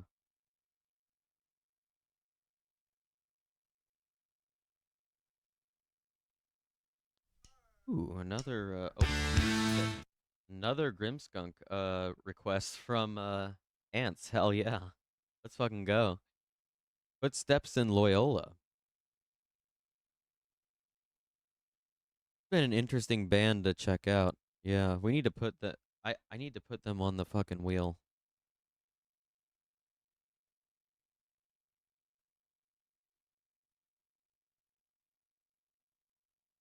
Right.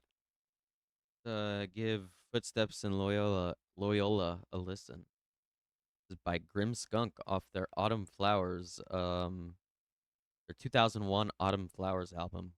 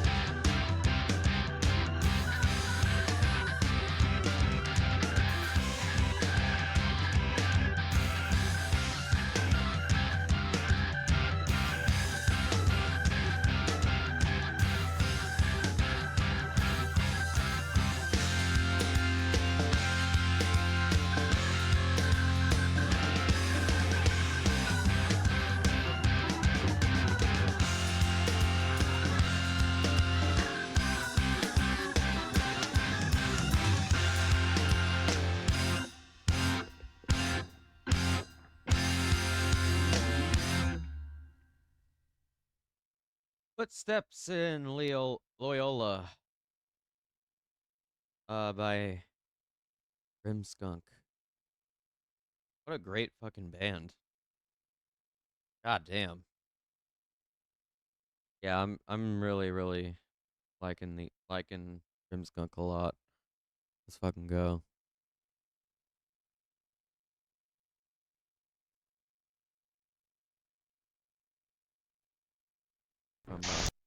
Oh. Hell yeah. Oh, this is the audio. Okay, I'll grab the. Let's go. This is Morning Doves.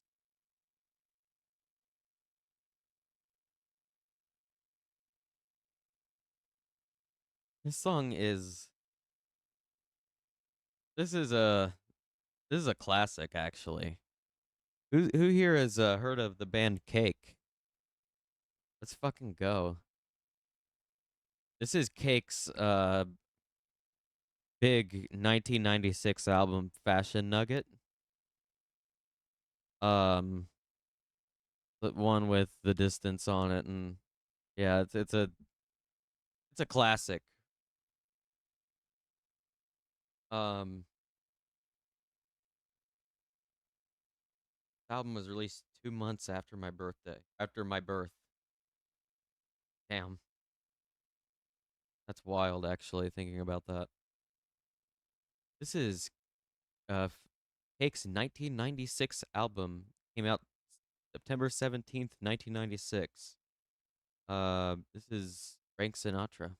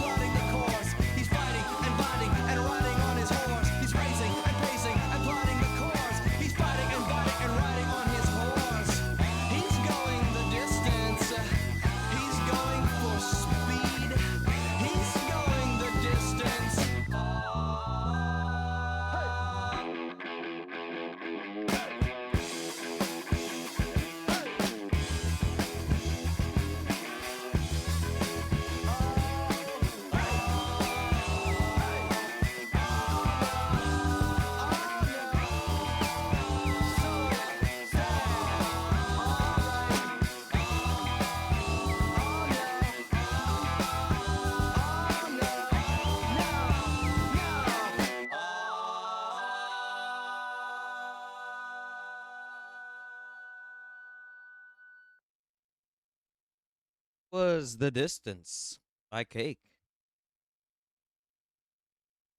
Hell yeah.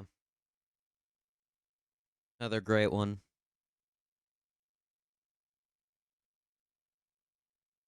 Got more quests coming in. Fucking go.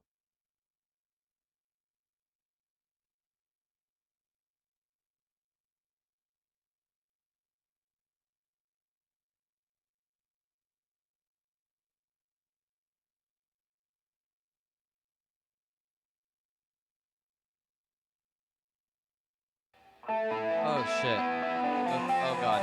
Oh god. Oh god. Oh god. This song is called Bursting Out by Voivod. We've done Voivod before. Another very good band. Hell yeah. This is off their album To the Death 84 from a cover of Venom. Okay, hell yeah. Well, I'm while we listen to this, turn it up and deal with a spill in the kitchen. So I'll be right back. I'll be able to hear it from in there. Let's listen to Bursting Out by Voivod.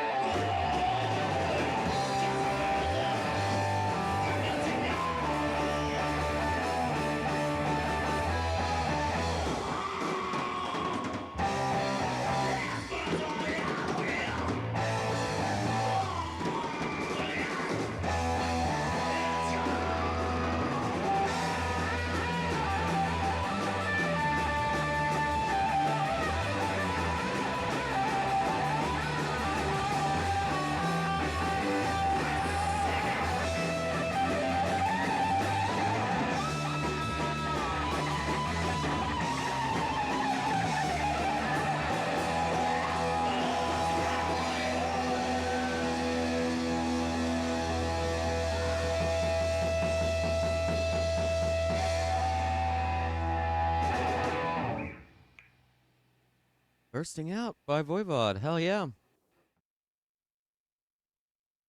Damn. Shitload of great music tonight. Hell yeah. Y'all are piling me on with some here.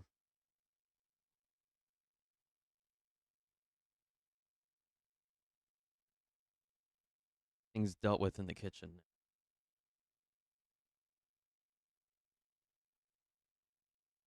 Oh.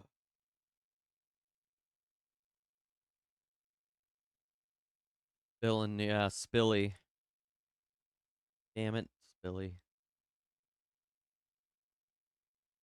Yeah, that was pretty good though. What have we got next? This shit will fuck you up by Combat Christ. Okay. Oh god. Okay. Not ready for that. All right, here we go. This is off their album Everybody Hates You. Damn. Let's go. Combat Christ 2005. Okay. This shit will fuck you up.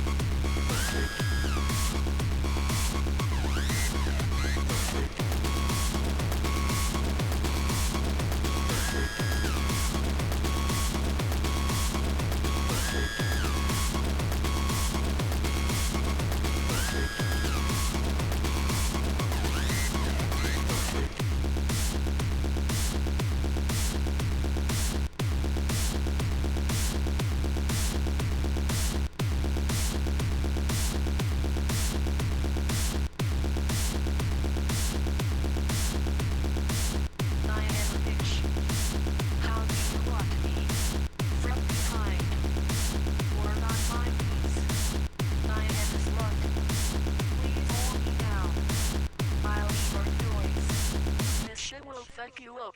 I am a bitch. How do you want me? From behind. Word on my knees. I am a slut. Please hold me now. I'll leave your noise. This shit will fuck you up.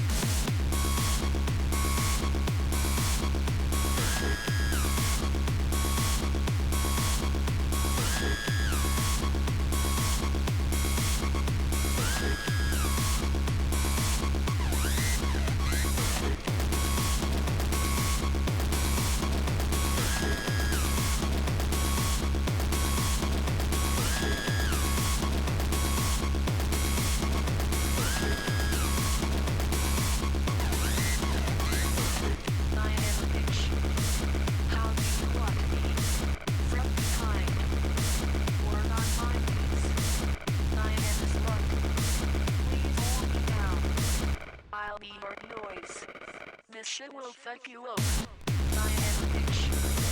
How do you want me? From behind. Word on my knees. I am a slut. Please hold me down. I'll leave your noise. This shit will fuck you up.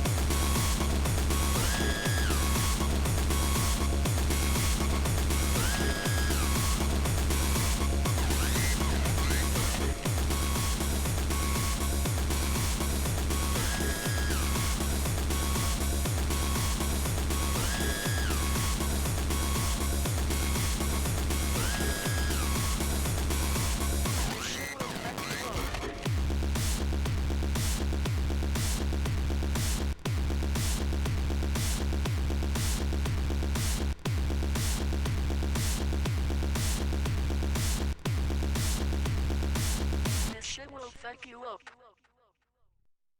Yo, okay, this shit will fuck you up by Combat Christ. Hell yeah. Playing Quake 3 Arena to this type of music? Hell yeah.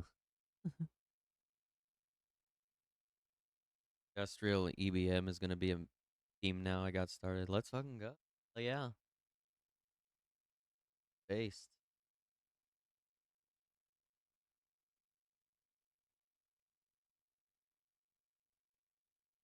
Let's see. What are we at? 5 hours, 15 minutes. We'll probably, everybody get in your final requests for the day. I'm gonna look for some other shit too. We'll see. And then we're gonna jump into some video essays about noise music. I think that should be pretty interesting.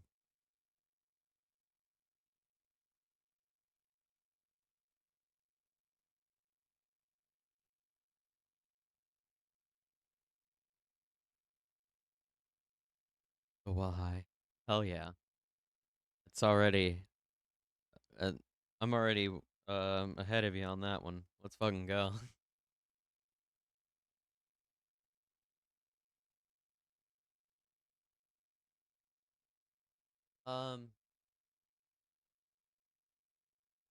Right, this one is called Shut Up and Swallow by the same artist, Combat Christ. Off of their 2007 album, What the Fuck Is Wrong With You People? Alright.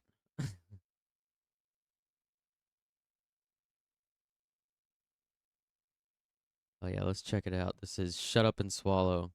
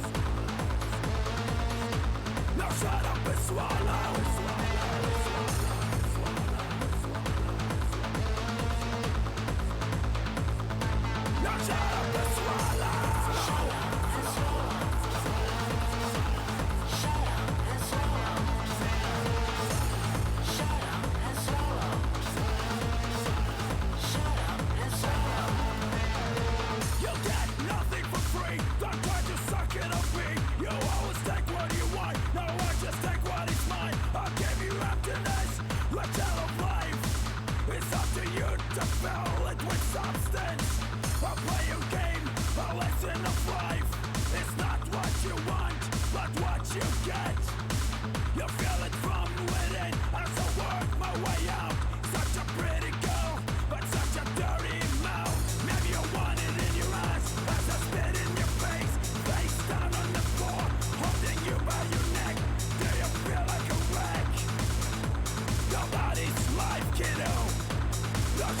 swallow.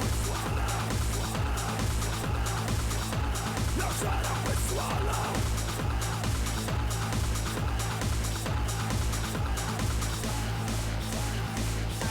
Now shut up and swallow. Shut up and swallow. Shut up and swallow. Shut up and swallow. Shut up and swallow. Shut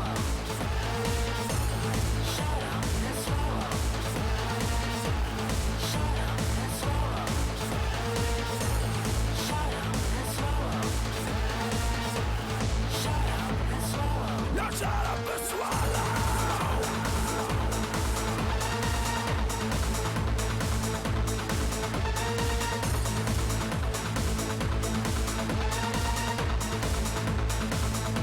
Now shut up and swallow.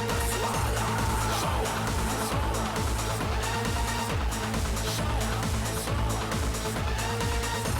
Shut up and swallow. Shut up and swallow. Now shut up and swallow. Shut up and swallow. Shut up and swallow. Shut up and swallow. Shut up and swallow.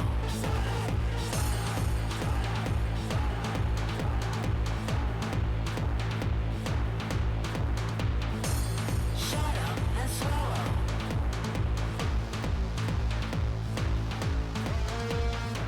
Shut up and swallow.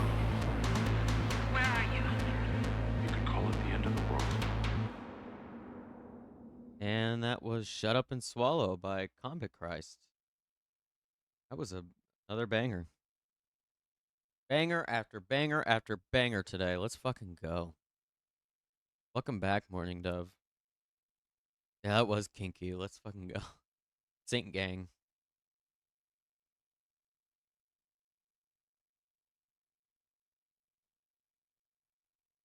All right. For now, we'll probably close requests. I'm gonna take all the ones that we do have though.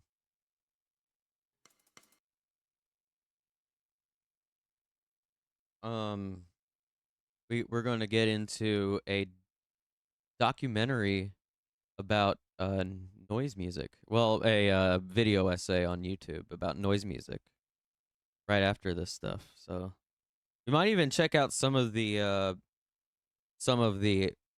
Boredom's album. Forgot what it was called.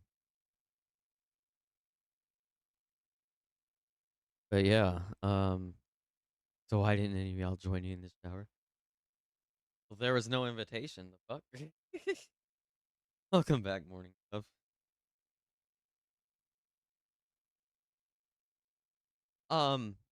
We have also some new punk music to check out. New punk. And yeah. There's always an invitation.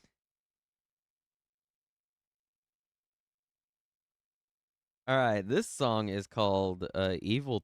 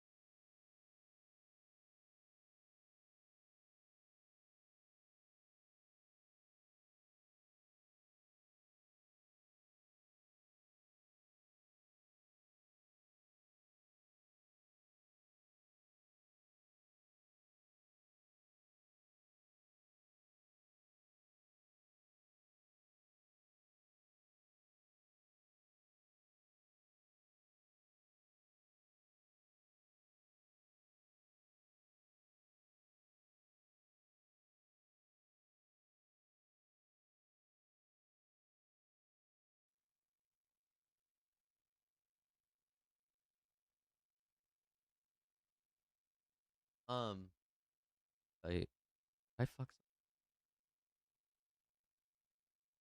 played that or not? Okay, no, I didn't. Where am I? Oh, okay, that's right. Yep, yep. Okay,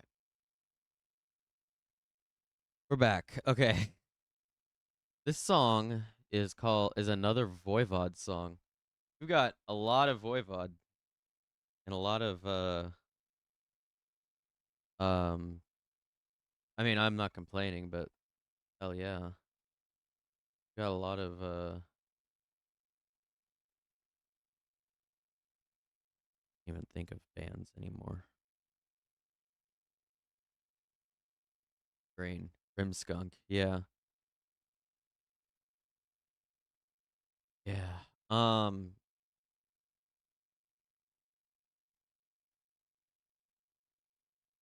Yeah. Let me get our next request up called Paranormalium. Oh shit. Libraries have recording studios? Some of them do. I know the one in my town does. I don't know I think they use it for some kind of community television thing, but when they're not using it for the community television thing, people can rent it out and stuff.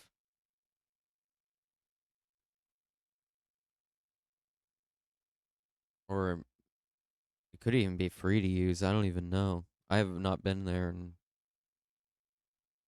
I've not been. Well, I've been at the library. I just haven't seen the recording studio in there. I've never been in there. Synchro Anarchy is the name of this album. Voivod 2022. Let's check out Paranormalium. Hell yeah. Fucking go. I think we got about 3 more songs after this too, and then we'll we'll try and check out some of the new punk that's come out. And we'll move on to the noise music video essays. There's 2 of them we can watch. Let's fucking go. Paranormalium by Voivod.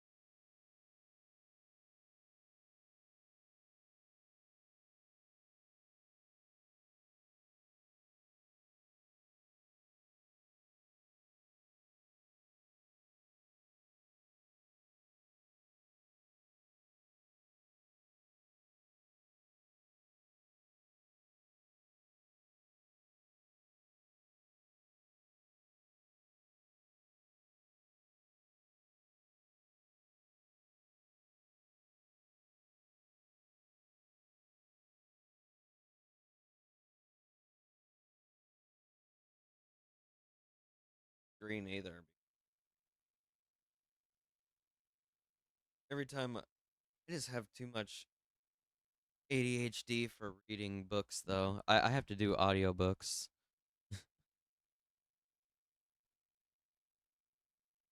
I'm way too ADHD to sit down and read a book, I think.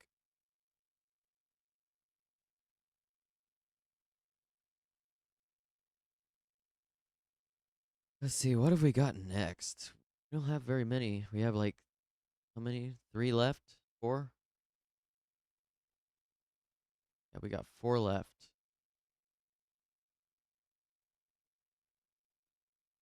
Harsh Generation by Grendel. Oh. Whoa, whoa, whoa, whoa, whoa. This is a Serafina request. Let's fucking go. Right, this is Grendel. Harsh Generation. Fuck yeah.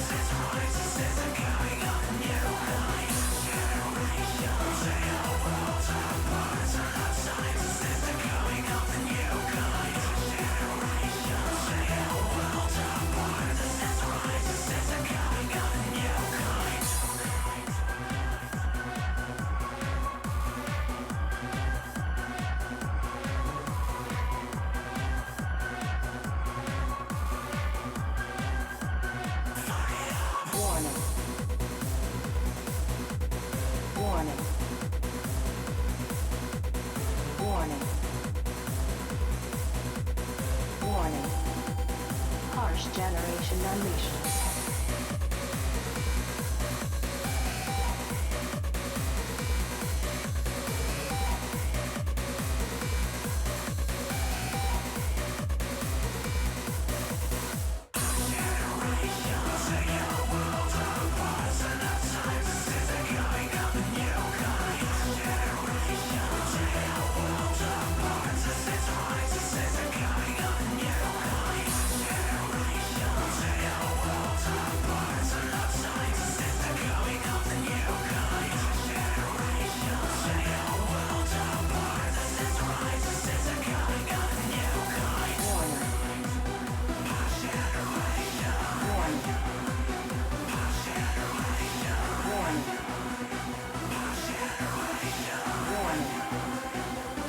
Generation Unleashed.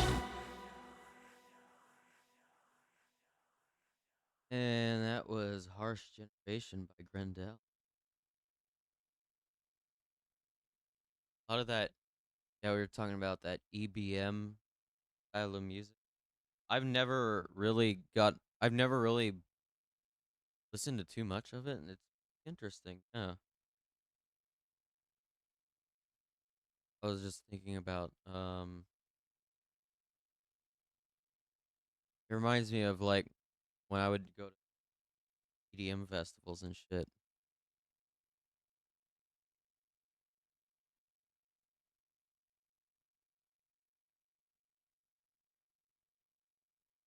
Fucking went outside and weeded. Cutting grass was not the first thing I thought whenever you said that, but I'm pretty sure now I'm thinking, yeah, you meant cutting grass, right? All right, we've got three more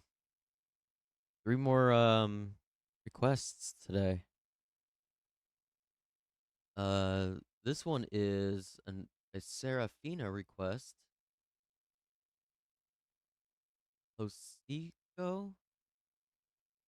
Fed up? Okay.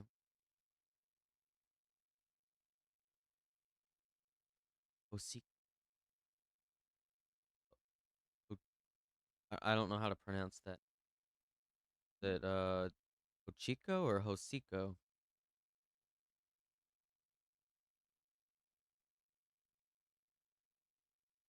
Kirk Icrag and Roxo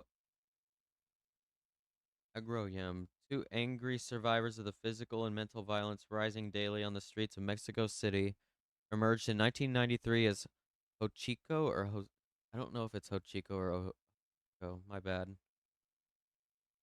A hard, dark electro act that lashes out against the deteriorating human spirit with compassion and rage. This project of two cousins has been active on the underground scene ever since, constantly exploring new musical concepts. Active for about 30 years in the underground scene. Give it a listen. The song is called Fed Up by Hocico or Hochico, I'm not real sure. Here it is.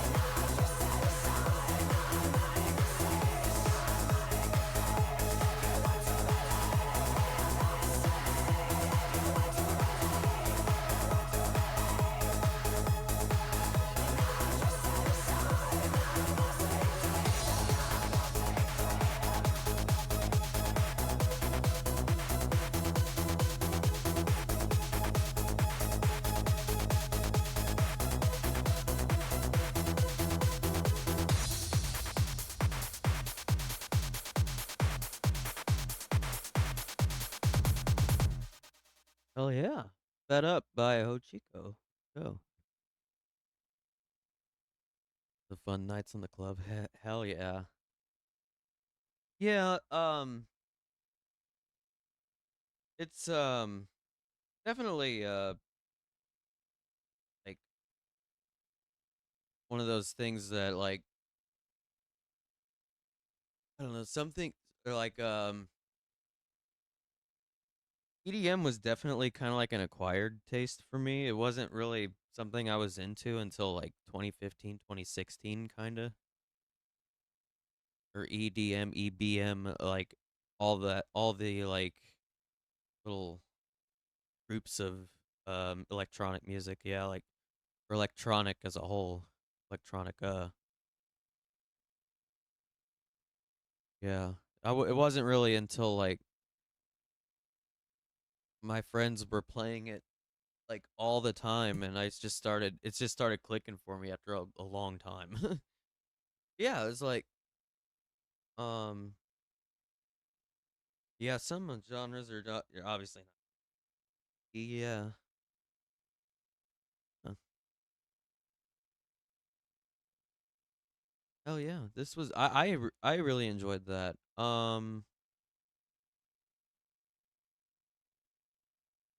Been very yeah, like a lot of industrial music tonight.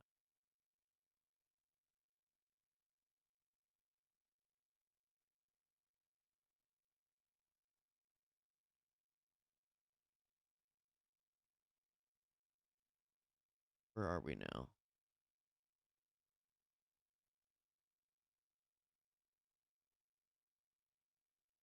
All right, we've got Ants next.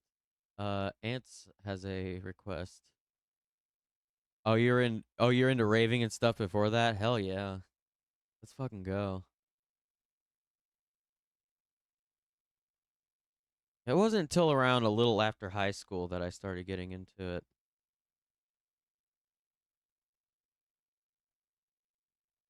Friends started going to like music festivals.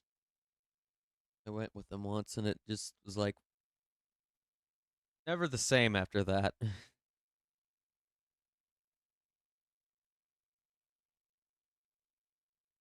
All right, we have got Human Candles by Groovy Aardvark next. Whoa. Off of their 1996 album Vacuum. I like the colors on the artwork.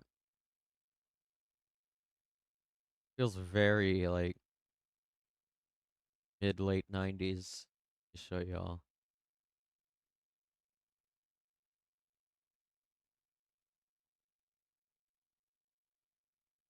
Yeah, let me open it up here.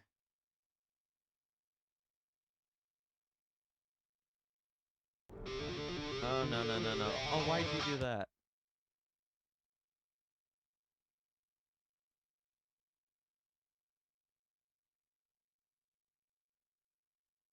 Hell yeah.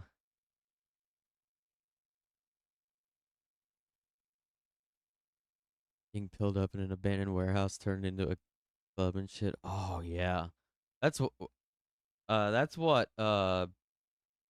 we had, when I went to see fucking, I don't remember who I went to see up in Chicago.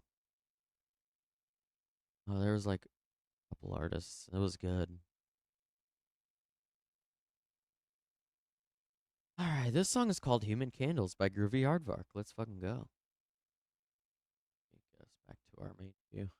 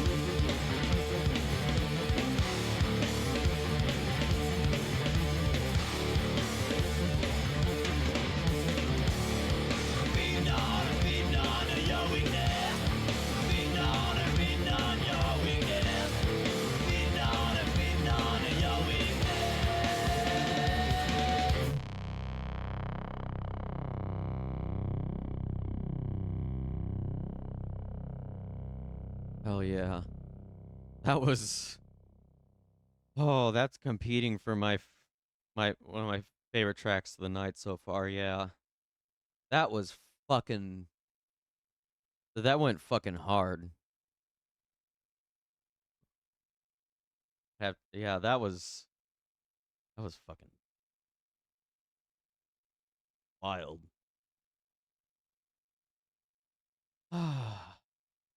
Groovy Aardvark. Human Candles. Off their 1996 album Vacuum.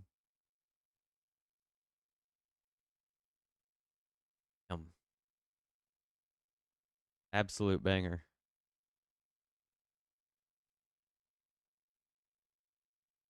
Got one more song before we move on to looking at some of the new punk music that came out over the past couple weeks here. This next one is another Hochiko song. I Want to Go to Hell. This is a Serafina request. This is the last request of the night. Fucking go. And then and yeah, we got noise music essays or video essays. They're incredible. I've watched them both. I think yeah, I got to share all that shit with all of you. It's fucking wild. And yeah, there's a lot more. We got gaming tonight. Let's fucking go. We got the return of NASCAR Heat 5. I'm going to play a racing game tonight. I haven't played one in a while. And we're also going to play Spore to round up the stream tonight. Let's fucking go. Oh, okay. This is Hochiko. Gosh, I need to Google the name. I need to Google the pronunciation of the name. Because I'm going to...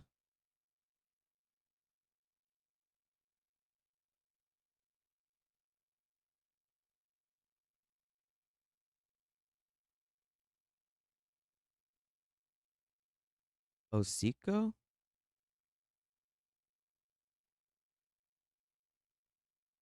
Okay. I think it's like Osiko or something. This is I Want to Go to Hell by Osiko. This is from their 2010 album Tiempos de Furia. Hell yeah.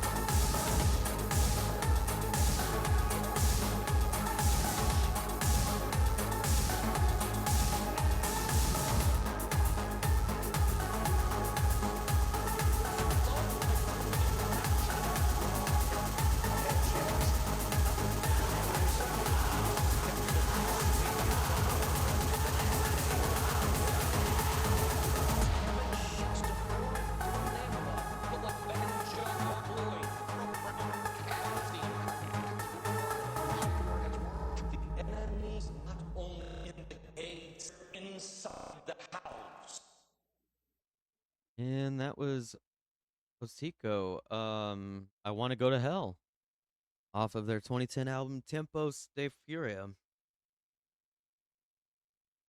Tempos de. Oh. Oh my god. What a great fucking music review today. Let's fucking go. We still got we're still gonna spin that music or that random album wheel. Don't get me wrong. After the noise music video essays, we're gonna still do another we're still gonna do another album on the wheel. We'll see what we get. I'm always excited to spin the wheel. It's always fun. All right. Anyway, I'll be right back. I'm gonna run to the bathroom real fast, and this gives everybody an opportunity to get up, stretch your legs, stretch the rest of your body. get a drink, get some snacks or food, run to the restroom, smoke up, whatever you need to do. I'll be right back in about 10 minutes. Chimkin Nuggies. Let's fucking go. Oh yeah, I'll be right back. Laying all my cards out, wanna make it right. You should lay your guard down, we could be so nice. Rosalie, get it out, tell me what you wanna do. You're tongue-tied, but can we make it to like, I know you said that you stay here with me, then why you choose to, oh you hate me. I knew it, don't do it, don't run and tell your man. The truth is, I couldn't ever stand a chance, but talking to you's like poetry. Yeah, I'll never leave you, Rosalie. Rosalie, I've been putting in time, I've been working all night, get close to me. Turning water to wine, I can show you that light, oh Rosalie. You know she catching my eye when I'm passing her by at the grocery. I've been putting in time, I would do it all night for Rosalie. Yeah, girl, I know that we just met, but I can't get you out my head. Want you to tell me I am yours, 'cause you're the sweetest thing I ever saw. Got me on Sunday singing, oh my God, but I'm confused, don't know the truth. Is that your dude, is he good to you? Rosalie, I've been putting in time, I've been working all night, get close to me. Turning water to wine, I can show you that light, oh Rosalie. You know she catching my eye when I'm passing her by at the grocery. I've been putting in time, I would do it all night for Rosalie.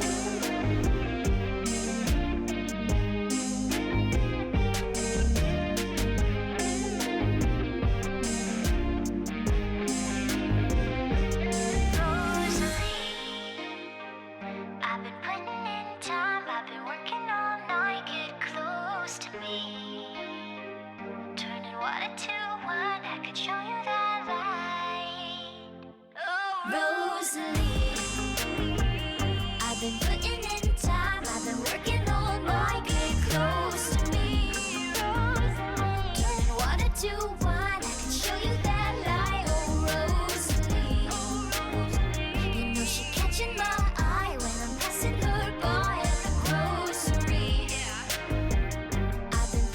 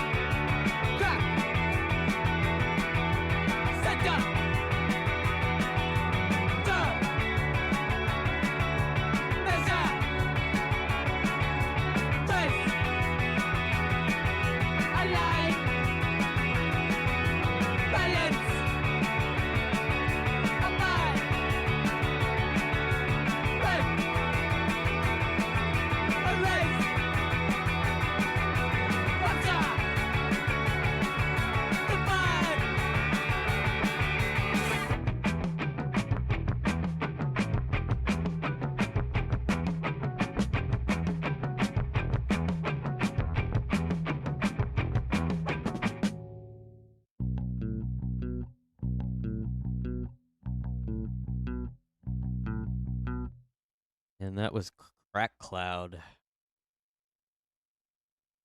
a band originally from Calgary, which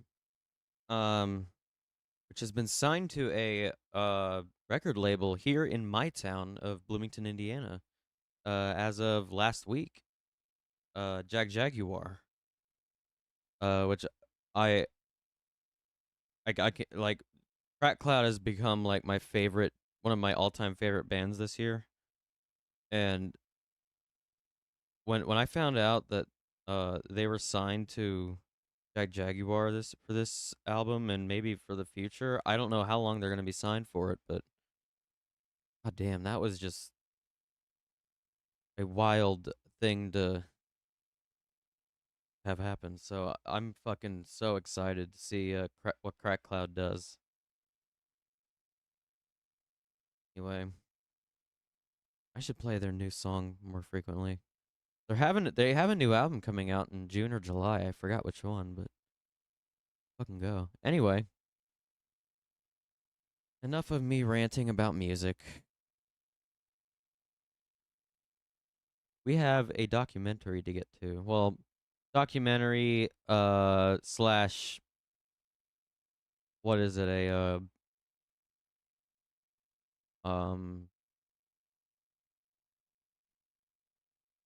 Video essay. Let me grab it real fast. Chicken nugget flipping time. Let's go.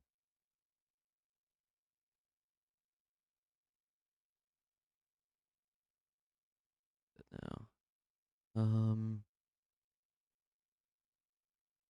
I gotta find it real fast. I thought I put it in my watch later, but I didn't.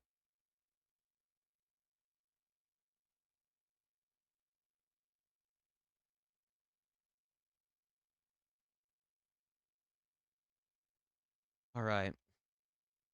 This YouTube creator goes by the name Pad Chennington. I don't know too much about them, but the videos they made for noise music were fucking amazing, and I want to go into them. This is gonna be an incredible video. I love these videos. The world of noise music is fucking wild. Okay. I'm so ready to show y'all. You know that guy? Let's fucking go. Hell yeah. We're gonna watch The Brutal World of Noise Music. And then after, there's another one I'm gonna watch with y'all. Let's fucking go. Let me get it up for y'all.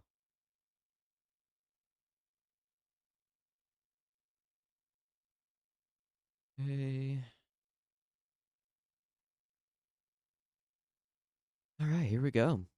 Oh, I didn't even unmute it. Here we go. Today, we're going to be talking about an album called Pulse Demon, which sounds like this. We did play this album on stream a couple weeks back. Yeah, a little bit of it. We only played like a little bit of the first song, but yeah, wild fucking album. If you've never heard of Pulse Demon by Merzbow, wild fucking album. West Coast 420, yo, hell yeah, let's fucking go. This is a great video for 420. Let's go. Called Pulse Demon, which sounds like this.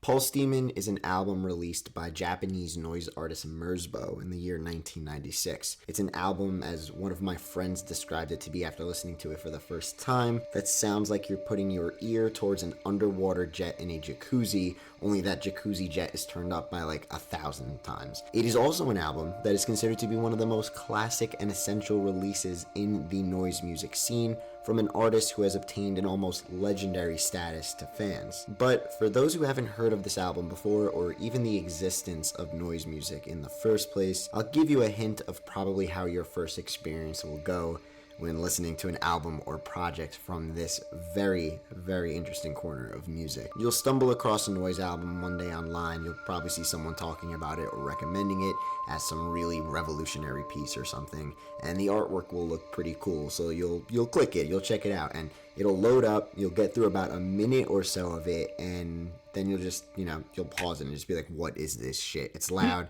it's obnoxious, it's rough, harsh, violent, everything. That was my first reaction going into listening to Merzbow. Wild. Yeah, just all you can tell and just yourself noise. A lot of the more like abrasive forms of noise music and stuff like that. The like even the wild end of noise music. We're gonna get further into that though. This is definitely ridiculous. Who in the God's name would listen to this? Now, that was me with the album we will be discussing today, Pulse Demon. I first remember seeing this album when I saw a picture of its vinyl That shit looks so awesome. Holy fuck. Release a while back on Blood Honey Records, and the look of that thing was just beautiful. So I decided, you know what, let me check the album out before I just buy it for how good looking that vinyl looked. And what happened next, like I said, with what your experience would most likely be like, I got through about 45 seconds of it waiting for some sort of beat to establish, or kick drum, or just something, you're always expecting something traditional subconsciously, and it never really shows up. It's harsh, it's ear-splitting, it's literally We'll listen to a little bit of it after. Understanding or finding value in noise music can be extremely difficult for many, even still for myself at times, as I am not ashamed to say at all that I am very, very new to this whole thing, this whole noise music thing. And while attempting to write a script for this video, I've honestly come to realize it would just be a waste of time for me to try and explain why and what makes noise a credible music style or genre. Because even with doing that, you may head on over to Pulse Demon after this video and still say, wow, this is just a bunch of shit. So instead of that, or giving you some super, long breakdown of the genre, I'm going to tell you what Pulse Demon and noise music has personally done for me, because from the surface level, you're really going to say this is just a bunch of noise. But I'm going to tell you how it has evolved my appreciation for music that much more, and what value I have gotten out of by dipping my feet into the noise music world, and I think you will too. We're also going to be diving a little bit into the history of the album, the artist behind the work, and what makes this noise album a classic to its fans, a solid choice for your first listen when diving into this corner of the music. So get cozy, because you and I are going to be exploring the world of noise music and Pulse Demon. Also, if this is your first time here to the channel, please click that subscribe button and throw a like on this video. Helps the channel a whole lot, and I would love for you to... Yeah, this channel is really fucking good. I highly recommend checking them out. Let me share it in the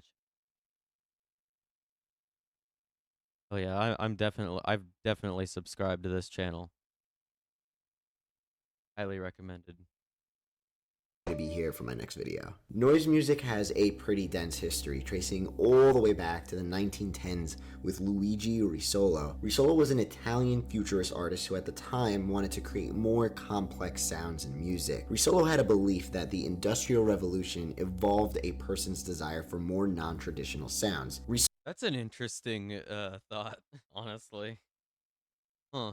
The Industrial Revolution evolved a person's desire for more non-traditional sounds. Risolo created a number of noise-generating devices called intona rumori and assembled a noise orchestra to perform with these new instruments of sorts. Cool. And to his expectations, people did not react well to these performances. The raw, no directionness perceived by many were a complete turnoff, and no value was found by listeners at the time. It was a failure. Now, let us fast forward all the way to Japan in the 1980s, and while the time in between the 80s and Luigi Risolo had some building blocks that led to what noise music is today, nothing is as pivotal or, just important to the current scene as the influence of Japan noise in the 1980s were. Since the early 80s, Japan has been recognized to provide a significant output of characteristically... It seems like a lot of what we know of as noise music today originated from Japan in the 80s. Yeah, pretty much. And in the next video, we'll go even deeper into that. Very, very interesting scene of music. The Japanese noise punk kind of thing going on in the 80s there. Not even a lot of information on it. But we'll get into that. harsh bands, with one of the most famous artists being the one in focus today, Masami Akita, or how the noise world sees him, Merzbow. Born in Tokyo in the 1950s, Akita was an avid listener of psychedelic music, progressive rock, and later free jazz in his youth, all of which have influenced his production in noise. After attending Tamagawa University to study fine art, Akita had developed a love and interest for data and surrealism. He also discovered Kurt Schwitter's art project Merce. I don't even know if I'm pronouncing. To be honest with you, I don't even know if I'm even saying Merzbow right. Yeah, I just double checked. I just finished recording this whole thing, so it's actually Merzbow. So I'm gonna be saying Merzbow for the rest of this video because this is where I learned how to actually pronounce the name of this. I was saying Merzbow too, but it's Merzbow. I'm too lazy to re-record, but it's Merzbow, everybody. I'm sorry, I fucked up. Since 1980, Akita has put out hundreds, and I mean hundreds, of recordings. That was one of the things. This dude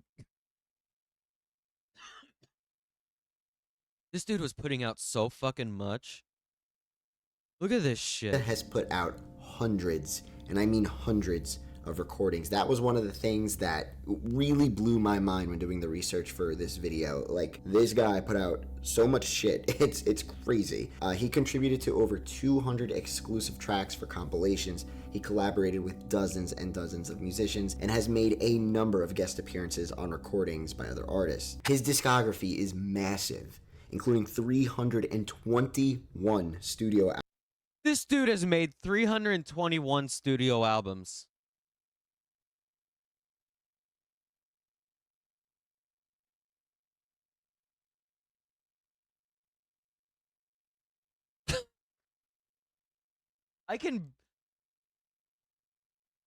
I've been trying to make one for 10 years. And I've gotten nowhere. This motherfucker has made 321 studio albums. Holy shit. Albums, 81 live albums, and many other types. Also 81 live albums. So there's that too. Of releases. I'm going to flash a little table on the screen here. You're really going 235 compilation tracks, 100 appearances, 21 box sets, 8 remix albums, 33 EPs, 9 video albums, 6 compilation albums. This dude lives and breathes music. Cause he's still making shit. He just released a new album like a few weeks ago. Like 2 weeks ago. So that's wild. to see just how crazy this is. Akita, or Merzbow, has truly dedicated his life and craft to the noise world, and it is mesmerizing knowing how much work has been put into, you know, a musical project by one human being alone. One vision, one aesthetic, and a lifetime of work and growth. During a European tour in the autumn of 1989, Akita was only able to perform and travel with simple and portable gear, leading to the harsh noise style Merzbow eventually became known for in the 1990s. In the mid-90s specifically, Merzbow began to develop a heavy interest and influence in death metal and grindcore, and in 96 is where Pulse Demon finds its way into this story. So with all of these releases, why is Pulse Demon usually the first thing many think of when discussing Merzbow? Why is Pulse Demon the first thing that pops up after typing in Merzbow on YouTube? I mean, he has all this other stuff, so why this one? What's so special about Pulse Demon? I mean, besides the fact that the album cover is jarringly memorable, that optical illusion will never leave your mind now, what makes this thing stand out so much? First and foremost, Demon Pulse came out at a time where Merzbow was finally being exposed to a Western audience. Pulse Demon released in 1996, and Venereology, yeah, that's how you say it, I think, whatever. And Venereology released 2 years prior, 94. These were Merzbow's first 2 records on a label outside of Japan, both albums being released on Relapse Records, a record label known for death metal and grindcore. With the internet at the time not being as big as it is today. Oh, yeah, Relapse Records was pretty big, wasn't it? That was a pretty massive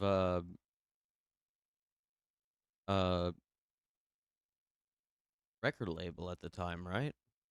That's what I kind of remember. Damn. for death metal and grindcore. With the internet at the time not being as big as it is today, obviously, everything prior to 94 was pretty much absent to the Western audience, only eventually finding its way to listeners in the upcoming years with the boom of the internet and the accessibility to music from overseas. To fit the label's fan base upon his arrival, he modeled these recordings around a sound more abrasive and pounding compared to his work prior, and something you'll find a lot of in the noise music scene is that many people love this thing, talking about Pulse Demon, many people love this thing, and many people find it to be completely overrated and absent of what originally made Merzbow so great. If you hop on over to Rate Your Music, you will find a complete spectrum of reviews for Pulse Demon, the good and the bad, all making this thing that much more fascinating to me as someone who is just getting into the world of noise music recently. Venereology was recorded almost completely while under the influence of alcohol, and the entire album is stacked full of overdubs. Overdubbing is a technique where a passage has been pre-recorded, and then during the replay, another part is added on top of this. And when you do this, and you keep doing it, you can create that overly executed-esque sound of noise music by just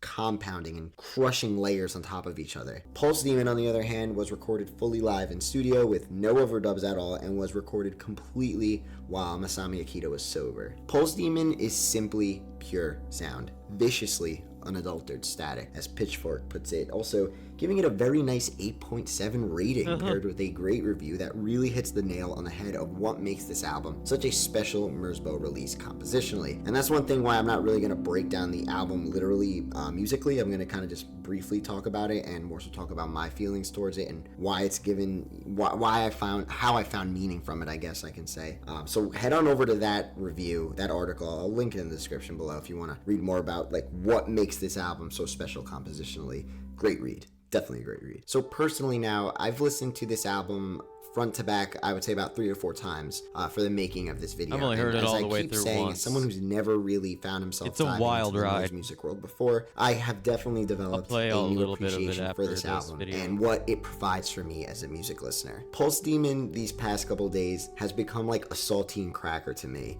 You know those really salty crackers? Oh, don't get me banned. Oh shit. They say you can't physically eat like 5 or 6 in under a minute. The cracker that's meant to cleanse your palate, allowing whatever you're tasting next to be fully enjoyed without any other previous taste in your mouth. The extreme bending of sound, crazier than anything you've ever heard before. Pulse Demon, it kind of resets your ears as a music listener. There is a more refined appreciation in listening to each individual sound or instrument in a song once you complete and appreciate something like Pulse Demon. Tracks you've heard dozens of times before. After listening to Pulse Demon, you kind of see them in a new light now. You start really noticing every little individual instrument that much more. Because you just, I don't know, you just feel refreshed after listening to something as crazy and wild and harsh as Pulse Demon. And I'm assuming this happens with many, many other noise albums. So, like, let me know and others in the comments below if you have any other recommendations. Just throw them down there. When I actually sat down and listened to the album, focusing in on each individual, and believe me, if you listen hard enough, you'll begin to hear more and more individual sounds, whether they're there or not. Who knows? You really start to forget about the world around you, and that was something that I found amazing about Pulse Demon. You forget about the world. Pretty much me too, Ants, not gonna lie. Hell yeah. World around you. Your stresses. Throw a little peanut butter on that shit. Hell yeah, let's fucking go. Damn, I am kind of hungry actually. I'll probably make cream. Fuck it. Your distractions, it's just gone because you fully dedicate your attention to the noises presented to you. They are so obnoxious and in your face, you don't even have an opportunity to focus on yourself anymore. It's super hard to dismiss these sounds. They're extremely harsh, abrasive, mind-numbing, especially when lo-fi hip-hop jazz radio, for example, is like our go-to, daily retreat for relaxation. Try using Pulse Demon for relaxation. You'll be pretty surprised if you give it a chance. The interesting thing is, and I've seen many others agree with me on this as well, noise music seems to do an incredible job as becoming a musical retreat, a way to clear your head. The music, the sounds, they just demand your attention. It's that friend that pushes you to go to the gym, regardless of what mood you're in or what's on your mind. Noise music does not give a fuck about how you feel. There goes the ad revenue for this video. Whatever. It just doesn't care about your feelings. Noise music simply exists and insists that you focus your attention on it. And when you begin to get lost in the sounds of something like Pulse Demon, the sheer ferocity alone is enough to truly release your mind from whatever is bothering you in the real world, compared to something more universally agreed upon to be relaxing, like lo-fi hip-hop, which seems to simply just reproduce the feelings of sadness and emotions with its somber production style anyway, where other genres seem to be sympathetically flaky and half-assed towards providing relief by pushing it right back in your face. Noise music actually forces you to get your mind off of whatever's bugging you, because like in that moment all you have are the noises coming out of something like Pulse Demon. It's truly beautiful. Merzbow's critically acclaimed Pulse Demon contains 8 tracks, with one track being almost 25 minutes long. Even though it is an album, Pulse Demon seemingly plays out as almost one continuously long track. At the time in '96, this was Merzbow's loudest, harshest, and most powerful production to date. Sounds pushed and boundaries destroyed far more crazier and wicked than anything he has released prior. Every second of layering this beast contains, there is something new to be found upon every listen, and its replay value is absolutely astonishing. I've really come to learn these past couple of days of how much noise music exists, how many releases have been put out by hundreds of artists, let alone Merzbow's like hundreds of releases. But I know personally, I will be fixated on Pulse Demon for quite a while, due to the fact that I want to keep diving in and seeing what else I can, shovel out of it in this experience of noise. Like the composition itself, there is just so much noise music to dive into. The sheer magnitude, the amount of it is just a definite fun thought trying to comprehend. Ultimately, Pulse Demon and all of this noise music, for that case, seems to constantly demand my attention. And in a time of my life where I find myself attempting to gravitate towards music that'll simply replicate my emotions and attempt to make sense of the things that I may be going through in my life, noise music is a fucking slap in the face. It's a splash of the coldest water ever splashed, screaming at me not to focus on myself so much while listening to music, but instead separate myself from my desires, my stresses, what I think is going wrong in my life, my day-to-day thoughts. I really have nothing less nor more to say about this album or noise music in general. I'm fascinated by what it is, and I'm even more fascinated with its hardcore fans and how the music has become so integrated in their lives. A huge shout out to the Noise Music Discord. They helped me, kind of steered me in the direction of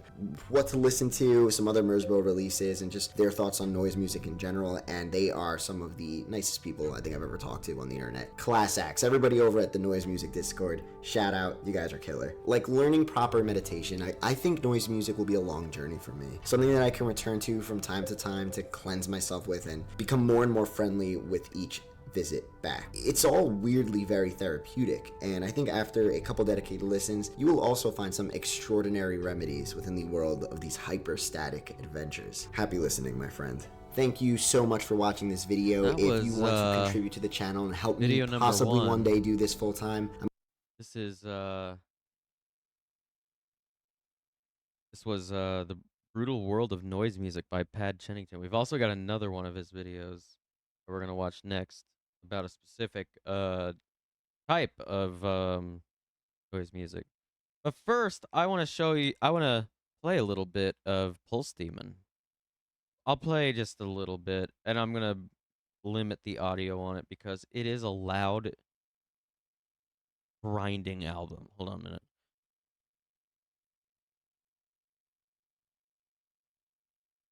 Here we go. Fine. I'm gonna have to just... I'll play 1 minute of Woodpecker number 2. 1 minute. Here we go. Let me turn down. I'll adjust the audio. Here we go. This is Pulse Demon. This is or Woodpecker number 2 by Merzbow off of Pulse Demon, his 1996 legendary 1996 noise album. Fucking go.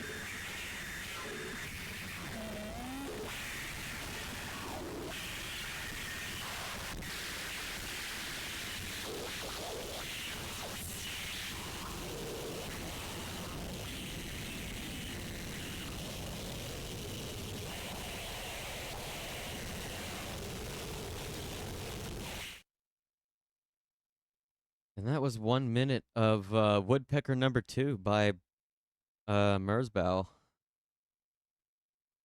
It is genuinely a hell of a fucking noise album. Really cool though.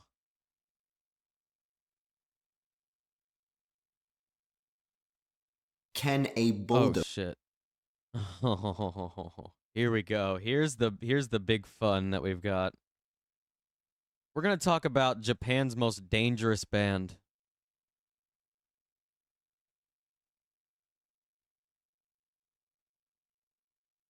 This is going to be a lot of fun. This is a wild one.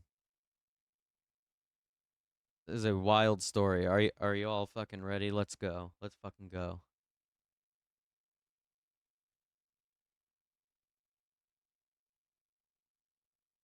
Can a bulldozer be an instrument? Well, we're starting out very good.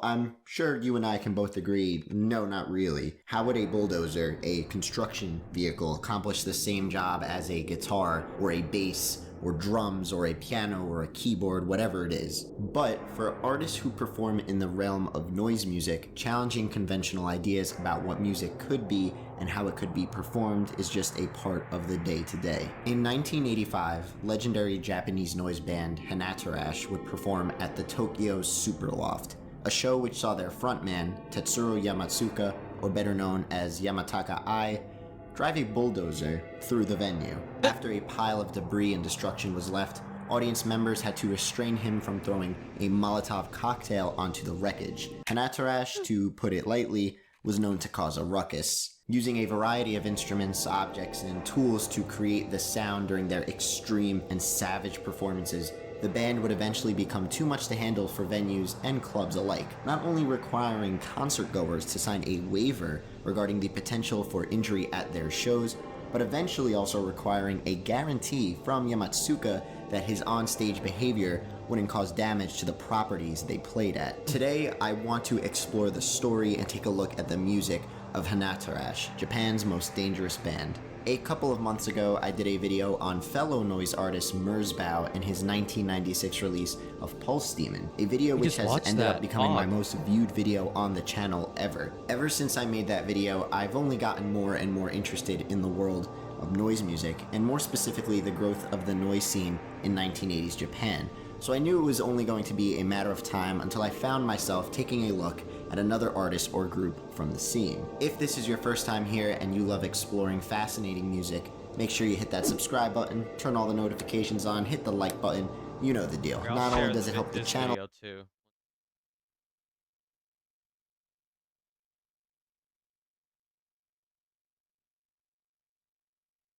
out a whole bunch, but I would love to share the story of these noise artists and performers as much as I can. There really isn't that much content on YouTube exploring the art form, and I hope to create as much conversation and focus on them as possible, as all of it is extremely fascinating and wickedly beautiful to me. Please feel more than free to let me know in the comments below of any other albums or artists I should dive into for a future video as well. Always looking forward to any of your ideas. So before we get started and dive into Hanatarash, it would only be proper to touch up on the origins of danger music, the experimental form of sound.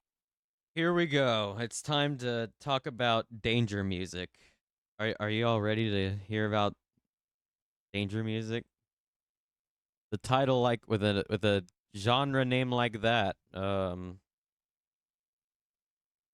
gotta be interesting, right? Proper to touch up on the origins of danger music, the experimental form of sound and performance art Hanatarash is more specifically associated with beyond just noise music. I do plan on doing an entire video on danger music in the future, so I'll keep it pretty simple for now, but danger music is pretty much what the name implies. Musicians performing in a sort of way that can or will pose a threat to the crowd, with a thrill knowing the set piece you are there for may or may not be performed.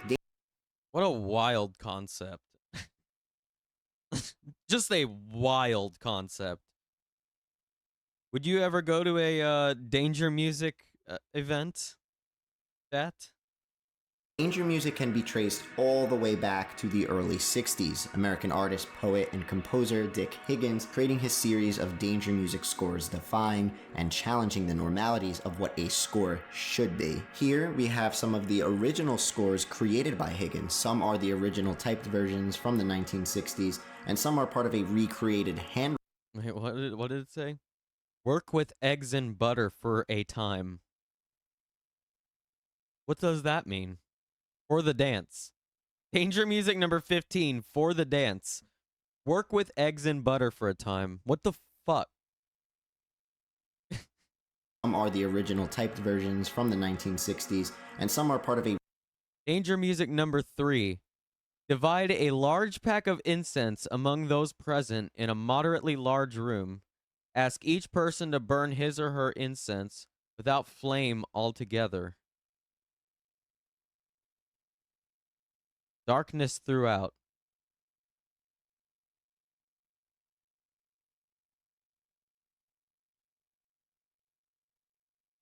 Oh, this dude's on a whole other level. This is the type of musician you should genuinely be afraid of.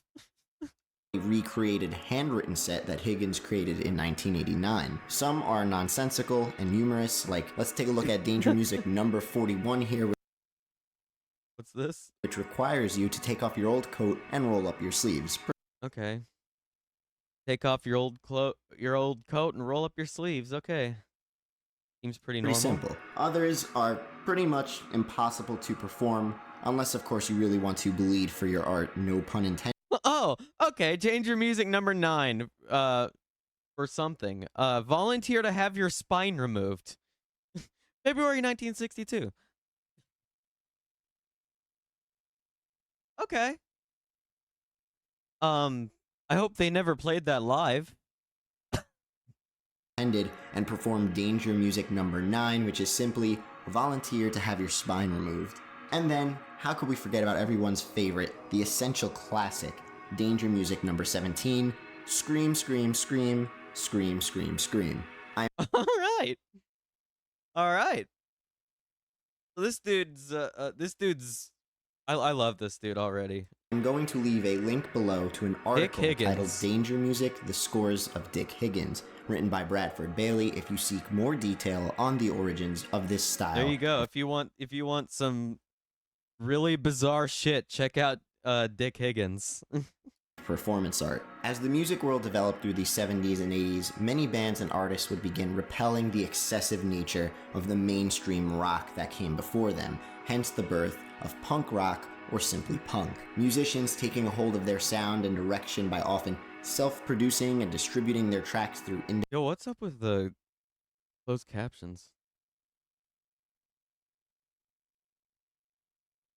They're not working.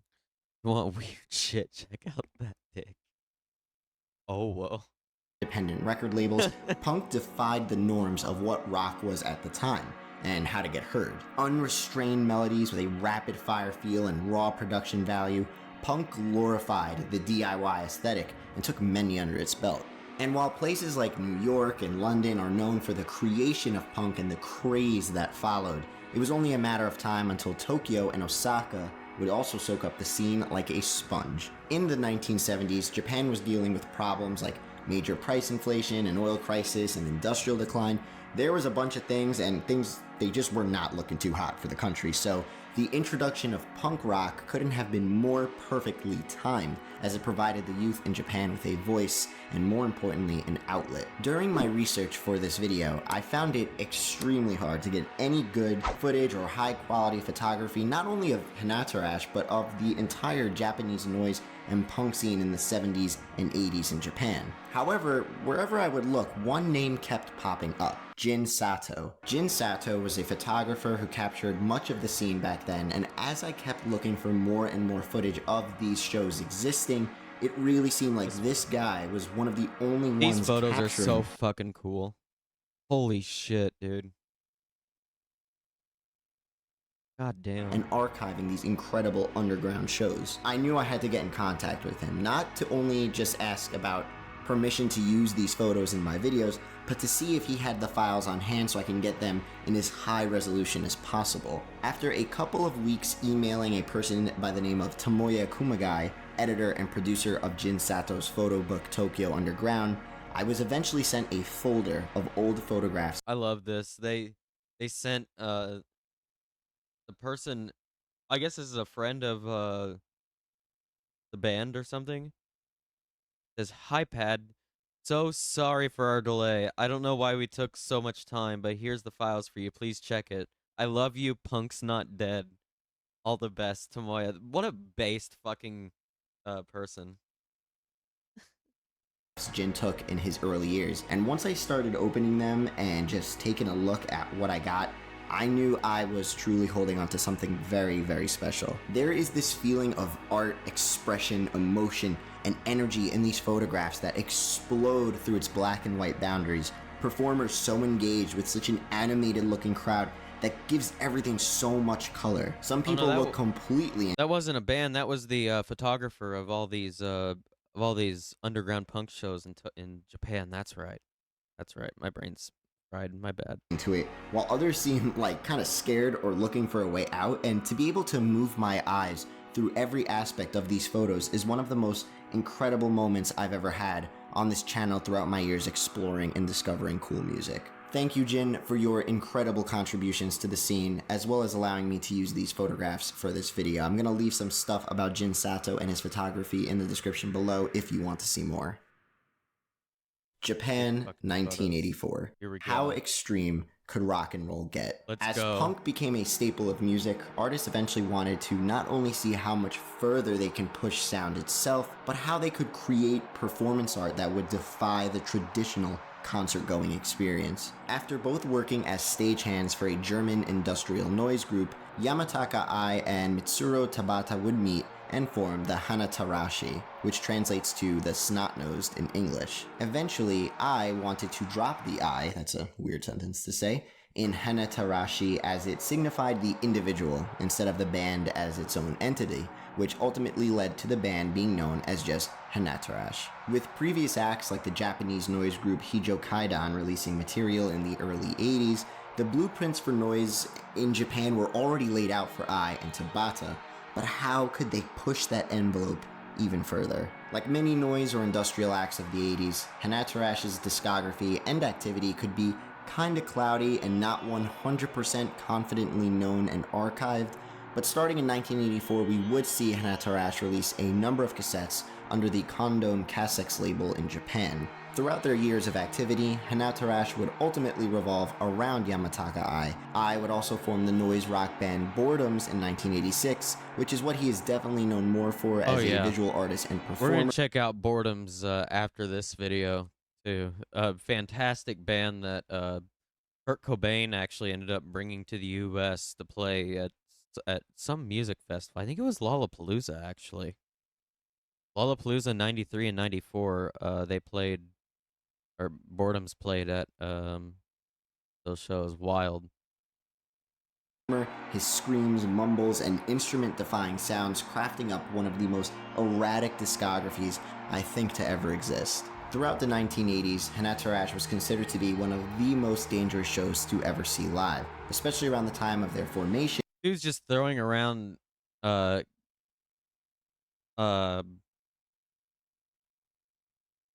things. What the fuck?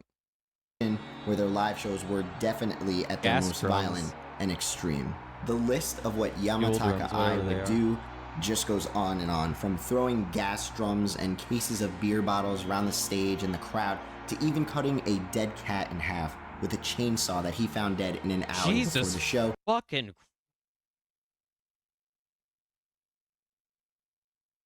I do not condone this at all. I also don't condone crashing a bulldozer into the venue. Yeah, that's not a good idea. Look at this fucking image, though. This is so wild. How the fuck did music history forget this era? I guess nobody was taking pictures of it, but goddamn, dude, what the fuck? He's also accidentally cut his leg with a power saw that was strapped to his back during one of his shows, and of course, most famously, he drove a bulldozer through a club they were playing at, causing an estimated $60,000 in damages. Caused $60,000 in damage by crashing a bulldozer into the venue and driving through it.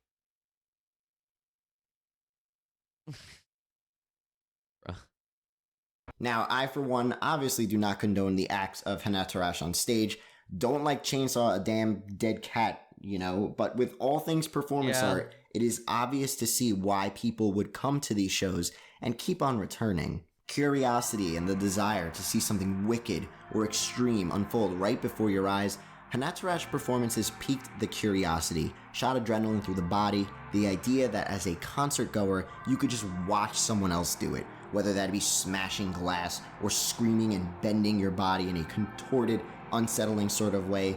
The idea that you can come that close to the danger itself, but not actually be the one doing it or responsible for it, caused many to want to see the spectacle. It's a selfish approach that tests the macabre desires many have lying within, a craving for something unusual, being scared to actually do it yourself, or worrying about what others may think of you. And just like where I originally found it kind of hard to understand why many find noise music appealing in the first place, I've come to also understand the desire for these performances from both perspectives, the performers and the audience. As previously mentioned, Hanatarash would start off by releasing a bunch of cassettes in 1984, but starting in 1985, we would see the band release what they are mostly known for, their self-titled albums. Overly distorted and experimental with screams and other instruments jumping in and out like you are walking through some sort of surreal haunted hayride, afraid to turn at every corner. Hanatarashi 1 and Hanatarashi 2 were released in 85 and 87, but you'll most likely find fans talking about Hanatarash 3 and 4, as well as the Hanatarash and His Eye. Hanatarash 3 was originally released as a bootleg in 1990 under RR Records, I sending the label a sample tape of what he believed was the best of Hanatarash at the time. So that version of Hanatarash 3, released in 1990, contained a whole bunch of older tracks. Eventually, the album would be redone in 1992 on a limited 1,000 copy CD. Hanatarash 4, which is assumed to be the sole work of Yamataka Ai, was released with 3 different artwork covers in 1994. The album features some very weird panning if you take a listen to it. This is because I recorded the entirety of the album in one day on a broken cassette recorder, making it one of the more unique releases and ironic releases for the Hanatarash catalog. Now, I can attempt to explain the sounds and noises that come out of these works like I do with, other. Some of the tracks are heard on one channel only. Wow. That's so wild.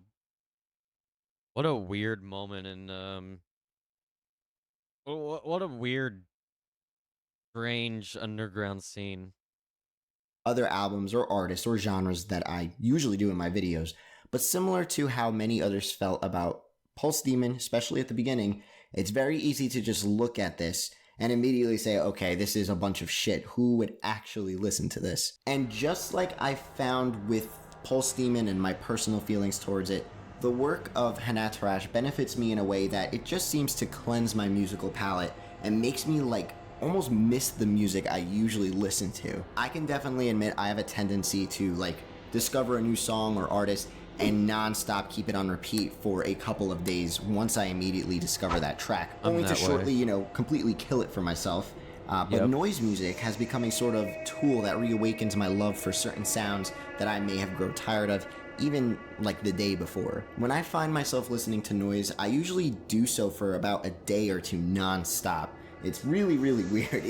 It's just weird to me that I am attracted to this sound. I've noticed that I've started doing this too recently. Yeah. Even before I was watching, I watched this video over the weekend. Yeah, it was I just started going on these little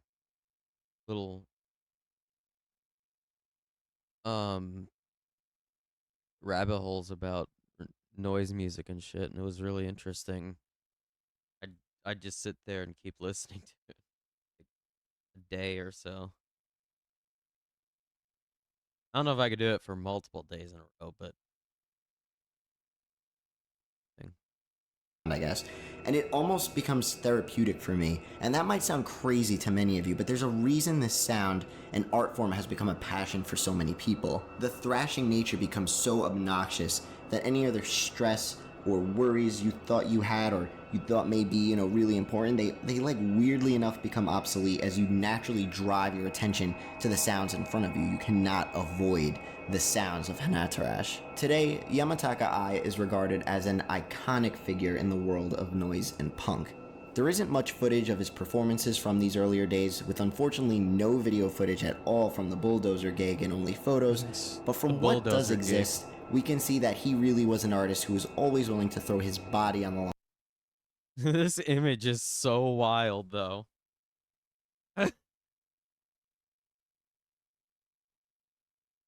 What the fuck? For his creation and what those came to see him for. There is something so fascinating about the cruddy VHS quality footage that exists of these Hanatarash sets from the 80s that you can find on YouTube, and I always find myself revisiting them due to just their unbelievable nature. The footage is always so dark and rickety, and it has this immense charm to it, as weird as that is to say, for a man who's throwing metal objects all over the place. Since his time with Hanatarash, I moved on to some awesome success with his project Boredoms and has played all over the world, still going to this very day. He's become close friends with members of Sonic Youth and has had long-term contracts with major labels such as Warner Bros. Records in Japan and Reprise Records in the States. Boredom's critically acclaimed Pop Tatari defied This is the album I wanted to show y'all after. I listened to this whole thing all the way through, and it's actually a fucking masterpiece. It's an incredible fucking album. I have absolutely no words to describe how good Pop Tatari is by Boredoms. This is like probably one of my all-time favorite noise releases ever. Amazing. The norms of what major labels usually released, and it is an album that I just cannot recommend enough. That whole thing is a trip and a half. You 100% need to go listen to that album. I could also do a video on Pop Tatari or Boredoms as a whole in the future as well, so definitely be on the lookout for something like that. I've really become fascinated in the world of noise and noise rock ever since I dove into Pulse Demon, and I definitely plan on doing some more noise-related videos in the future. Please feel free to let me know of any other releases I should look into for a future video, because, I'm still discovering all this stuff for the first time as well. I also invite you to check out my Patreon page. Alright. Yeah, definitely a fantastic YouTuber here.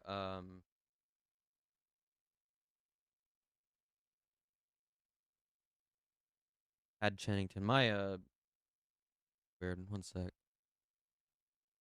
Definitely recommend this. This YouTube channel. Okay.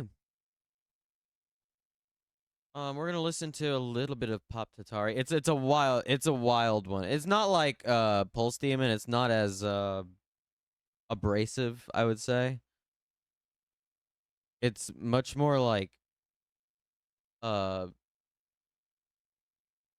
don't know how to describe it. Oh shit. I clicked on the wrong fucking thing. No.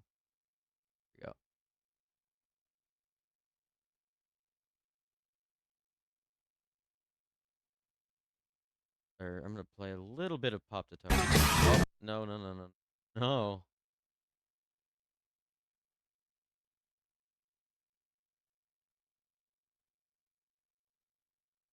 We'll play something a little bit further into the album because that's when it starts to get good. I'll play Mock and Fuzz.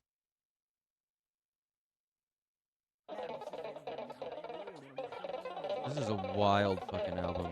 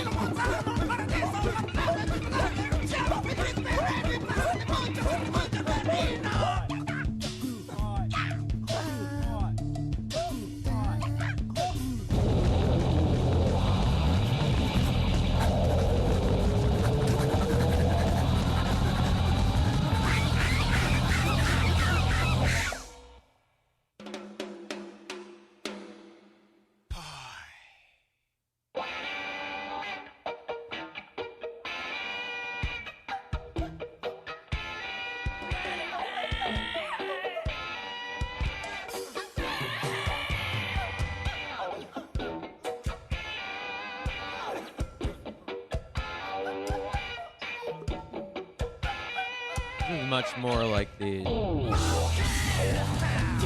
a noise punk thing that was going on in Japan, kind of like similar to the other stuff.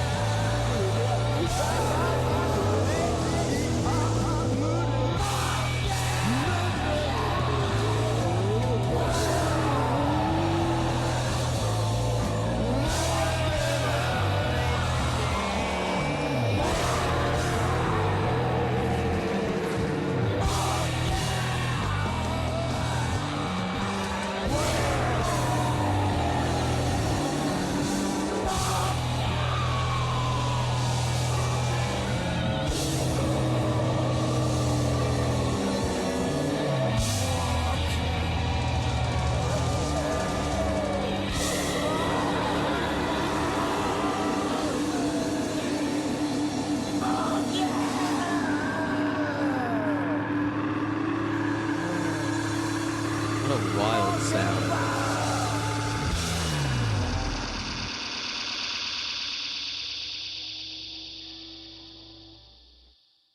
Amazing. I'm in love with this. This is just as this is rowdy as fuck, and that's what I love about it.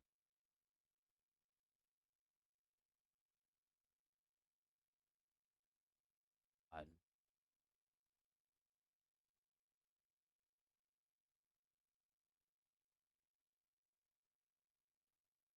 Imagine dropping some acid to that. That'd be wild.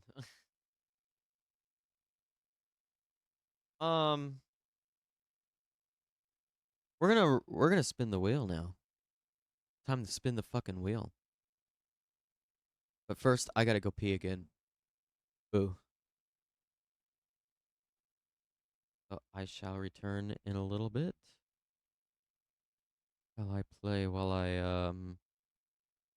run to the bathroom real fast. I'm just gonna play like one song. Short song. What have we got? Oh, I got one. Be right back. I turned on the news and it said that I was the number one most wanted person in the United States. The United States. The most wanted person in the United States. In the United States. The United States. The most wanted person in the United States. Yeah, I'm a real killer. I just killed Bobby and then I ate his dinner. Then I took his car and I crushed it in the river. Always been cold, I was born in the winter.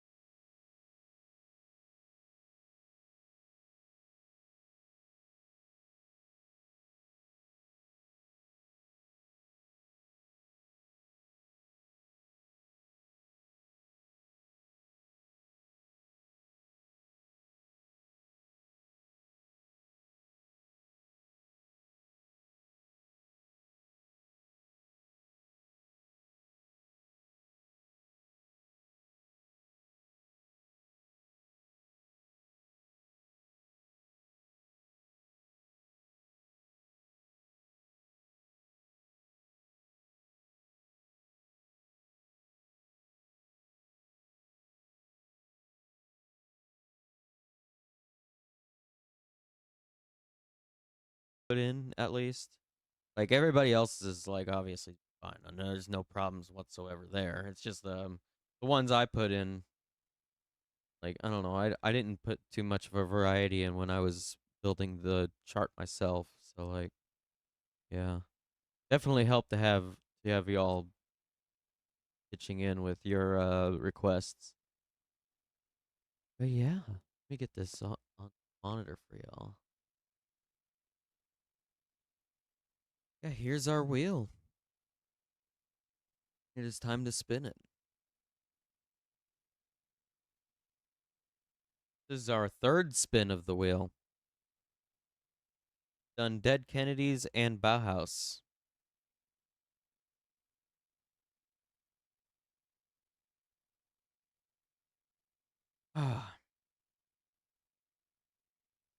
Well, also there's some silly ones on this and some bad ones that or not bad. They're just silly ones, I should say. Yeah. Hold on a sec. I'm also just kind of letting it randomize here because I'm letting it spin on its own a little bit so that it just kind of randomizes it a little bit more. Sometimes it like it'll land on the top one if you do it too quickly, you know what I mean? Anyway, it's kind of wonky. But anyway, let's go ahead and spin this motherfucker. 3, 2. Oh wait, I didn't even put the fucking music on. God fucking damn it. Never mind. We'll do it next time. Here we go. 3, 2, 1. What are we gonna get?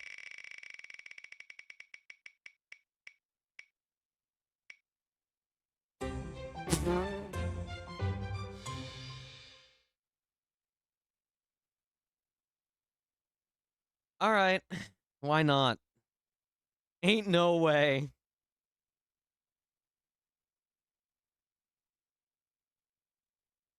Holy shit. All right. Well, I guess we're doing Rick Astley. Whenever You Need Somebody. That's the album with you know what song. You know the song. Everybody knows the song. Ain't no way. What the fuck? Rigged. All right. Well, I'm going to set this album up ready to go. And get it ready to go. I mean, hell yeah.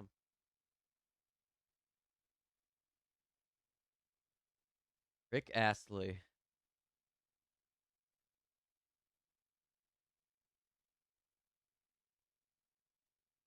Now, what the hell?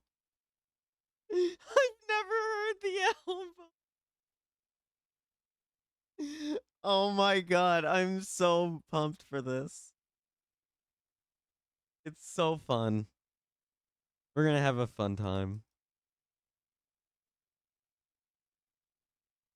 I promise. It's gonna be fun. Yeah, we did warn about it last stream, didn't we?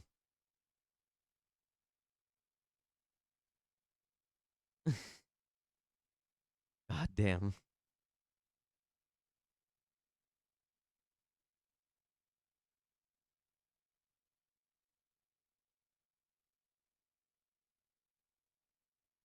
Album is 10 minutes long. Or no, not 10 minutes long. 10 songs long.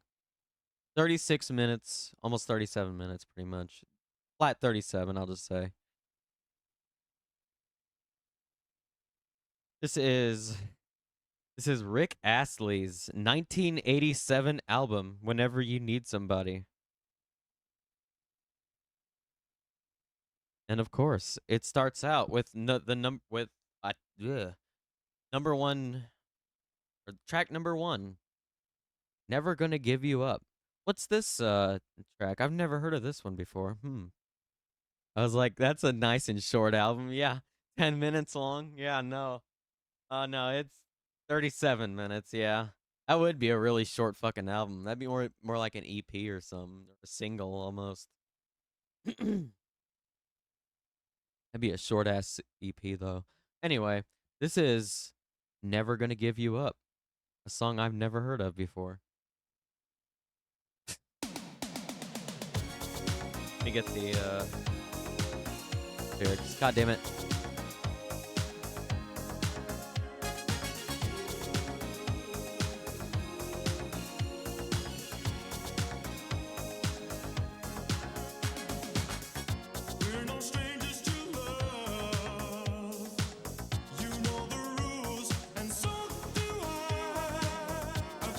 This is a raw reaction, yes.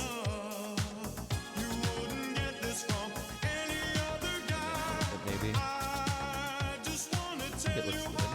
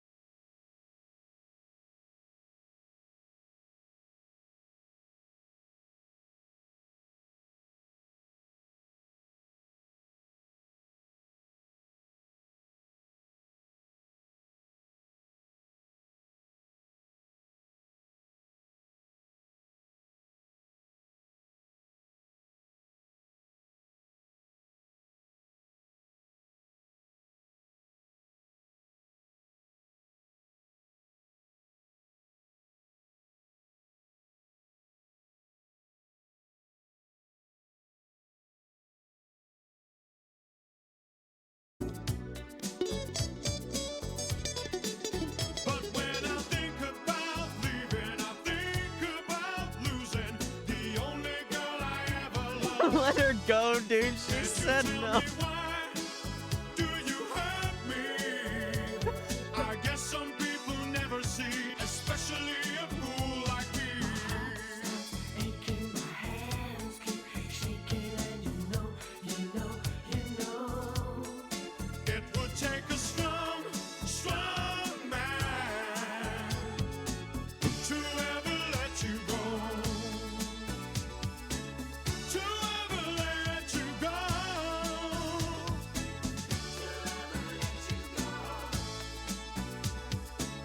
I'll never let you go.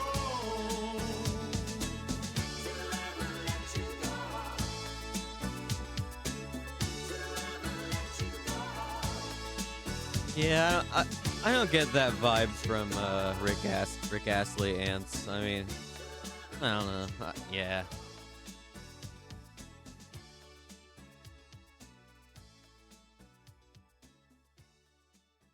I think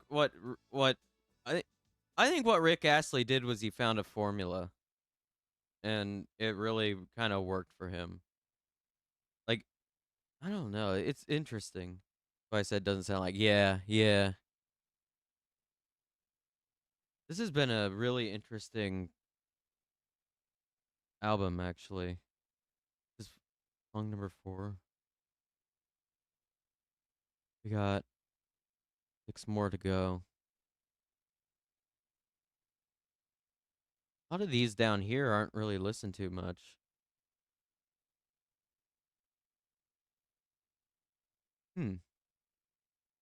Okay. Try out The Love Has Gone, shall we?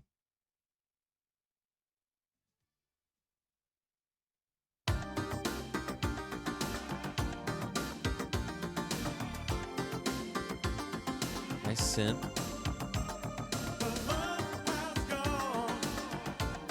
Classic Rick Astley synth.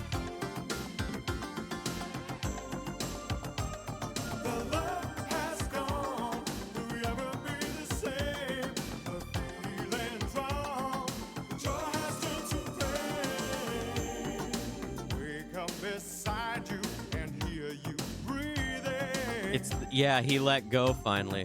Oh shit. And I can feel you in my arms. Maybe. No one can know.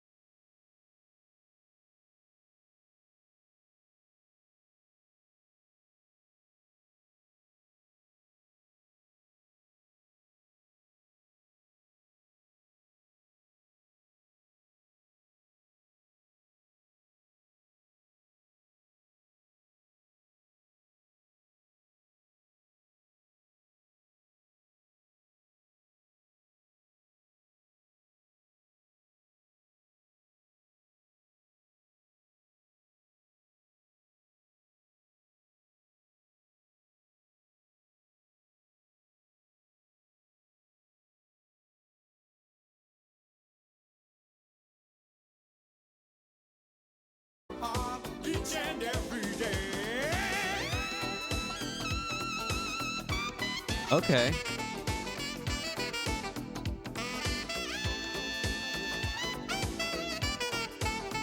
All right, well, there's something interesting now.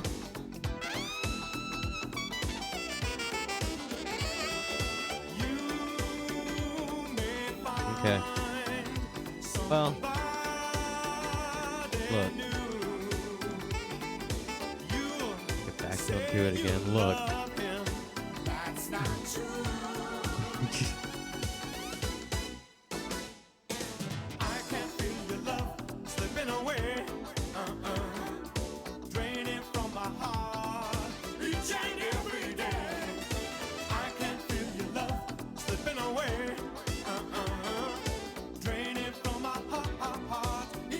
Sex solo.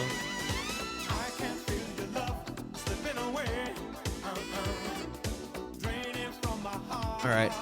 I need to put an important poll in this chat right fucking now.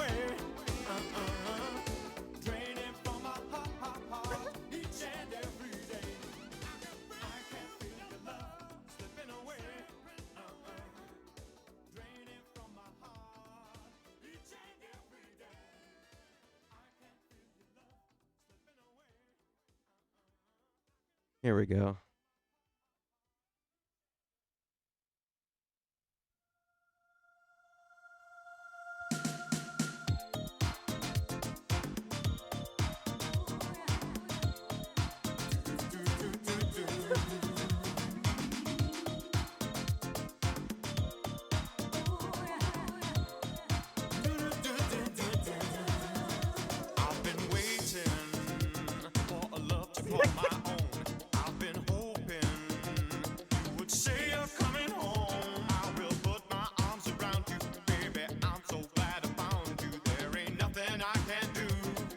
I mean, yeah, that's true, Ants. Yeah. Damn.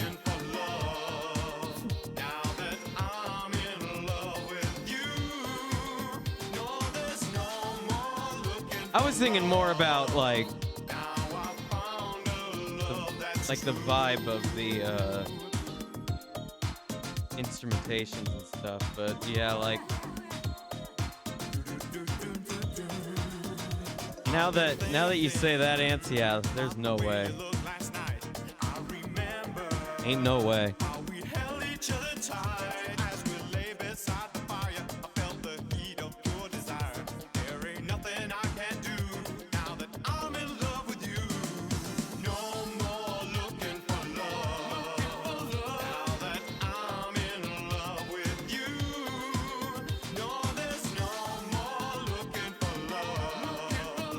Genuine question, do you actually like Rick's music?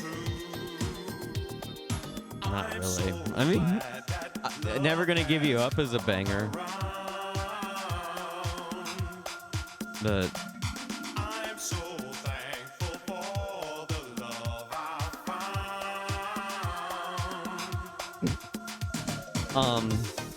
yeah, I can't really say that I'm the biggest Rick Astley fan in the world. Yeah, it all does kind of sound the same. Pretty much like throughout. So far, yeah.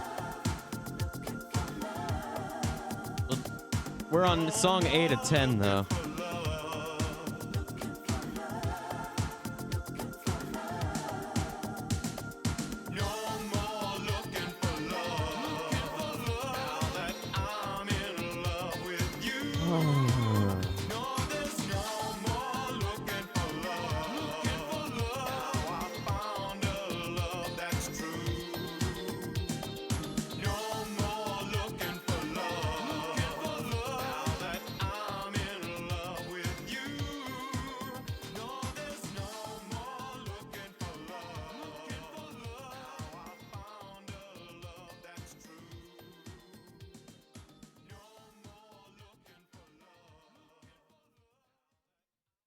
This is definitely...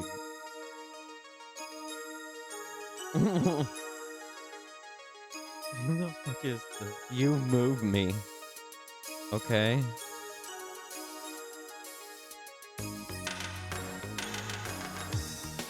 That's true, Morning Dove. He really could have been, I think.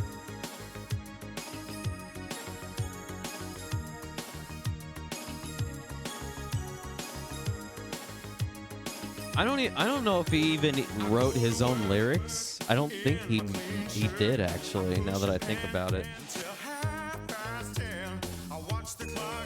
I think his producers wrote his lyrics for him.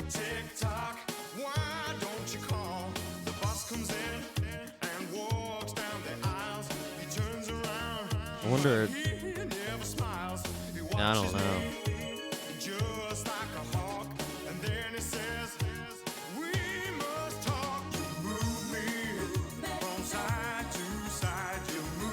Chinese spy, buddy.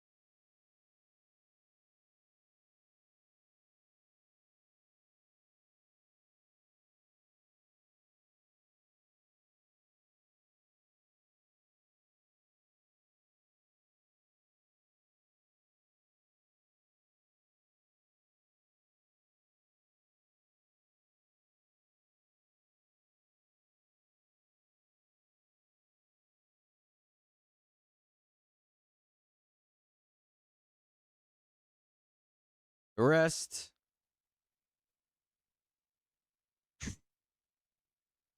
I don't know about that. I don't know. Definitely not my type of, definitely not my cup of tea. I would say that.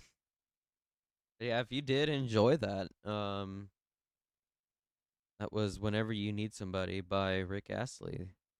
His 1987 debut album, I believe.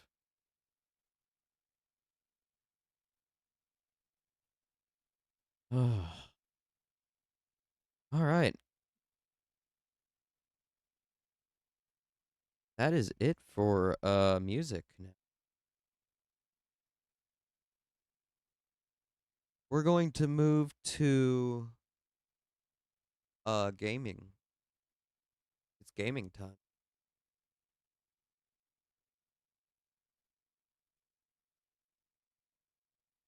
I don't know how much gaming we'll do tonight. I want to get to I really want to get to Spore, but we do have the whole week to play games.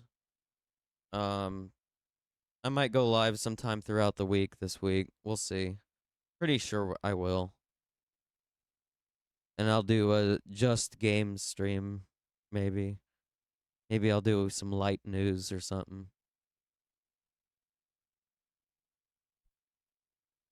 But yeah. We go ahead and get the rest of everything set up. We're gonna get back and we're gonna play some fucking NASCAR Heat 5. Wow. I haven't played that game in a long fucking time, but we're gonna boot it up and see how it runs on the fucking on the stream this today. Because back when I ran it on the old computer, it was a nightmare. Laggy out the ass and all that horrible shit. So let's see. We'll see what fucking happens. I'm a little concerned. The game's also incredibly buggy, so that's also concerning. Should be a lot of fun. I'll be right back. Everybody get a nice little smoke break or drink break or whatever you need. And I'll be right back.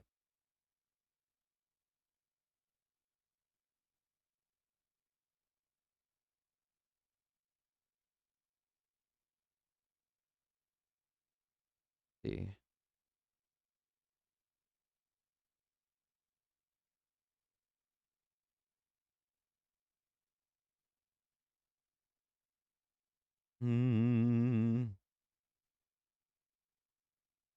Play this. Why not? I'll be right back.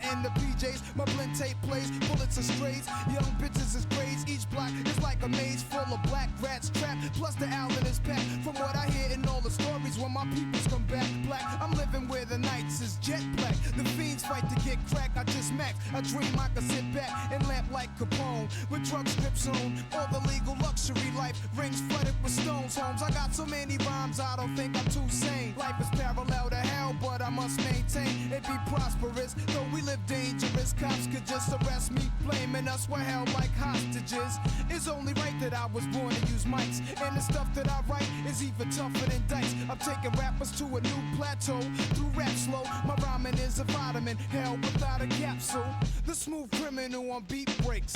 Never put me in your box if your shit eats tape. The city never sleeps, full of villains and creeps. That's where I learned to do my hustle, had to scuffle with freaks. I'm an addict for sneakers, 20s of Buddha and bitches with beepers. In the streets I could greet ya, about blunts I teach ya. Inhale deep like the words of my breath. I never sleep, cause sleep is the cousin of death. I lay puzzle as I backtrack to earlier times. Nothing's equivalent to the New York state of mind. State of mind.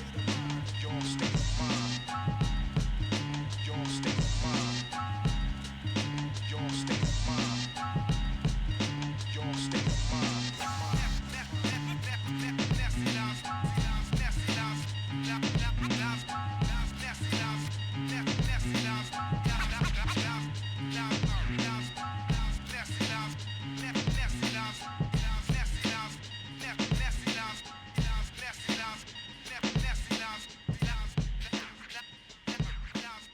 And that was Nas. New York State of Mind. As the stream started. Oh, yeah, we've been going about 8 hours. Yeah. You're finally getting to some gaming. Oh, shit. It is gaming time. Yeah, we've been going 8 hours. We've got another maybe 3 or 4. Don't really know yet. See how far I can get into this. All right. Now it's time. It's time to switch gears into gaming, and do I have a bit of a treat?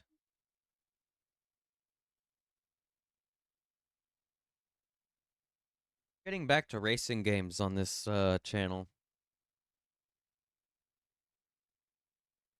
On this here channel. Been kind of busy all day, lots of errands in and up. Damn. Well, at least I hope you're able to chill out now. Damn. Wiltos is streaming. Yeah, maybe after maybe we'll raid into them after.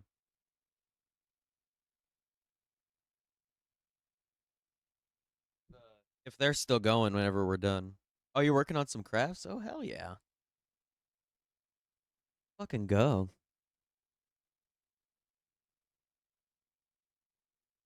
My artwork. Hell yeah.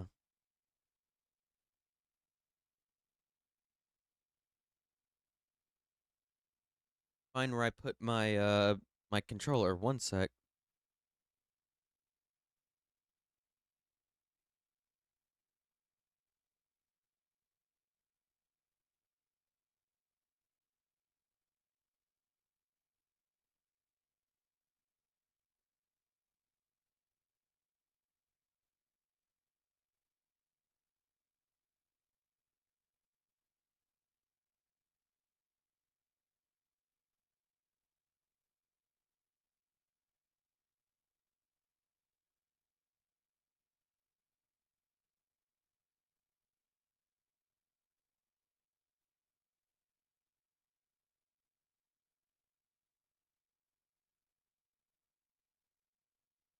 God damn it, where did I put my fucking controller at? Hold on a minute. I'm gonna go look in the other room. I'll be right back.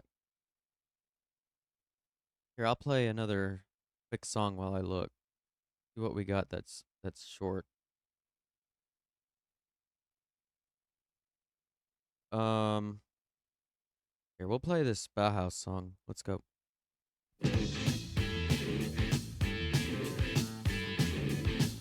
Telegram Sam, you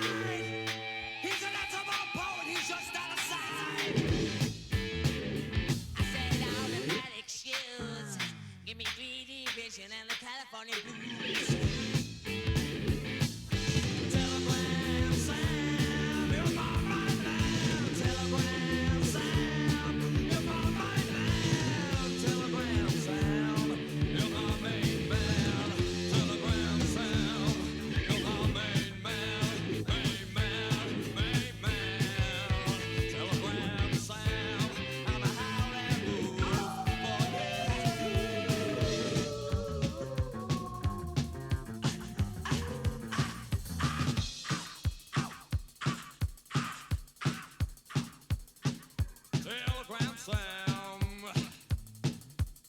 you're my main man. All right, we're back. I found my controller. Let's go. We're set up. Gotta boot up the game.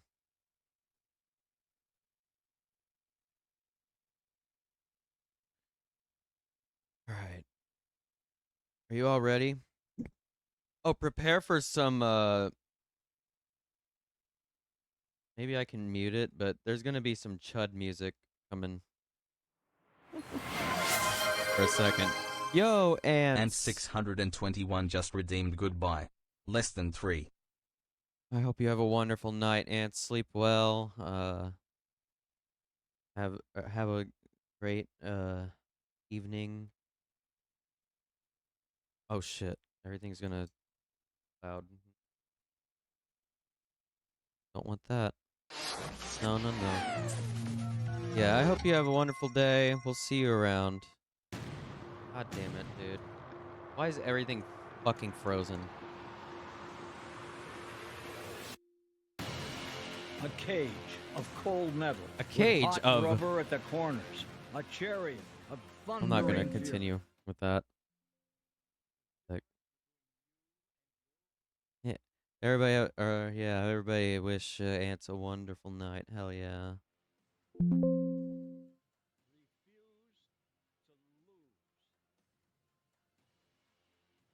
We're ready.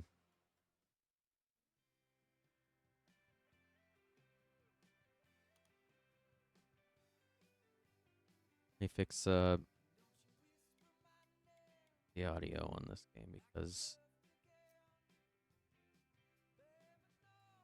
like some of the puttiest music ever. So I'm gonna get out of it. There we go. All right.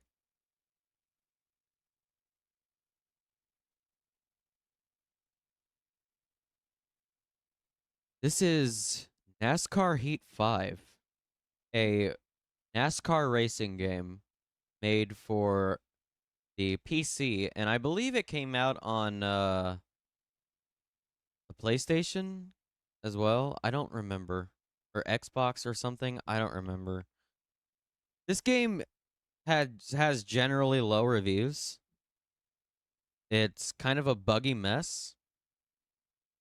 And half the time doesn't work properly, which is why we're going to play it. They're making a left turn, buddy. We're about to watch them make a left turn, buddy. I'm about to drive a left turn, buddy. We're going to watch this. We're going to play this.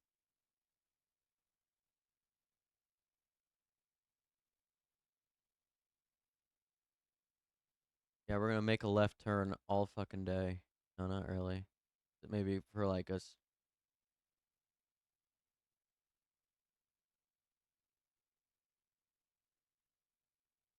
And here it is. NASCAR Heat 5. Can we go ahead? Oh, shit. Why don't we go ahead and get started, shall we? Let's do a race now. Maybe we'll do a career mode another time. We got 4 options. Let's go Cup Series. So let's just fuck it. Go Cup Series. You know what? Let's build a fucking car.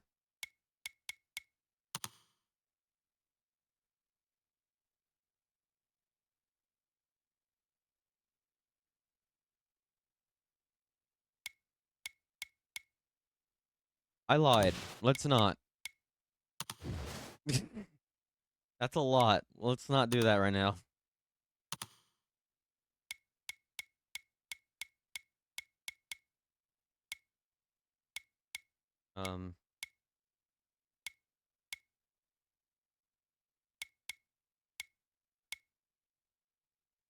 Oh, shit. Praise hell, praise Dale, buddy.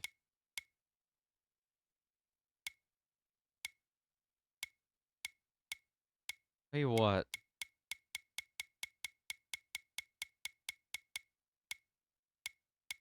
I'm gonna go with Bubba Wallace. Fuck yeah. Based Bubba Wallace. Right, where are we gonna go? Oh shit.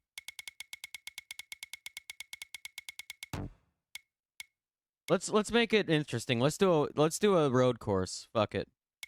Let's get a good road course. Sonoma, Road America, Mid Ohio. Mid Ohio's kind of boring. Indy Motor Speedway. Fuck it. Oh fuck! I didn't even do the fucking settings. God damn it.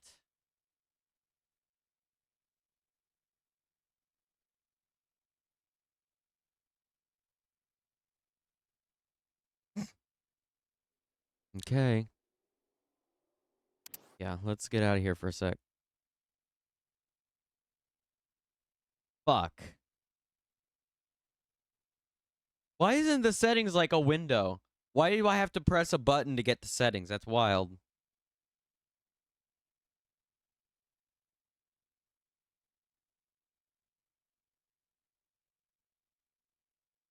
Ugh. Alright, game. You can load at any point.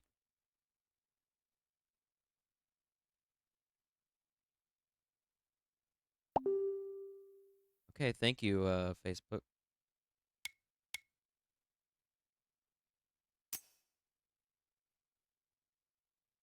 Difficulty preset expert? You fucking kidding me?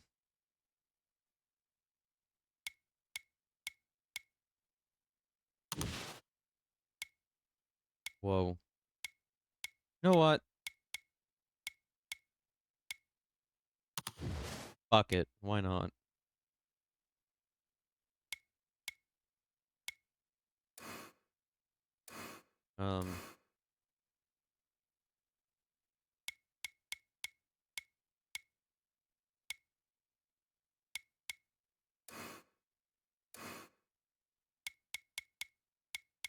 Race length. 13% of a race. That should be fine. We don't want to go too long.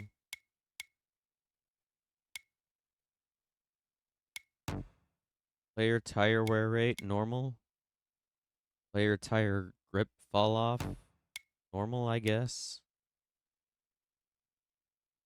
Strict yellow. Okay, sure. Stages, multiple race. No. Quick qualify. Sure, fuck it. Why not? All right. I think we're ready. Okay, let's give this a try.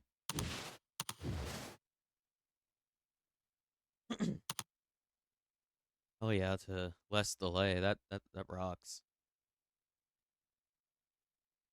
What the fuck is about to happen?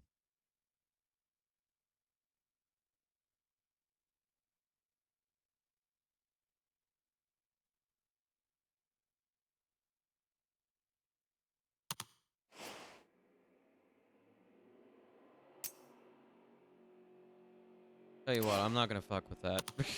I'm just gonna practice a little bit. Oh, hello.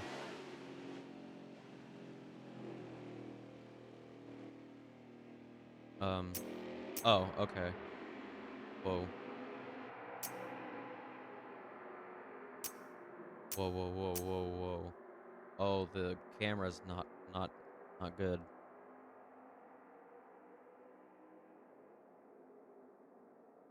Okay, I think we're ready.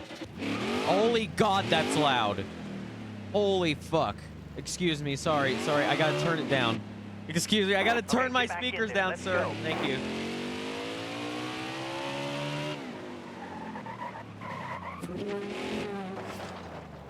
Okay.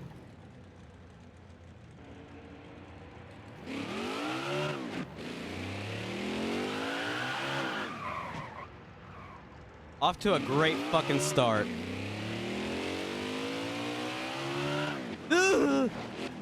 Okay. Why?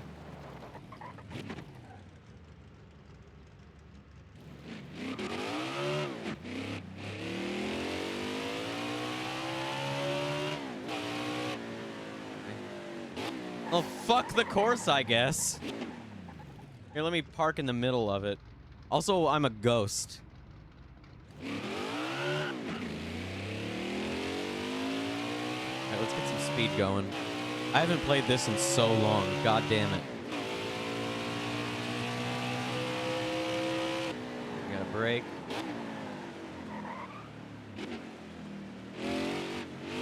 Decent. Not as decent, but okay. Ooh. It's slippery. Okay. Go, go, go, go, go, go, go. Oh shit, we got something. What the fuck? Okay.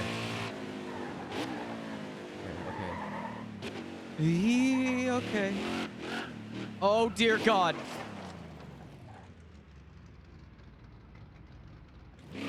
All right, come on.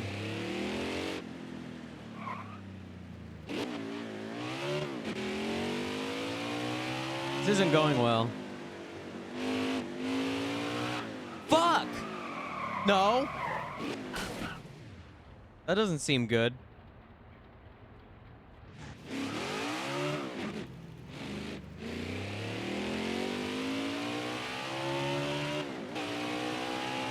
Arrow. I guess the aerodynamics are fucked.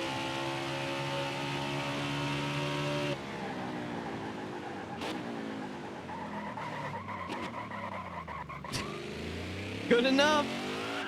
No. No.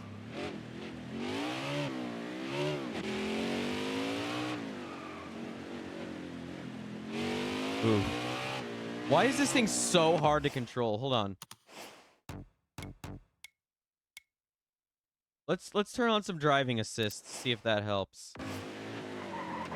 Obviously fucking not. Okay.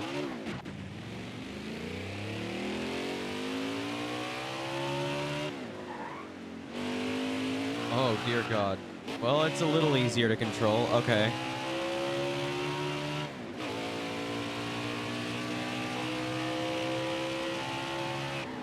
Oh shit. We're gonna miss this totally, aren't we? Nope. Oh, okay, okay. Alright. Alright. Alright, I feel it. Okay, here we go. It's like a rhythm and a pattern, and I think I got it now. Okay. Okay. Okay, we're working on it. That's a fucked turn. Nope, don't go to pit, please.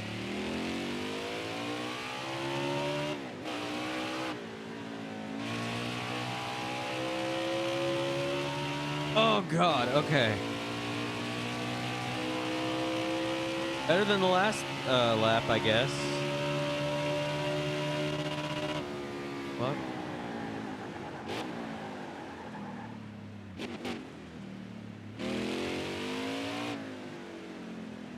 Great. Good.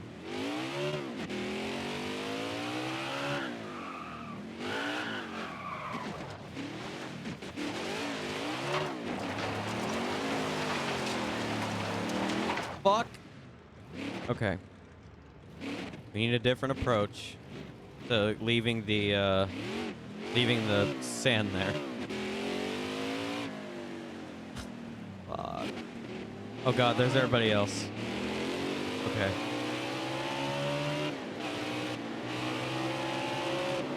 Fuck off, I guess. Damn.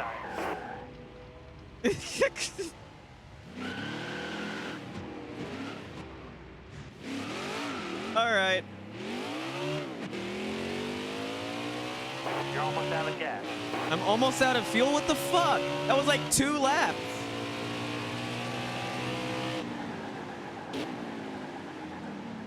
Excuse me. Oh.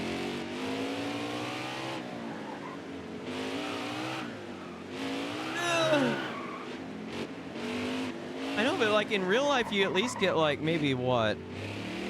At Indy Road Course, you maybe get like 15 laps of fuel out of it in real life. This is like 3 laps. That's wild. Almost out of gas. Okay. Let's get the pit.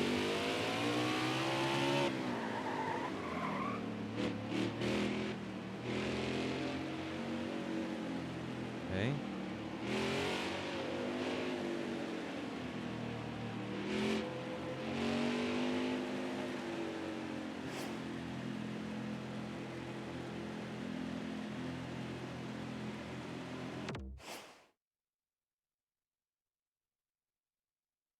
In the garage, I guess. Fuck it. A minute and 41 seconds. The goal was a minute and 33 seconds. Well,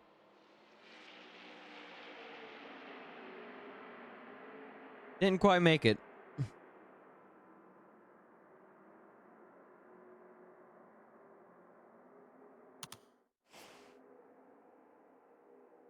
I'm gonna call practice done. Let's qualify. Let's go. Oh shit, okay.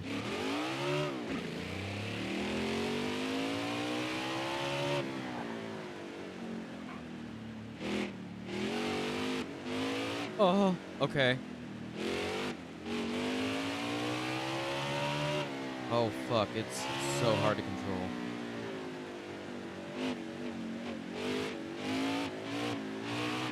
Let's get a in-car view. Oh shit, okay.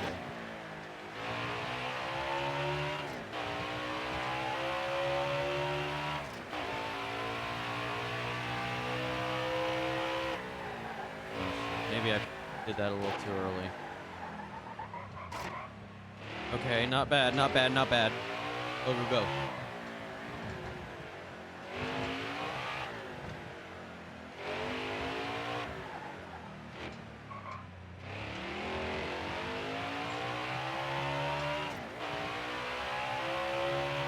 All right. Okay.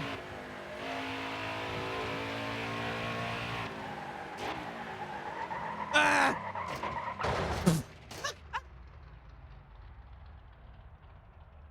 Damn it. Shit. Okay. Where am I going?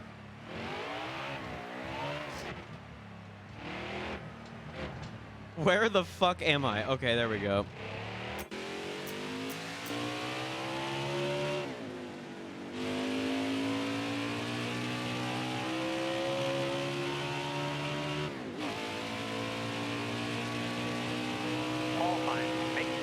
All right, this is the lap that actually counts. We didn't even start qualifying yet, and I've already crashed this fucking car. God damn it.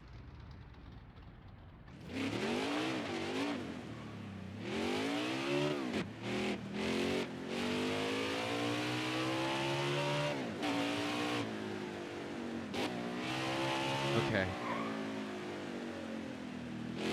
Oh, we're in for a real mess whenever I get in this with other drivers, aren't I? Okay.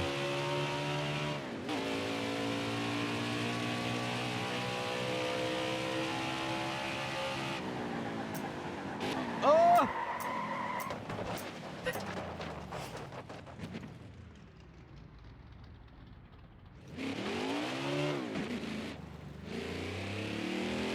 Okay. Definitely not getting pole position, I know that. Ooh, okay.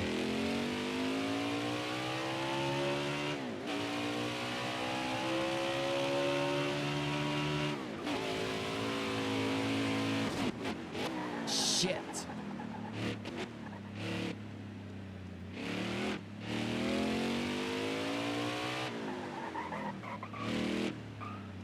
All right, all right, all right, all right. We got this.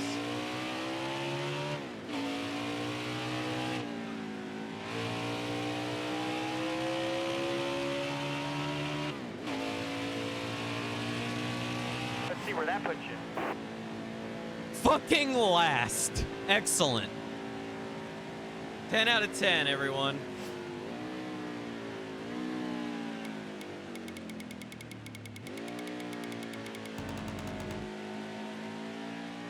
Yeah, all right, all right, all right. Fuck.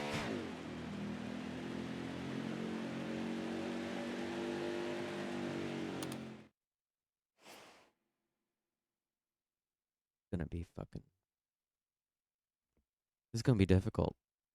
Well, at least I'm starting 38th instead of 40th. I wonder what happened to the other two. The other two just fuck off because this track is too fucking complicated. Oh, probably. Maybe I should join them.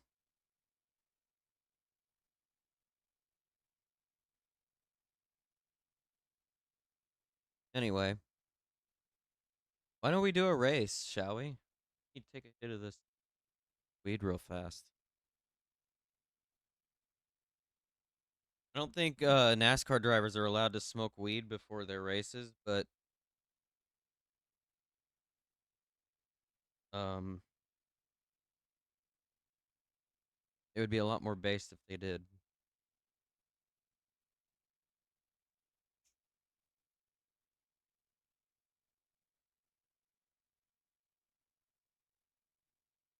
That's all right.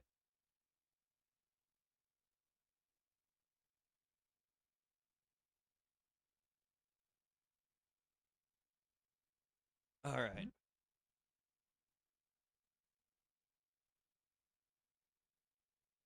After this, we'll get into some after this race, we'll get into some Spore. I would like to do more more of both this and Spore and Planet Coaster at some point this week. And I drink bleach. But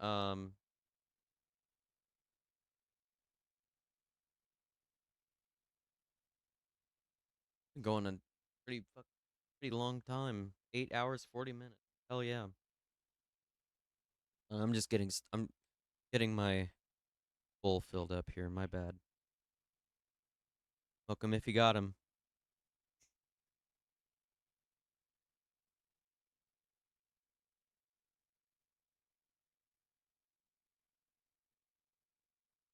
All right. I'm drinking bleach right now. Let's fucking go. Please do not drink bleach.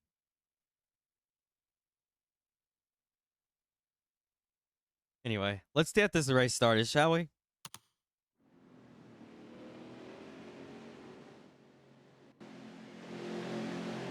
Joey Logano is well prepared for this race. Joey Logano can fuck off. How about that?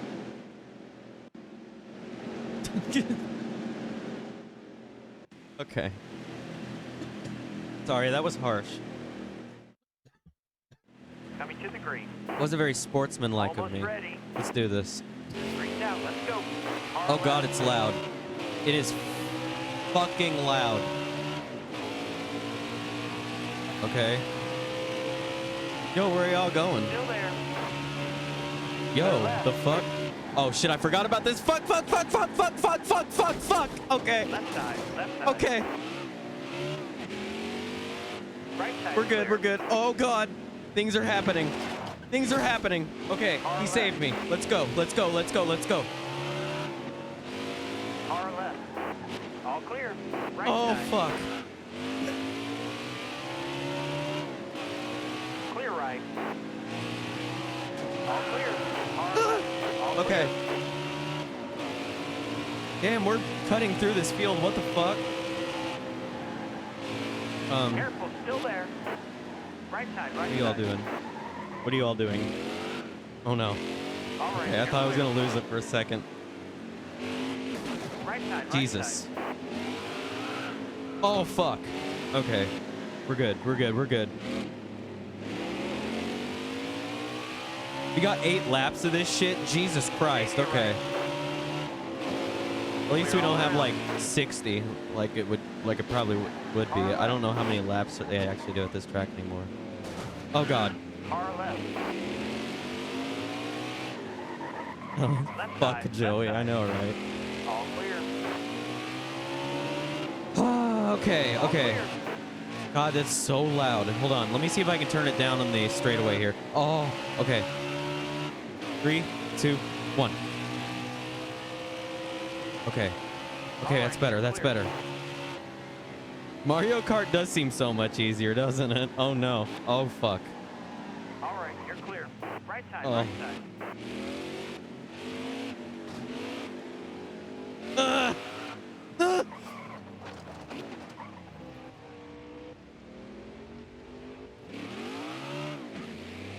Okay. Right side.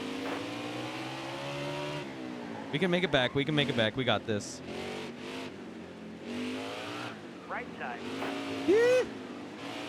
Okay. All right, you're clear. Oh my god, where'd that speed come from?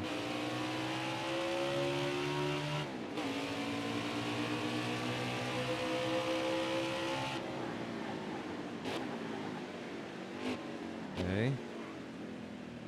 I need to get the pedal and the steering wheel out for this sometime. Probably be easier to control. Oh, bye, Martin Truex Jr. Oh, shit! Oh, I thought he was gonna come in and fucking wreck my ass.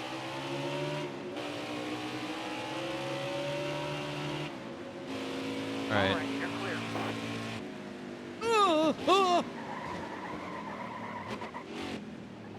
Oh, shit! Bye. Clear. Caution. God damn it. Everybody's pitting. Why not? Fucking like, just fucking bye, dude.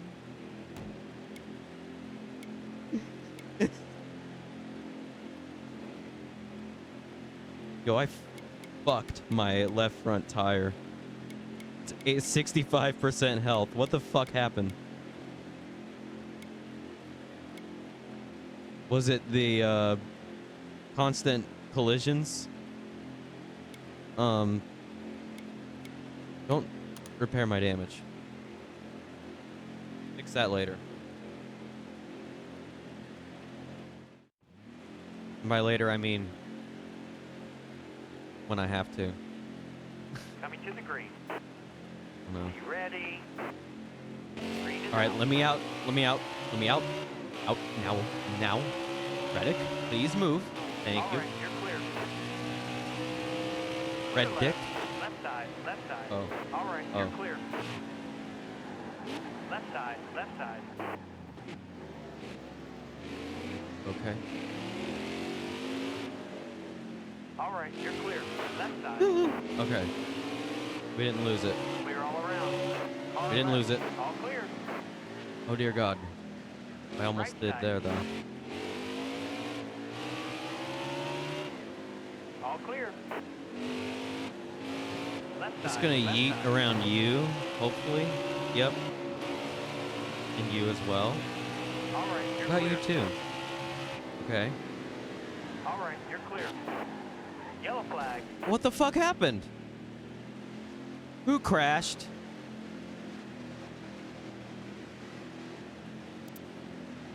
Goddamn Spilly, probably. I didn't know Spilly entered this race. Oh, there's a NASCAR game that lets you made in like 2003 that like it lets you edit all the drivers and shit. So it would be funny to put Spilly in that game. I was just thinking about that. iRacing lets you do that too in simulator mode. Yeah, that'd be funny. Could program Spilly to be like the best or worst driver if you want them to be. Trim their trim certain things about their driving styles and stuff. I want to fuck around with it. It sounds funny as fuck. Also can we also can play with the actual code of the game and make it all fucky and shit. I've got plans. I've got plans. Let's do this shit. I've got some fucking plans, all right. And they're all stupid, and that's the way it works around here. All right, I'd like to continue.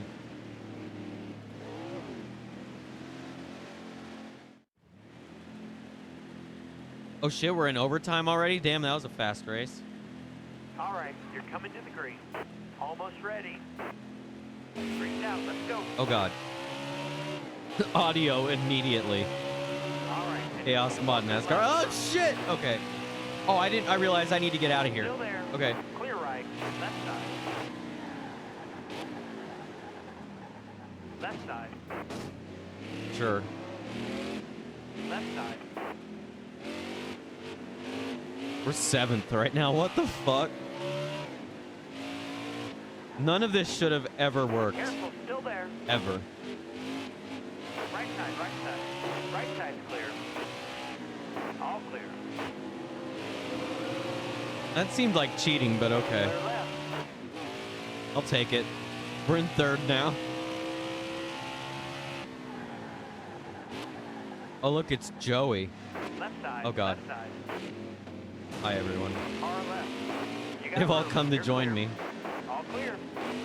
Right side. Oh, God. Okay. Far left. You got room. You're clear.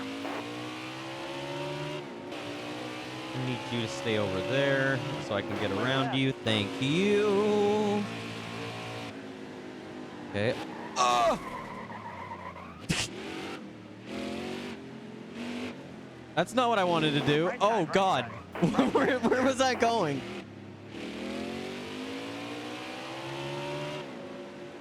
Nope. Absolutely not. Absolutely not. Right side. Right side. Okay. Last lap. Last lap. Hit your mark. All right. You're clear. We got this. Okay. All Boom. clear. Okay. It's fine. It's fine. It's fine. Last lap. We can get dirty. It's the last lap. Ooh. All clear. Oh, shit. A caution as a... What the fuck? How does... Oh, there must have been a crash behind us. I finished 3rd. Hey. What the fuck? How did I finish 3rd? Let's view the replay a little bit.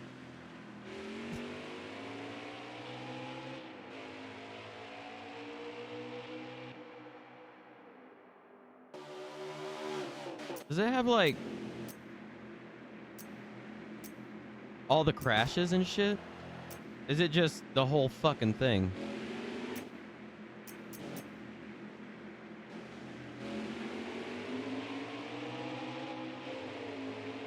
God damn.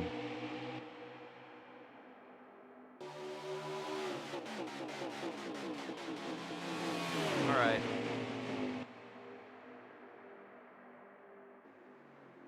Oh, okay. That's me just fucking up the...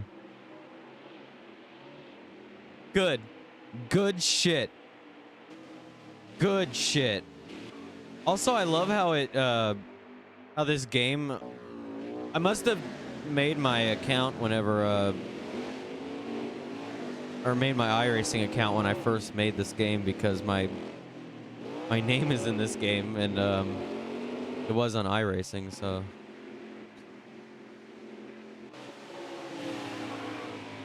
God damn.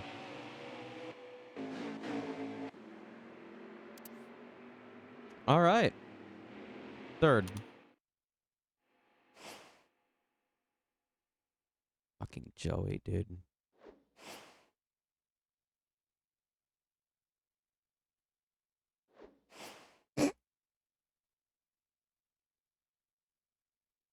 Oh. Well. God damn it, dude. Can't even do memes. Can't even do memes without OBS wanting to work with me. God damn it.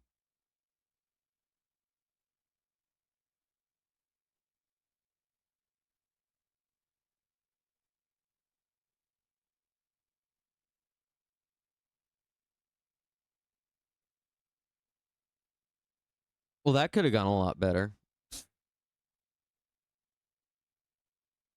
That was kind of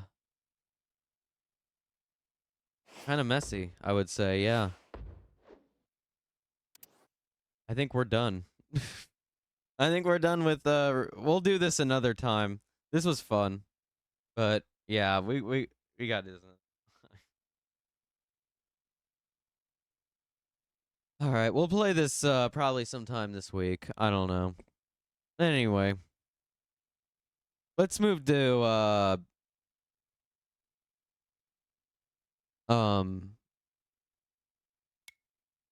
fucking, what is it? I don't even know anymore.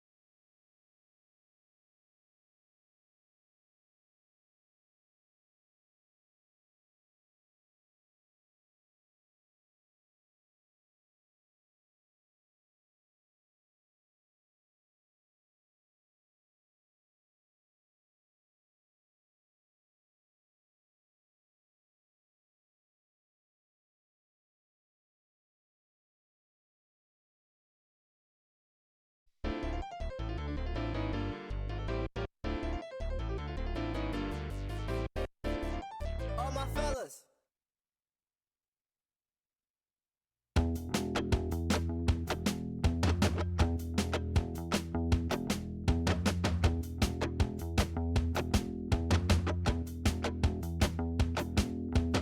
You come with one guarantee.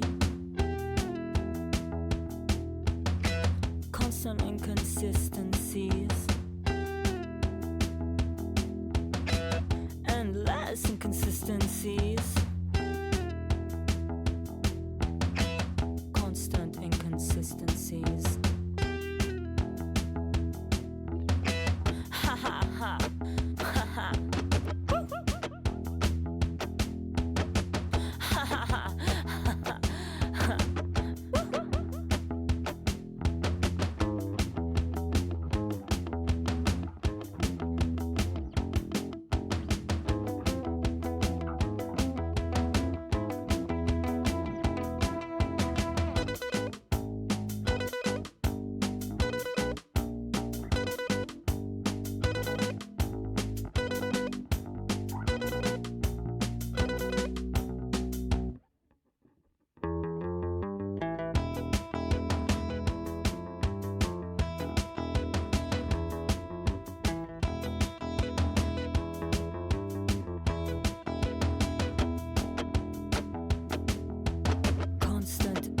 inconsistencies.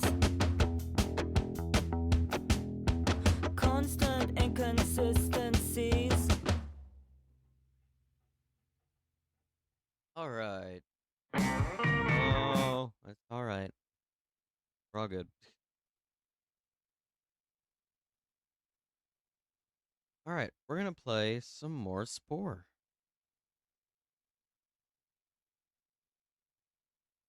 The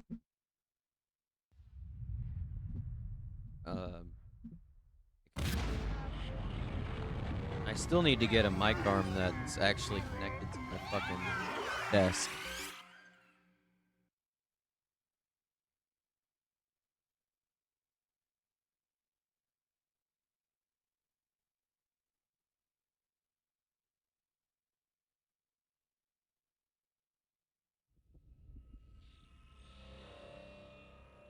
Got so much shit on my fucking desktop I need to clean up.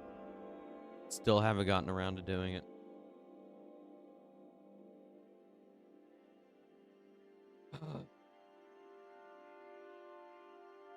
Don't register and play it.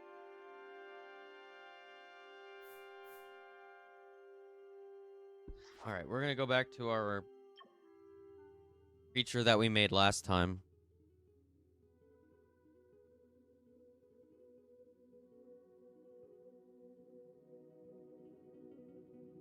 Weather got up to 85 degrees in New York today. Damn. Yeah, it's been getting pretty warm here, too. Forgot about these trees. Oh, I'm not supposed to eat fruit because I'm a carnivore. Shit. Can't eat both yet.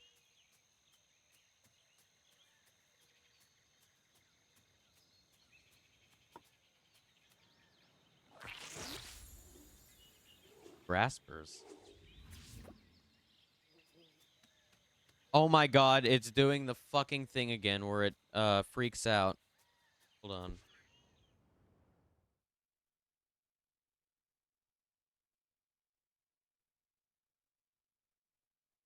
How did we...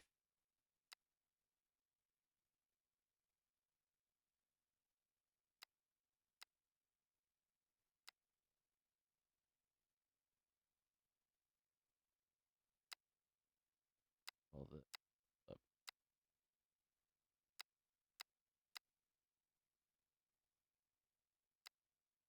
Maybe... It could be. If it keeps doing that... I'm gonna have to figure that out. God damn it. I don't know why it does that. Maybe... This is game capture. Oh. Thought I do...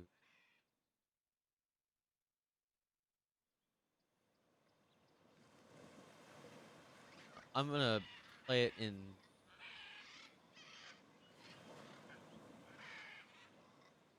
Let's try this.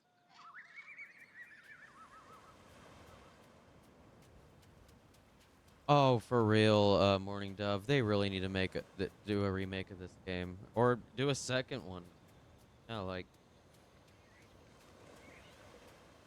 I think people would love it.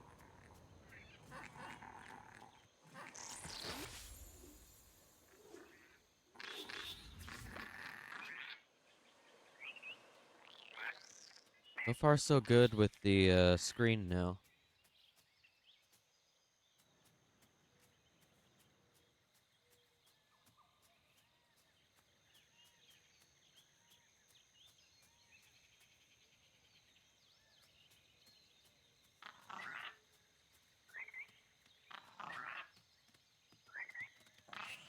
Yeah, for real. I don't think, and I don't hear a lot of people talk about Spore that much. Got some more little items. I'm hungry as well.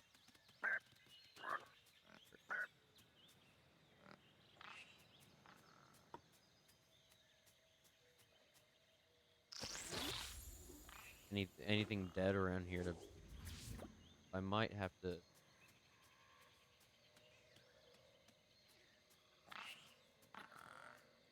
kill something.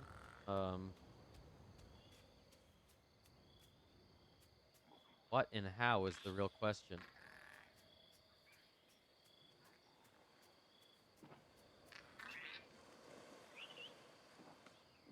There's flying things there. I don't think they're very happy either. Go over here. Come over here, please.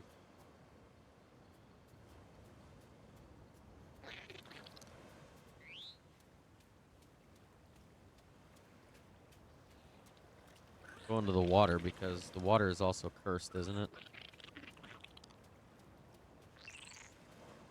You don't have to bother me. It's okay. You can just run like that. It's okay. Oh god, they're mad now because I'm close. Just let me go through. I don't want to bother you.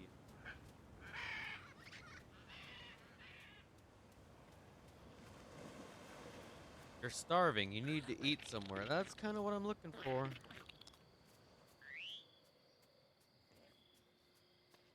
Yeah. Yeah, I think I'm good. I don't want to experience that right now.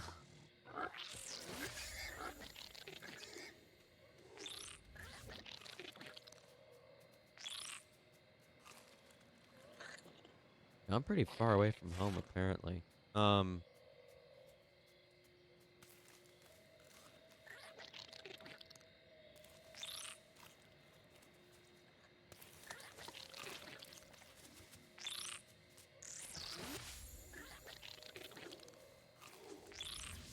Okay.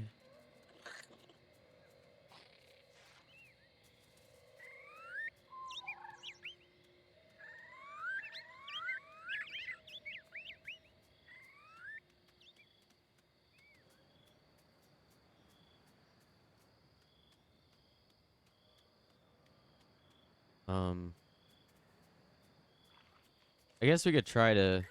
Why don't we try to get one of these over here? Kind of... Where'd they go? Okay. 32? What is that? Oh. Oh, that was not a good idea. Okay, got you.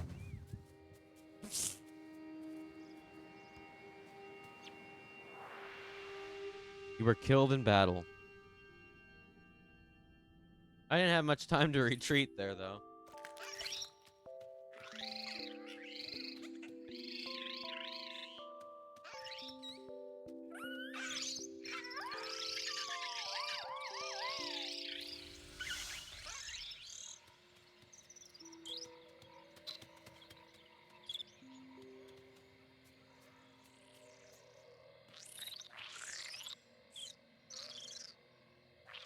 These things, but we're friends with them, aren't we? Ooh. Gotta fix the mic again.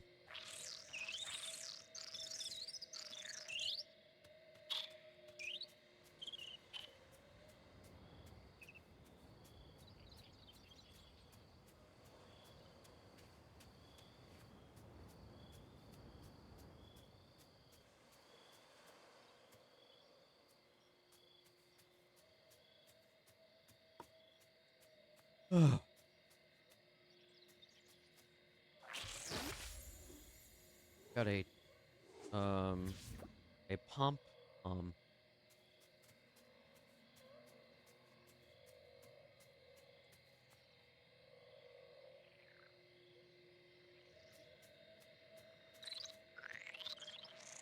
I attack you guys?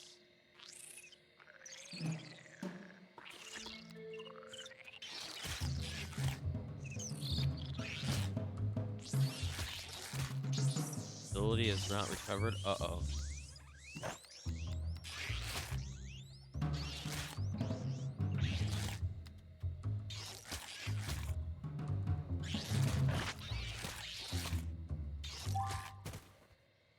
Did a thing. We actually did a thing. Let's go. Don't think they're gonna be our friends, though.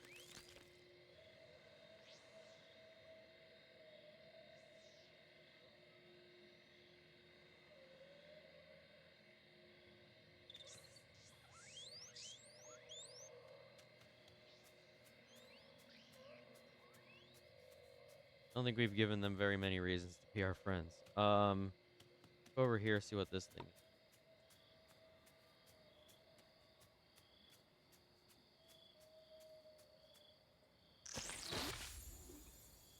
Spit and health.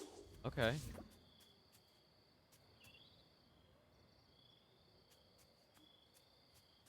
This.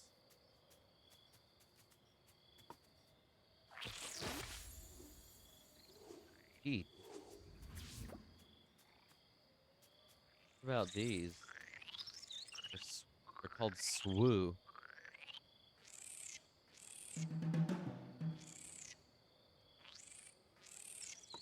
Give it a shot, shall we?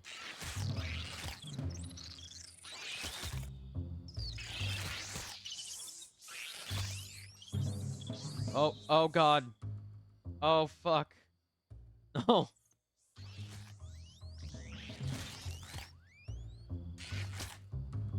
I don't like I don't like when games don't lock your mouse in.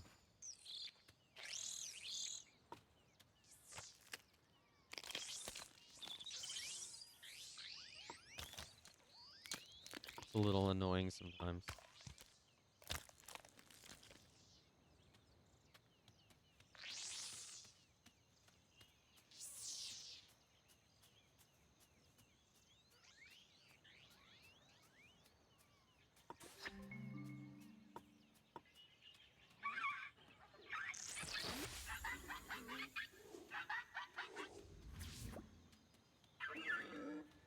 Oh, there's more. Gosh, there's a lot of parts over here.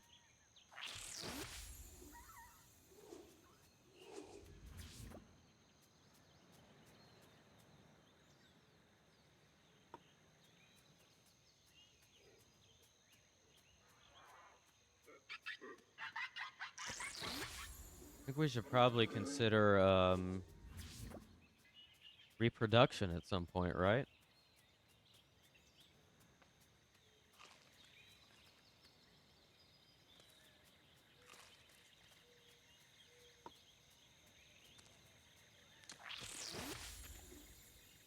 What's this?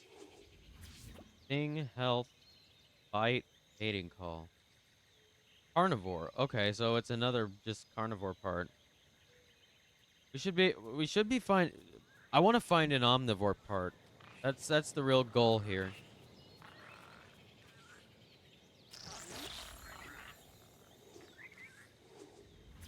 The problem solvent.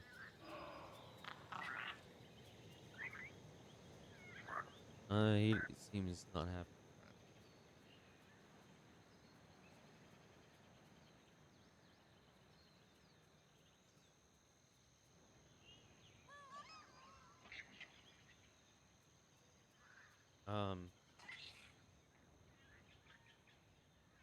Let's see. We can go back and hunt for those things that we saw earlier. That's telling me to do that. There. Probably do some of these tasks that they're giving me.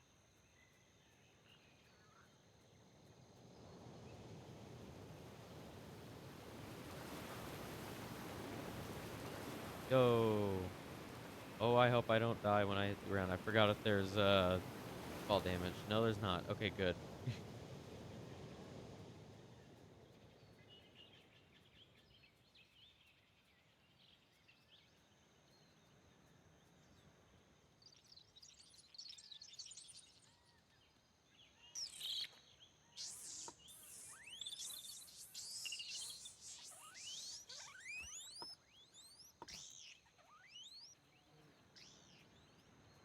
Ooh. Ooh.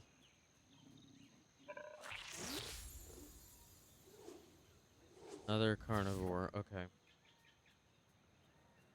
Still waiting for an omnivore. An omnivore mouth.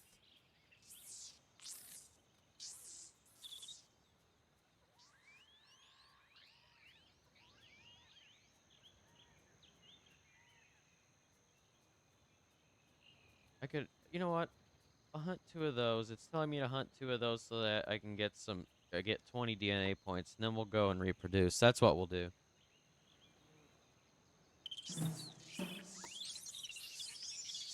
Just like evolution really works. No, like this is a one-on-one simulation of how evolution works, by the way.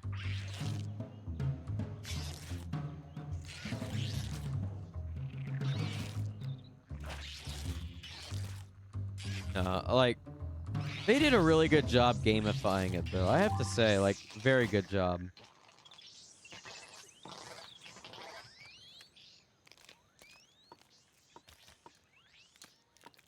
This was executed really well, this game. Like, very, very well.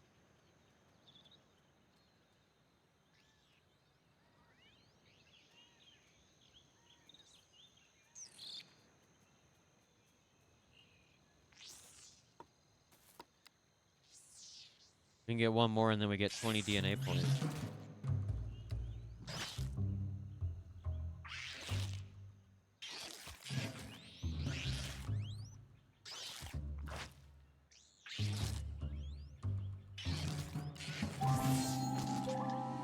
Did it.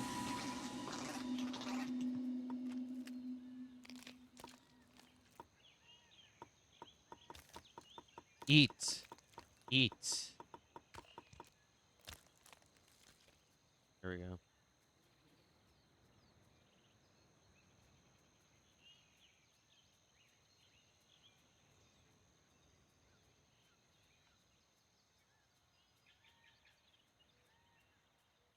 Reproduce. Reproduce. Reproduce.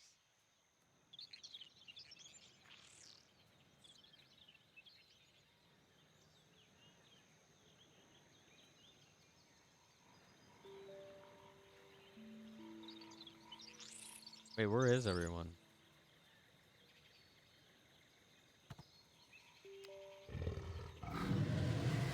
What the fuck?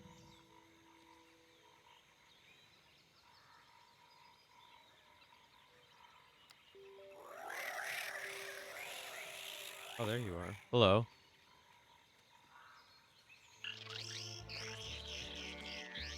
All right. Let's evolve a little bit, shall we? Ooh. Ooh, my bad. Again.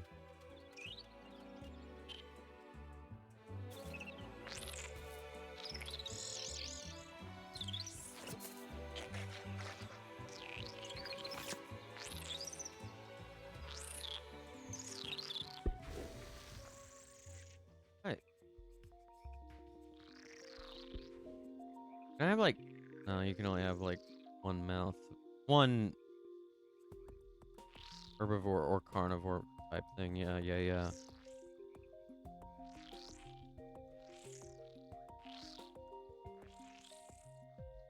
I think we need to... Well... I don't know, because we need more... The food situation's very problematic. I need to be able to, like, walk around for longer periods of time and just be able to, like, pick food off trees and stuff. How about arms? You can give us some arms. Wait, hold on.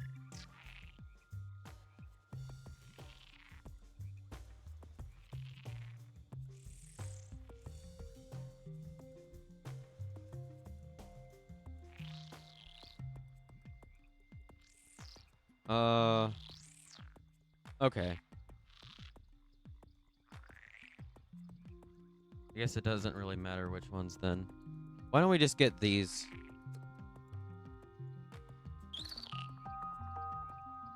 We'll make their arms like really long, like the... Oh my god, what just happened? Okay.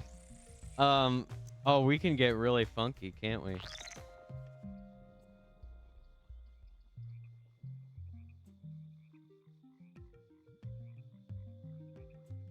Okay.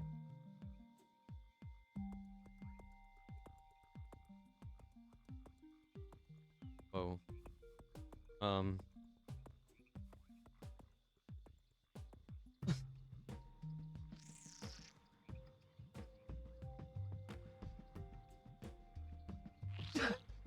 Okay, sure. About sound like the wild.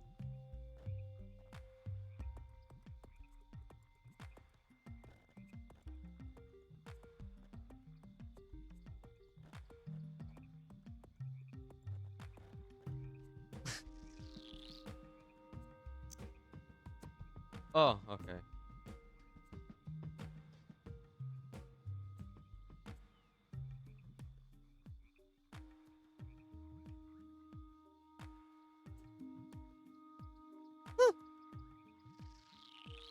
Okay.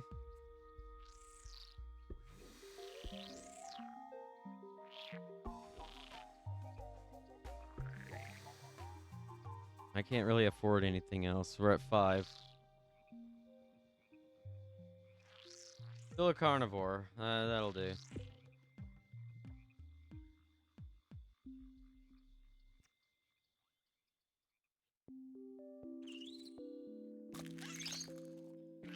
Oh yeah, the new generation of whatever these are. I forgot what their names are. Oh, Spillylings one. Yeah, they're called Spillylings. Oh my god. Okay. Hell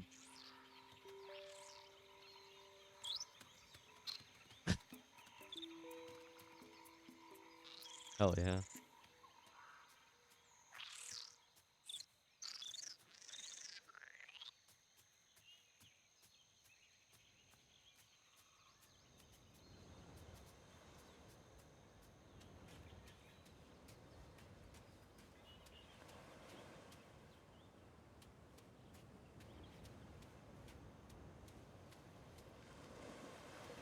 Yeah. This is wild. See if we can find some food. Do it all over again. We're getting pretty close to e evolving a little bit, like up to this part, DNA progress, progression, whatever it's called. Yeah, I don't know really what this bar is. Like, you call it the evolution bar or something? Yeah, I don't know.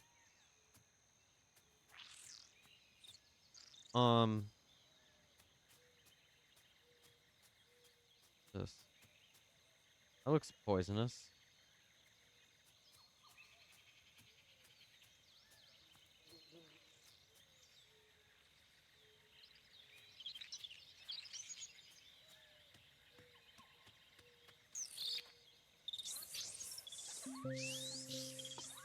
Guess we do need friends, don't we?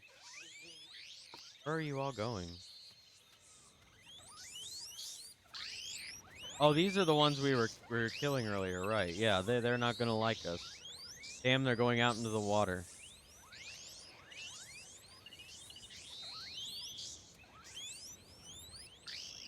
Doesn't seem like a good idea.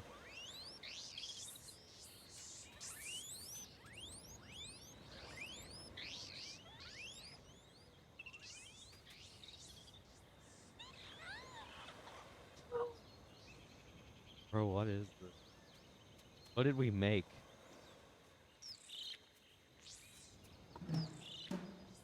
I think we need to do some hunting.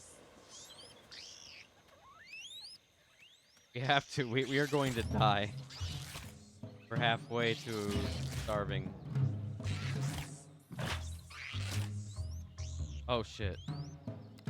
No.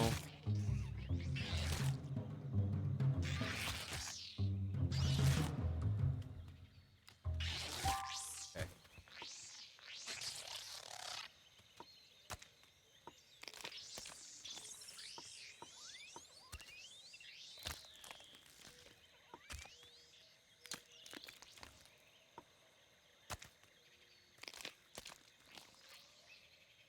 Hunt another one and get 20 more DNA points.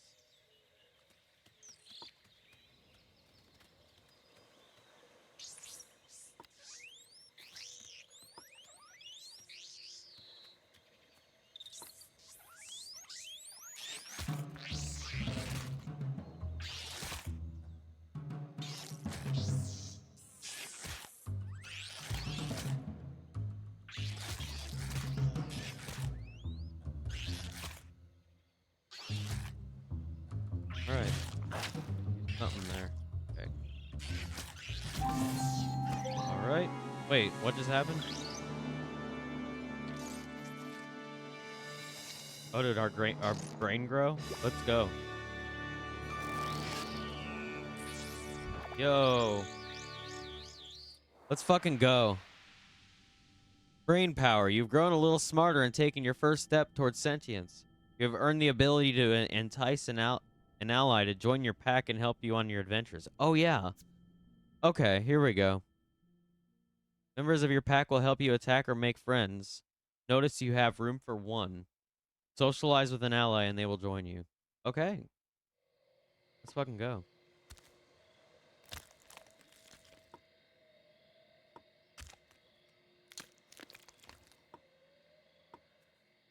I think the next thing we should do is make it what is that?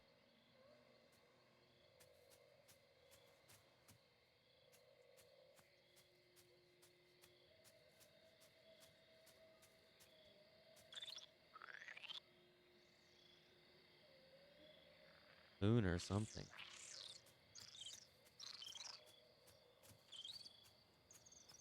Got some sad news. Tomorrow's my last full day with Otto. He's being put down on Wednesday. I've been trying to think. Oh, shit. That sucks. I'm sorry, Morning Dove. That's always rough as fuck. I've been there too. It's fucking horrible. Sorry about that. That sucks.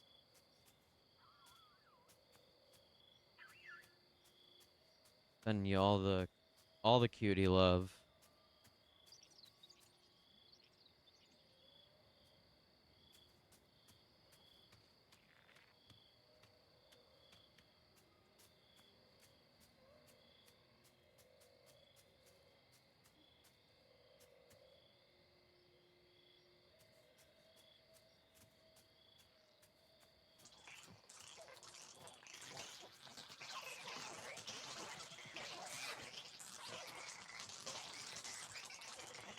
I don't think they like me here.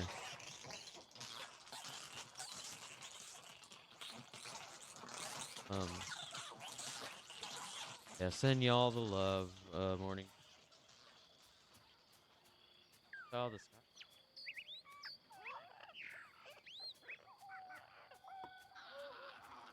Wasn't it?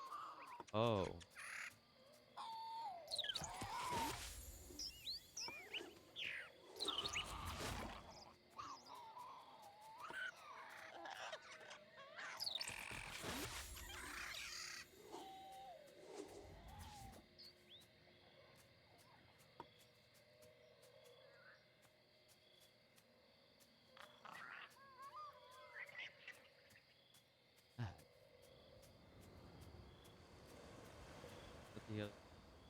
Okay, yeah, that's probably the other island. I'm gonna go back home.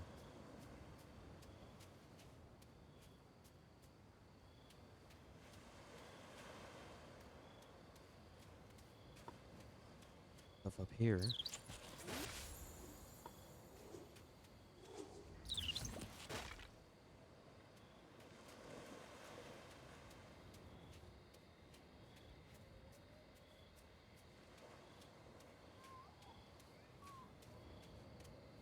Whoa, that's...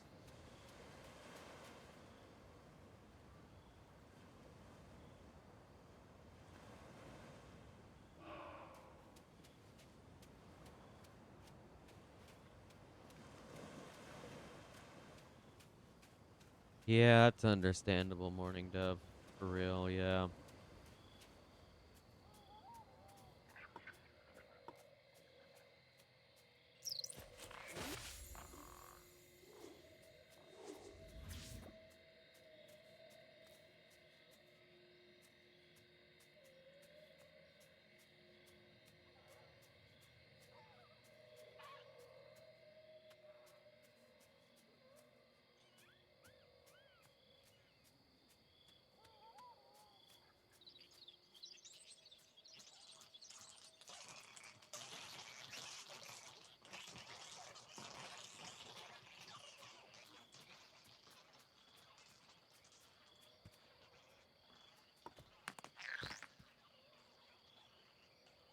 Guess I can pick up rocks. I forgot about that. Yeah.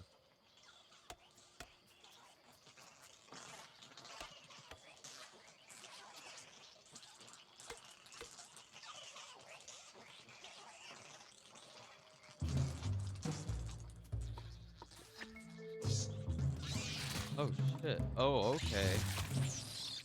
I didn't realize I could do that.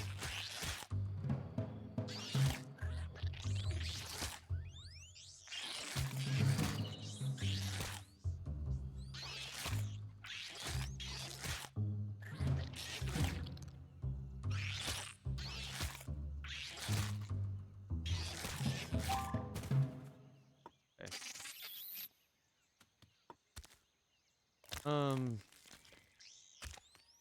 Let's see. What do we really need to do now? Yeah, we should probably reproduce again. Is that what we need to do? Yeah, let's I want to make the character bigger for the species.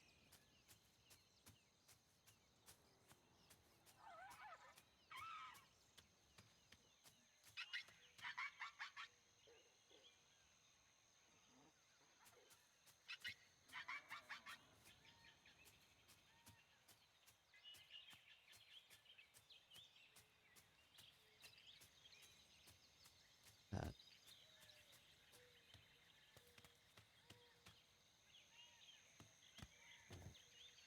Egg.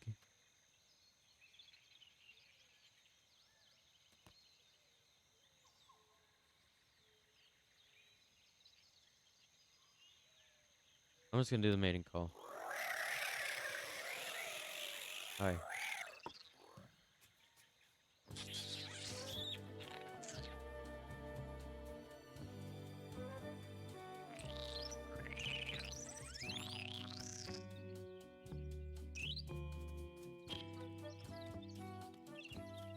Oh my.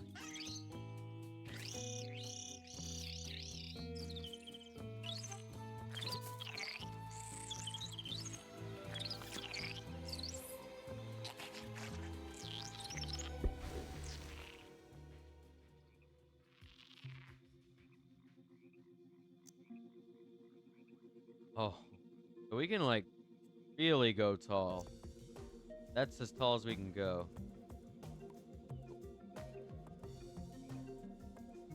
Can I? Okay.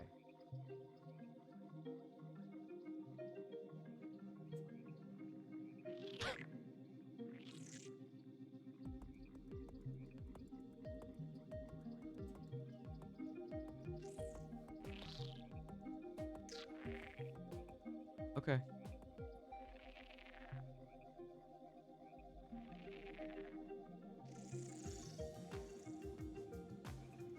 What else can we put on? Can we put arms on their arms? No. What about more hands?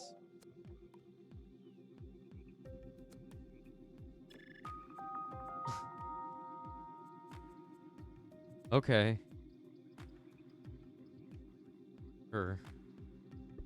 Put that on. I know that's not necessarily feet, but we'll give it a try.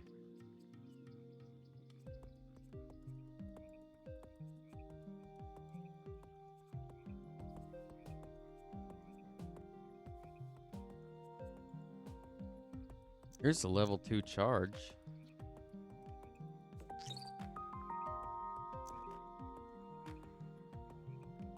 Okay. Oh, okay, no, that's quite big. Okay.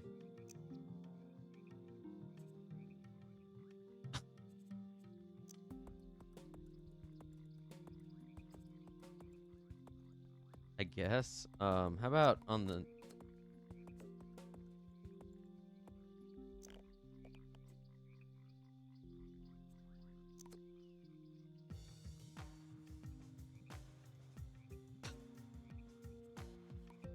Oh, no.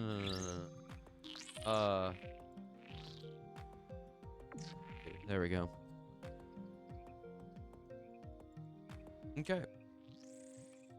I think we're ready.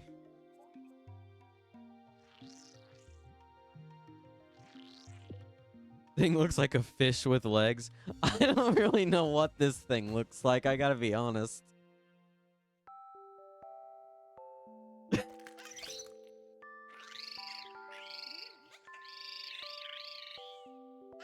These things are wild, dude.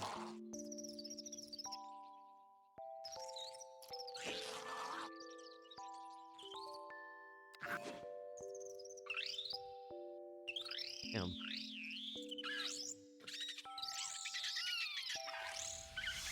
Oh shit. Oh, what's this walking?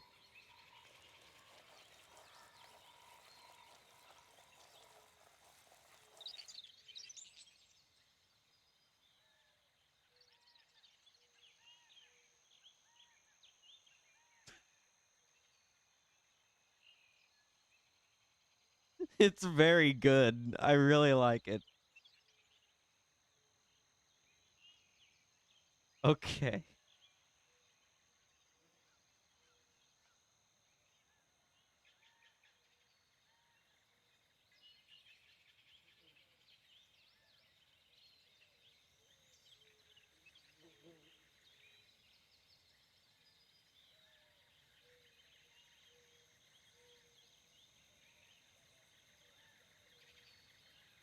You looked out your back window in the middle of the night and saw this just hanging out back there, what would you do? That is like terrifying. Holy shit. This was walking around like this. I'd move like immediately.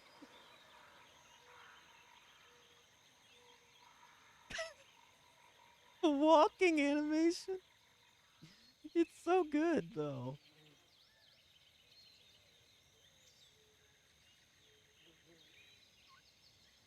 Climbing the hill. Oh. I don't think he likes the hill there.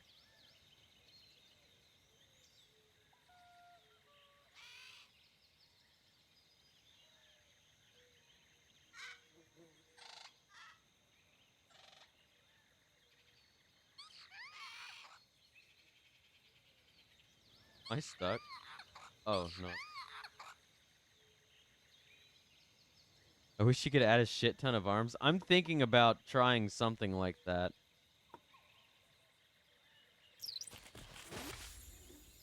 Got some graspers.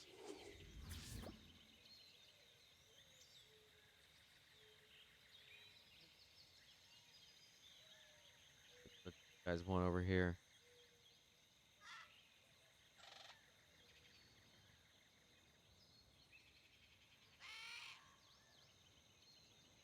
Beaky.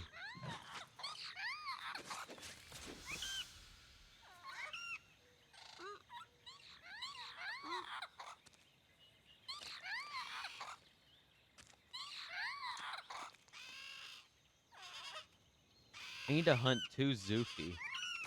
I don't even know where the Zoofies are.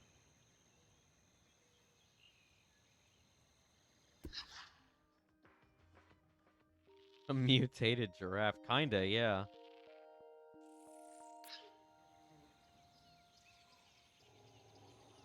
Fuck is that?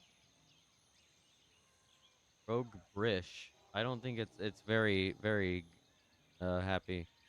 I'll move over here. Are these DNA points? That's all I need. Let's go over here. Let's just see what these guys have. Holy shit!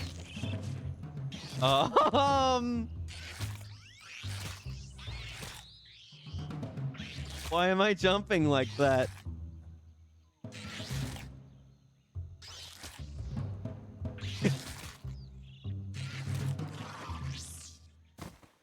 Okay.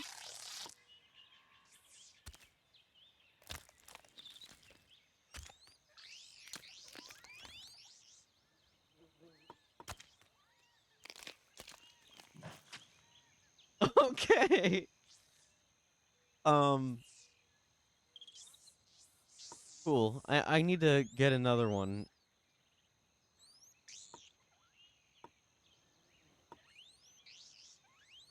This is a perfect.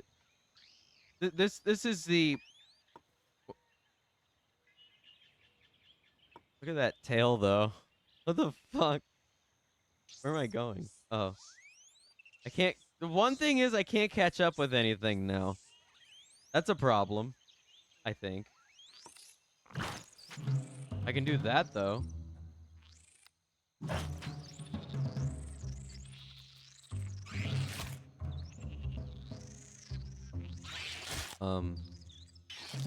Oh, here we go. Jump powers activate.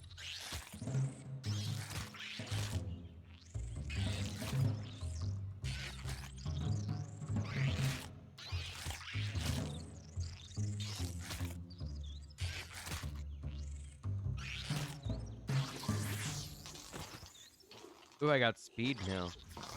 What the fuck was that?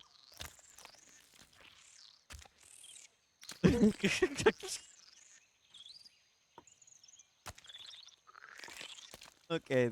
Reminds me of how I felt when I took salvia, stretched out like a string. I don't think I'm ever doing salvia. Ever. Never after that. After that explanation. I've chewed on, like... I guess I have chewed on salvia leaves, but that's, like, different, though.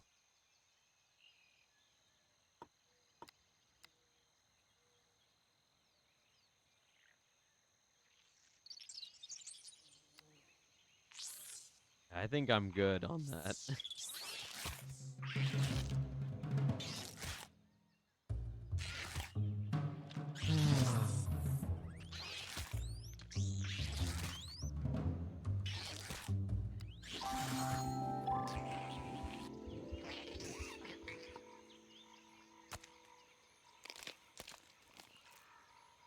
Find new parts to evolve. Okay.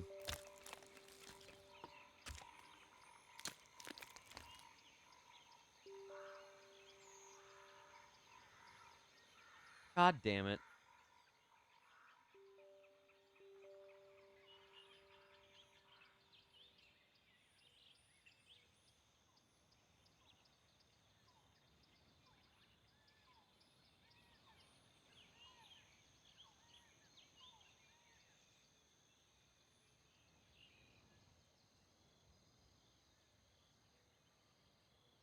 Please?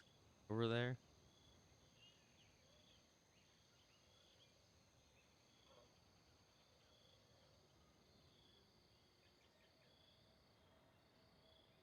This is this is just a slow build. A slow evolutionary build.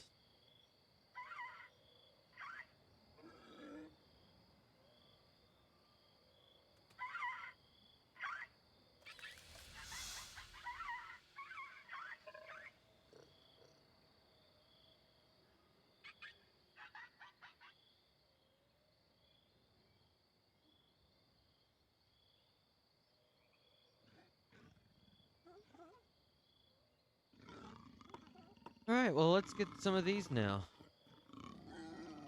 Fresh parts.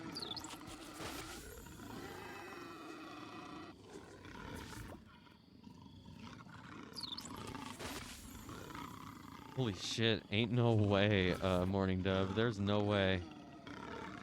God damn. That sounds terrifying as fuck. Oh god. Oh god. Jump. Jump, please. Jump faster.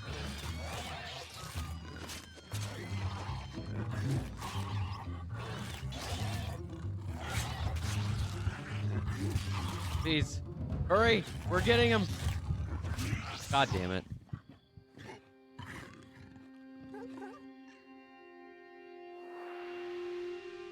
You're killed in battle. Damn it.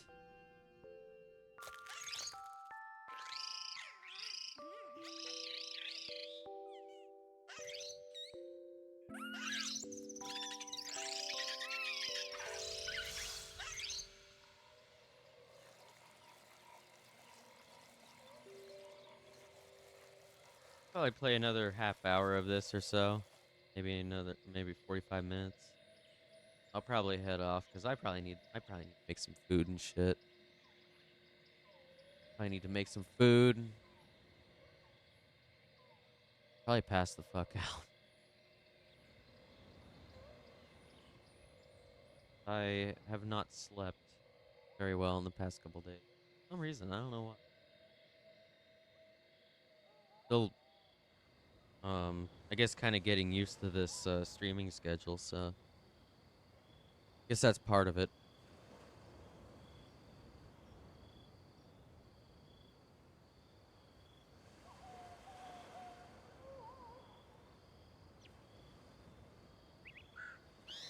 Ooh, hell yeah. Morning Devil, right into you whenever we head out here. I'll probably head out. What time is it now? 10:45. I'll end at 11:30. I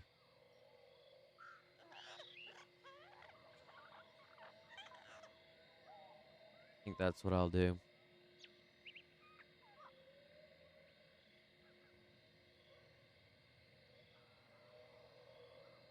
Tybalt, have a wonderful night. Sleep well. See you around.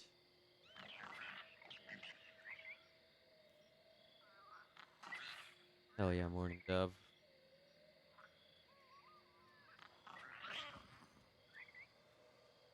Yeah, I'm starting to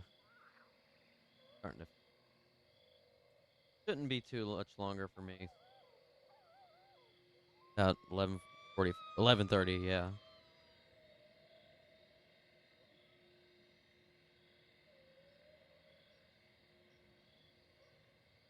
Oh hell yeah, Nabil's also alive? Fucking go.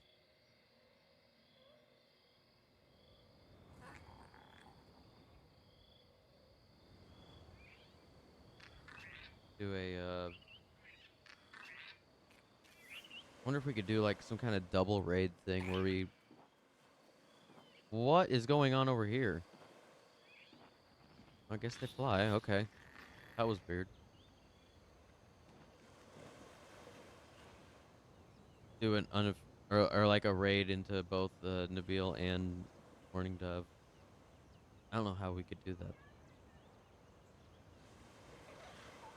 Oh, these guys are pretty angry.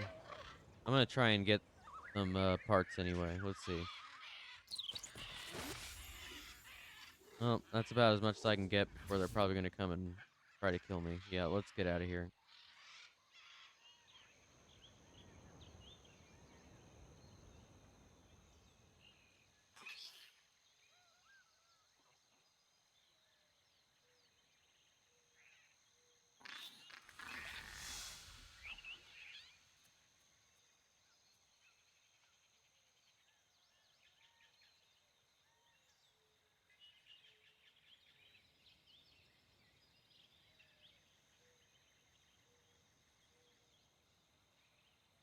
Oh. Hungry. I need to find something to attack real.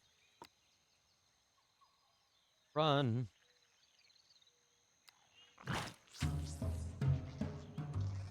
Start jumping. Yes, please. Jump. Jump. I don't know why you do that, but do it.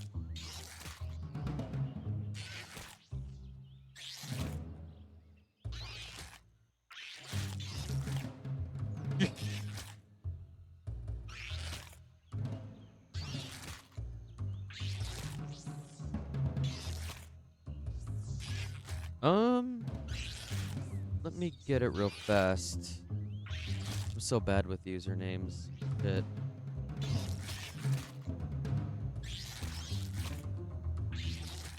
Like numbers and stuff. There we go. And eat.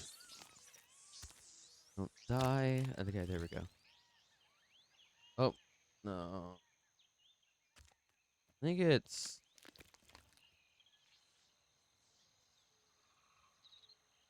Oh, it's Nabil 225. There we go.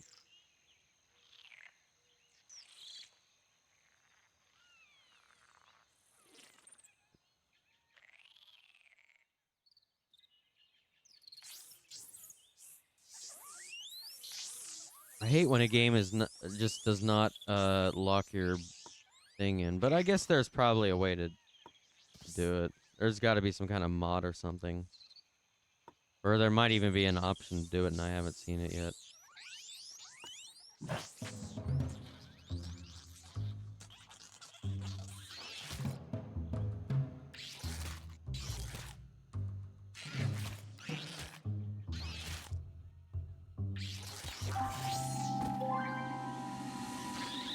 Okay.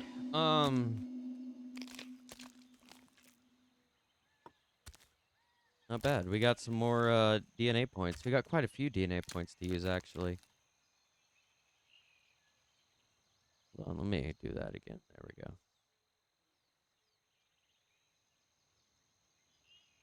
Hell yeah. What are these things? A dweebeeple.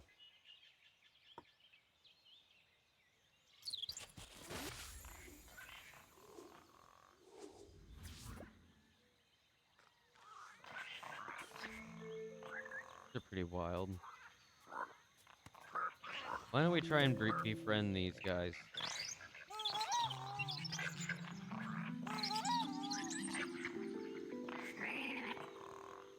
You failed. Hit. But why?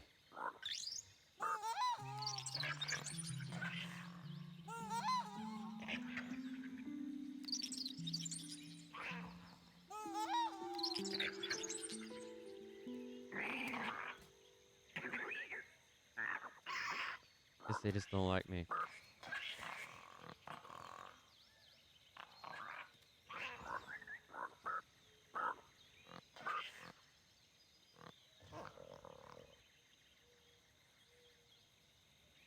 The Cure, huh? I've not really listened to too much of them, very much. I guess I haven't listened to a couple of their songs, but I haven't listened to a lot of their discography. They're a pretty good band, though.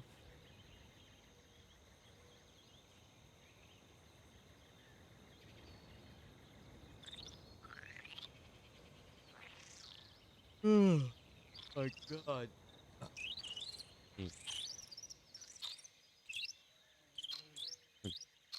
Tired. See if we can reproduce real fast.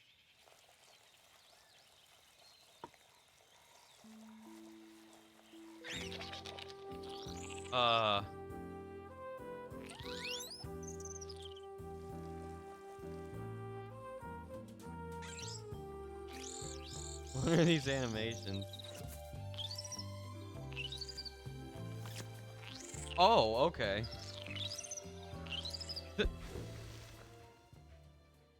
Oh, what's this? Yo. Those are appropriate. Can I make them big? Yeah, let's go. Let's also kind of get a little more space there. There we go.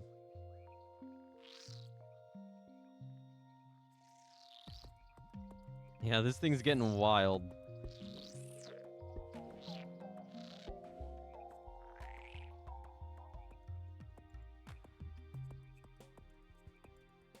Okay.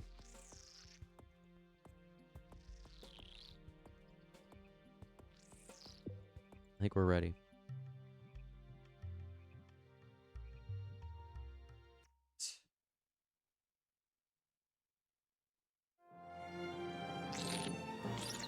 What is happening? Oh my god!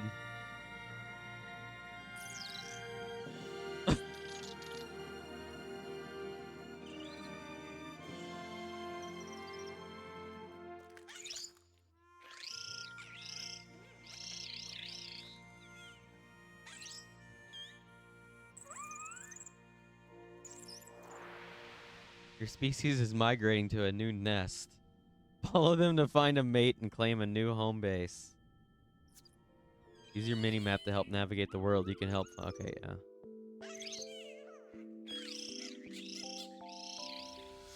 All right, let's head out.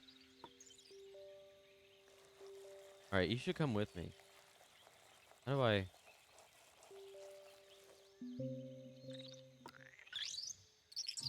Come with me. Come with me. Where are you going?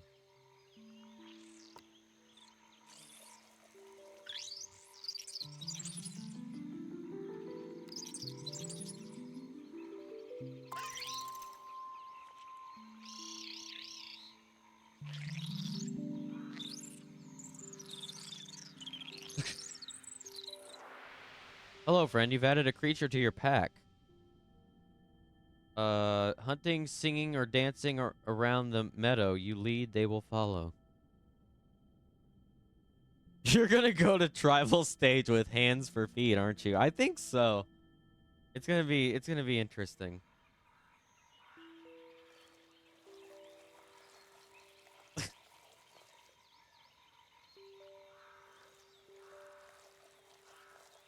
All right, let's head over to the head over to our new home base.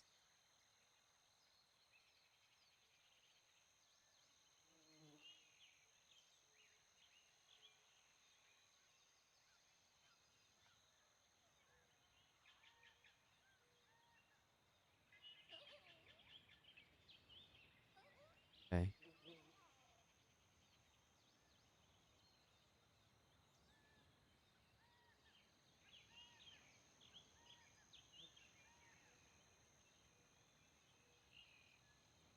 So far, so good.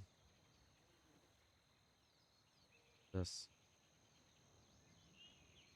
I don't think they're gonna really bother me that much. Their HP 19. We're at 19. I don't think that's a good idea. I don't think that's a good idea over there. Let's go straight. I think we need to. Maybe. Or are they gonna come over here?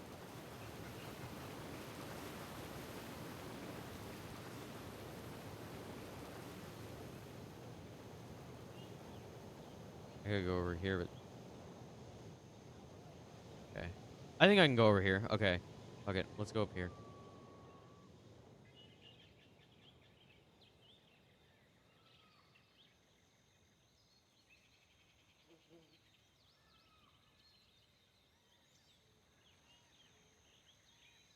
Shit. Okay, let's go around. Just gonna go. Oh god.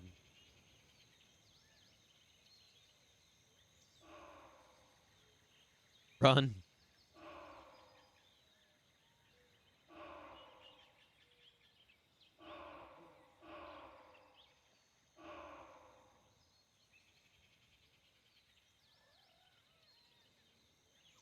A lot bigger, aren't they? What the fuck? Okay. I thought that thing was huge, but it's just over there. Distance.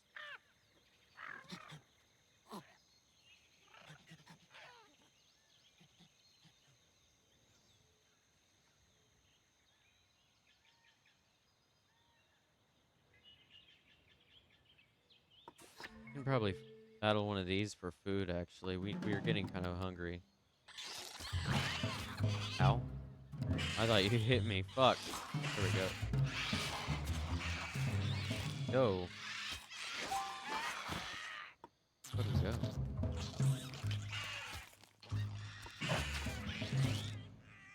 Look at them legs. I know, right, October? Welcome back.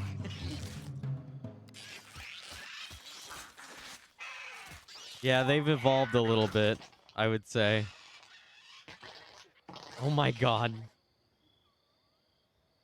This is peak male form right here.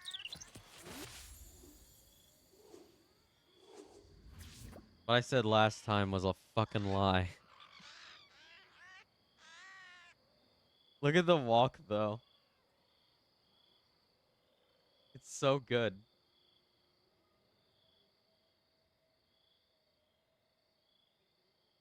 I'm gonna boot up stream. Peace out, everyone. Morning, Dove. We'll see you over there. Whenever I'm gonna raid out here at in 30 minutes or so. It has been a hell of a stream, I gotta say.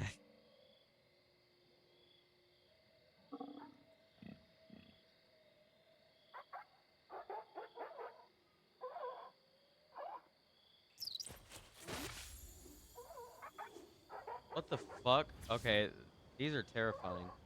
I'm gonna battle one. Watch what happens when these things fight. They... Oh no. Oh, that's not good. Oh, battle it. Quick.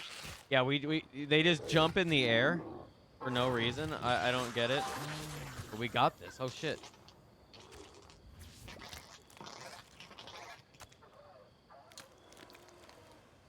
All right. Let's get to our new base. We're migrating right now. This.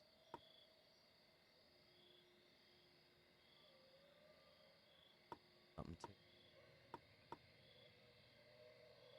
I'm going back to clip then.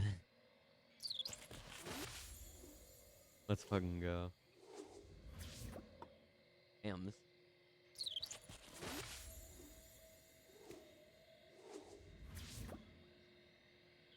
Size of those actually change what's in there. Oh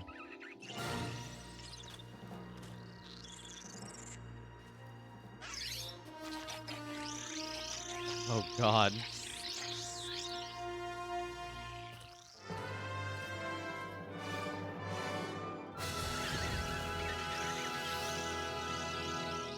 Hell yeah, don't forget to stretch. You have claimed this nest. Future generations will be born here. Oh my god, okay. Yeah, I forgot they do that. Yeah, I'll be heading off here in a second, so I gotta get up and dinner here soon.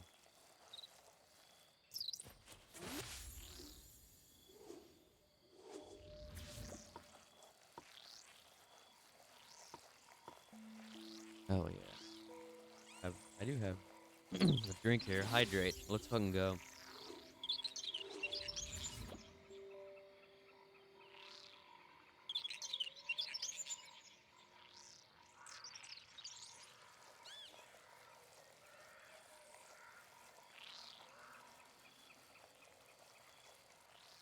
Yeah, these are wild looking.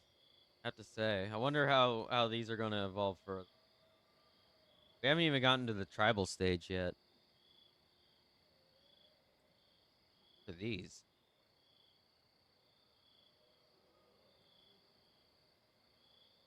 Ass. Ass. What the fuck are these?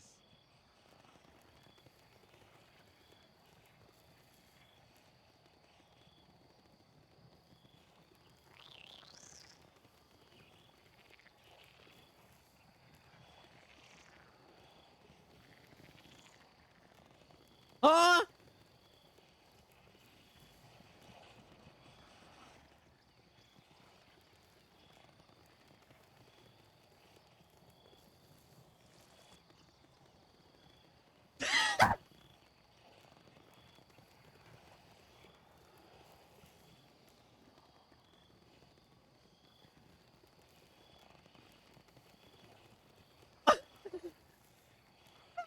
Happening?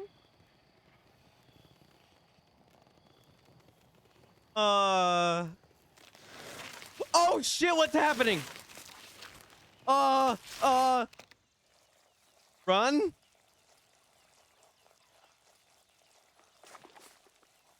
A re-interrupt? What's happening? Okay, Anne? Oh god, what the fuck, man? Run. Let's get the fuck out of here. Pretend none of that happened. Please.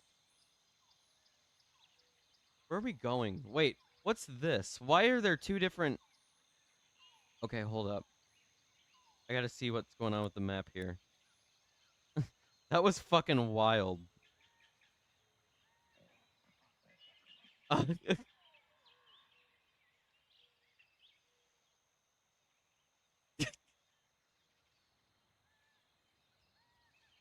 god, I'm starving to death now. Oh, here's my people. What are you doing, Spill, bro? Oh my god. Hi. Oh my god.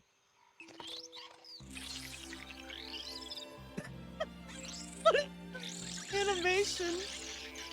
Why are the animations so broken? What have I done?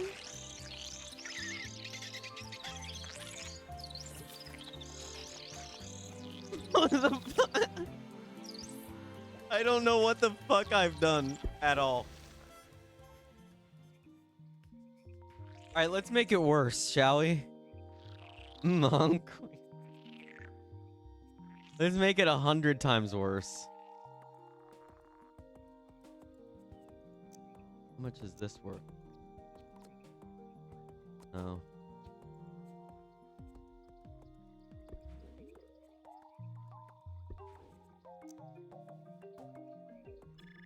Oh, you can't have more than one arms, I guess. Maybe. Oh yes, you can. You're damn right you can.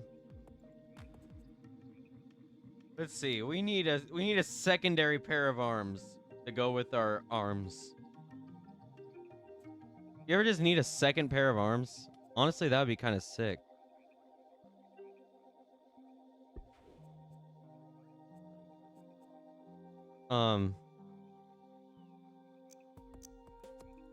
There we go.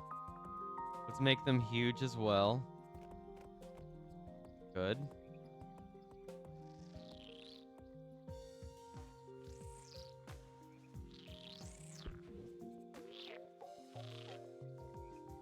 Look at those grabbers, buddy. Hell yeah. Oh my god. They look like chicken. Oh god. Rise.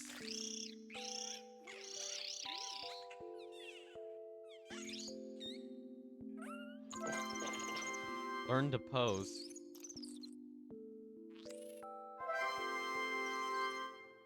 Did I do it? I can't even tell because the animations are fucking broken now.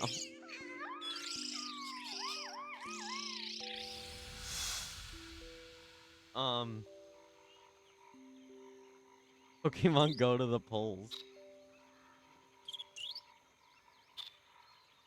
These kind of are like Pokemon like, aren't they?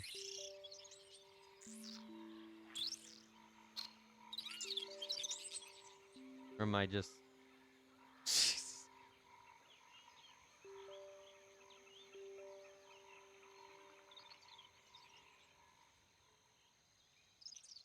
Walking is just so good, though. Maybe new gen.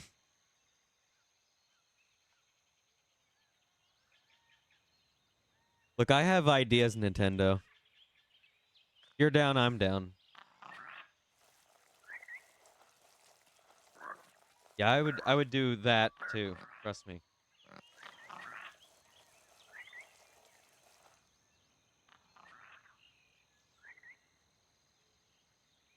Such long legs and can't take big steps, I know.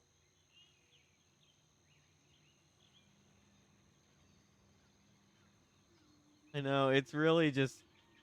It's just something. It really is. Let's see what we got over here. What's this? Oh, good. More hands. We're gonna need them.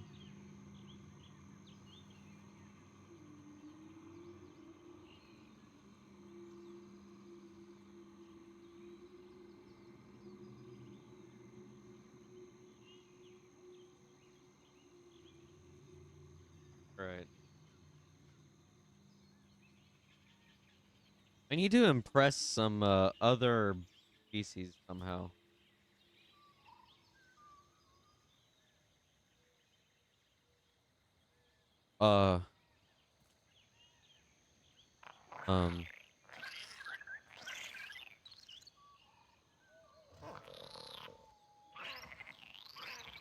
Hello?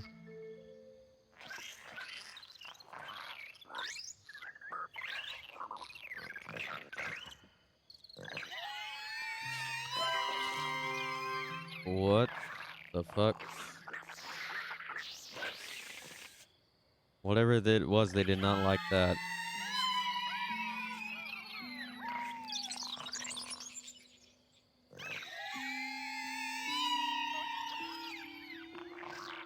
Who the fuck are you? What's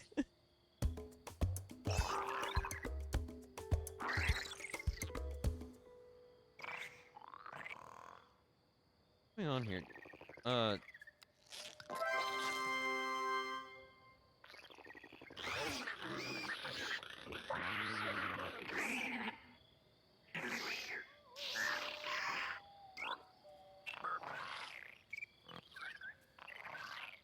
Let's go.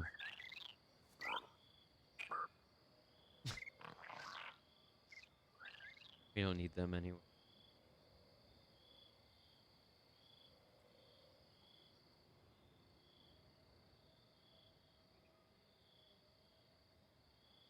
Mr. Ruff with 3 Fs.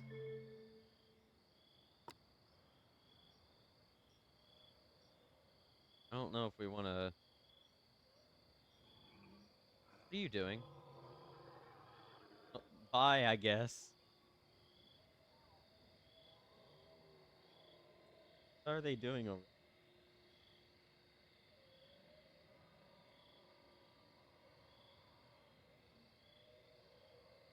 there? Okay, over there?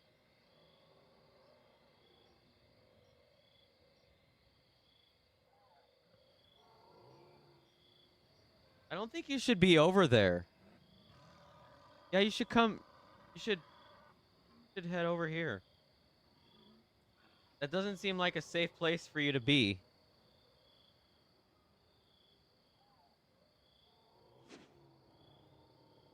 Yep. Just standing there taking it. What the fuck?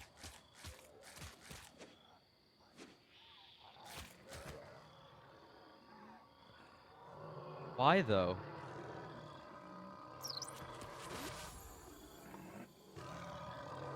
Yeah, I'm taking these. Fuck all of you. I'm leaving. Oh, I want that too, actually. You know what?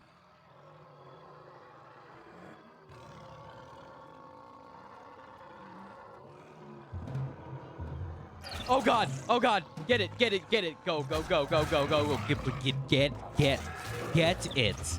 Get it right now and run! Run! Run with your feet hands! Go! Fuck!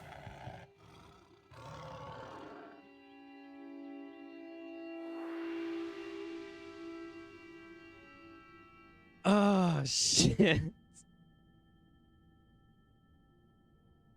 For sure. I think that's about it for me today. Oh my god. Oh. We had a long one today, didn't we? 10 hours? Goddamn. I am so ready to make some dinner and go to bed.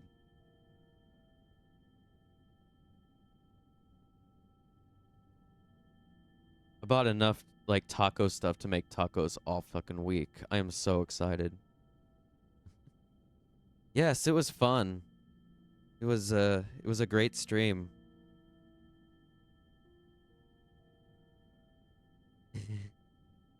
God damn. Oh, I will be back on Friday for sure. That is my for sure stream next. I'll probably be back during the week at some point. We'll probably do some more NASCAR. We'll probably do some more Spore, some more Planet Coaster.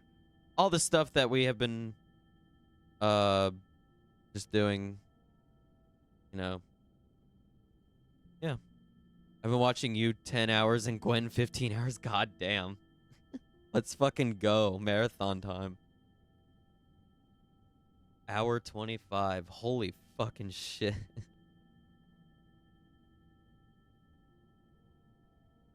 Oh my god. Yeah, I slept for about 5 hours of Sunday service, yeah, and then I woke up.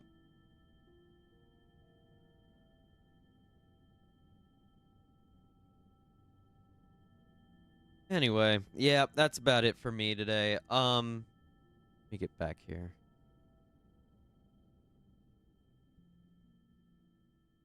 All right.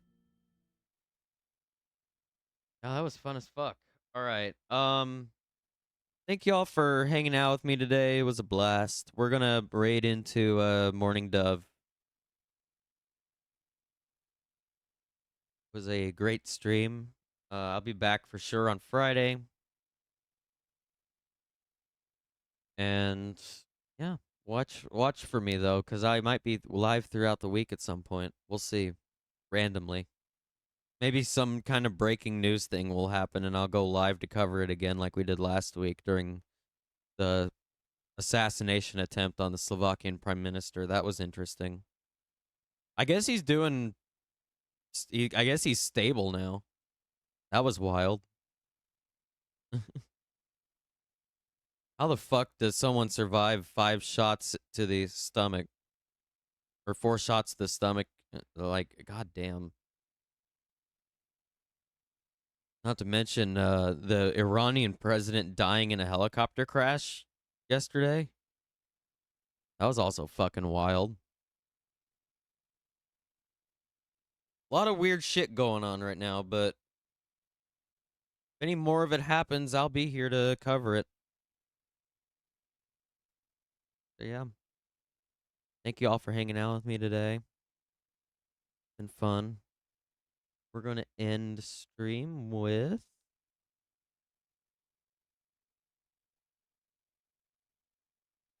what are we going to... Oh, I know. I know what we're going to end the stream with. All right. Thank y'all for hanging out. We're raiding into Morning Dove. We'll see you next time. Bye.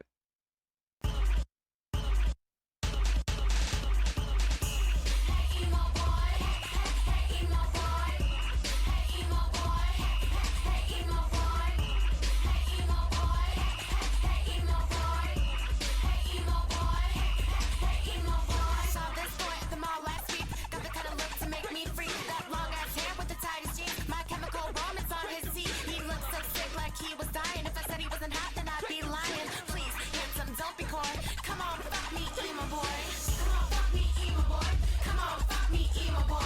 Come on, fuck me, emo boy. Come on, fuck me, emo boy. Come on, fuck me, emo boy. Come on, fuck me, emo boy. Come on, fuck me, emo boy. Come on, fuck me, emo boy. Hey, emo boy. Hey, emo boy. Hey, emo boy. Hey, emo boy. Hey, emo boy.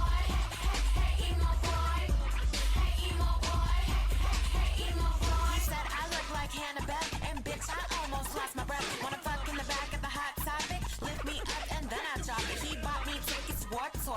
Should I go? Well, bitch, for sure. He might not look like he gets bitches, but honey, that dick was 11 inches.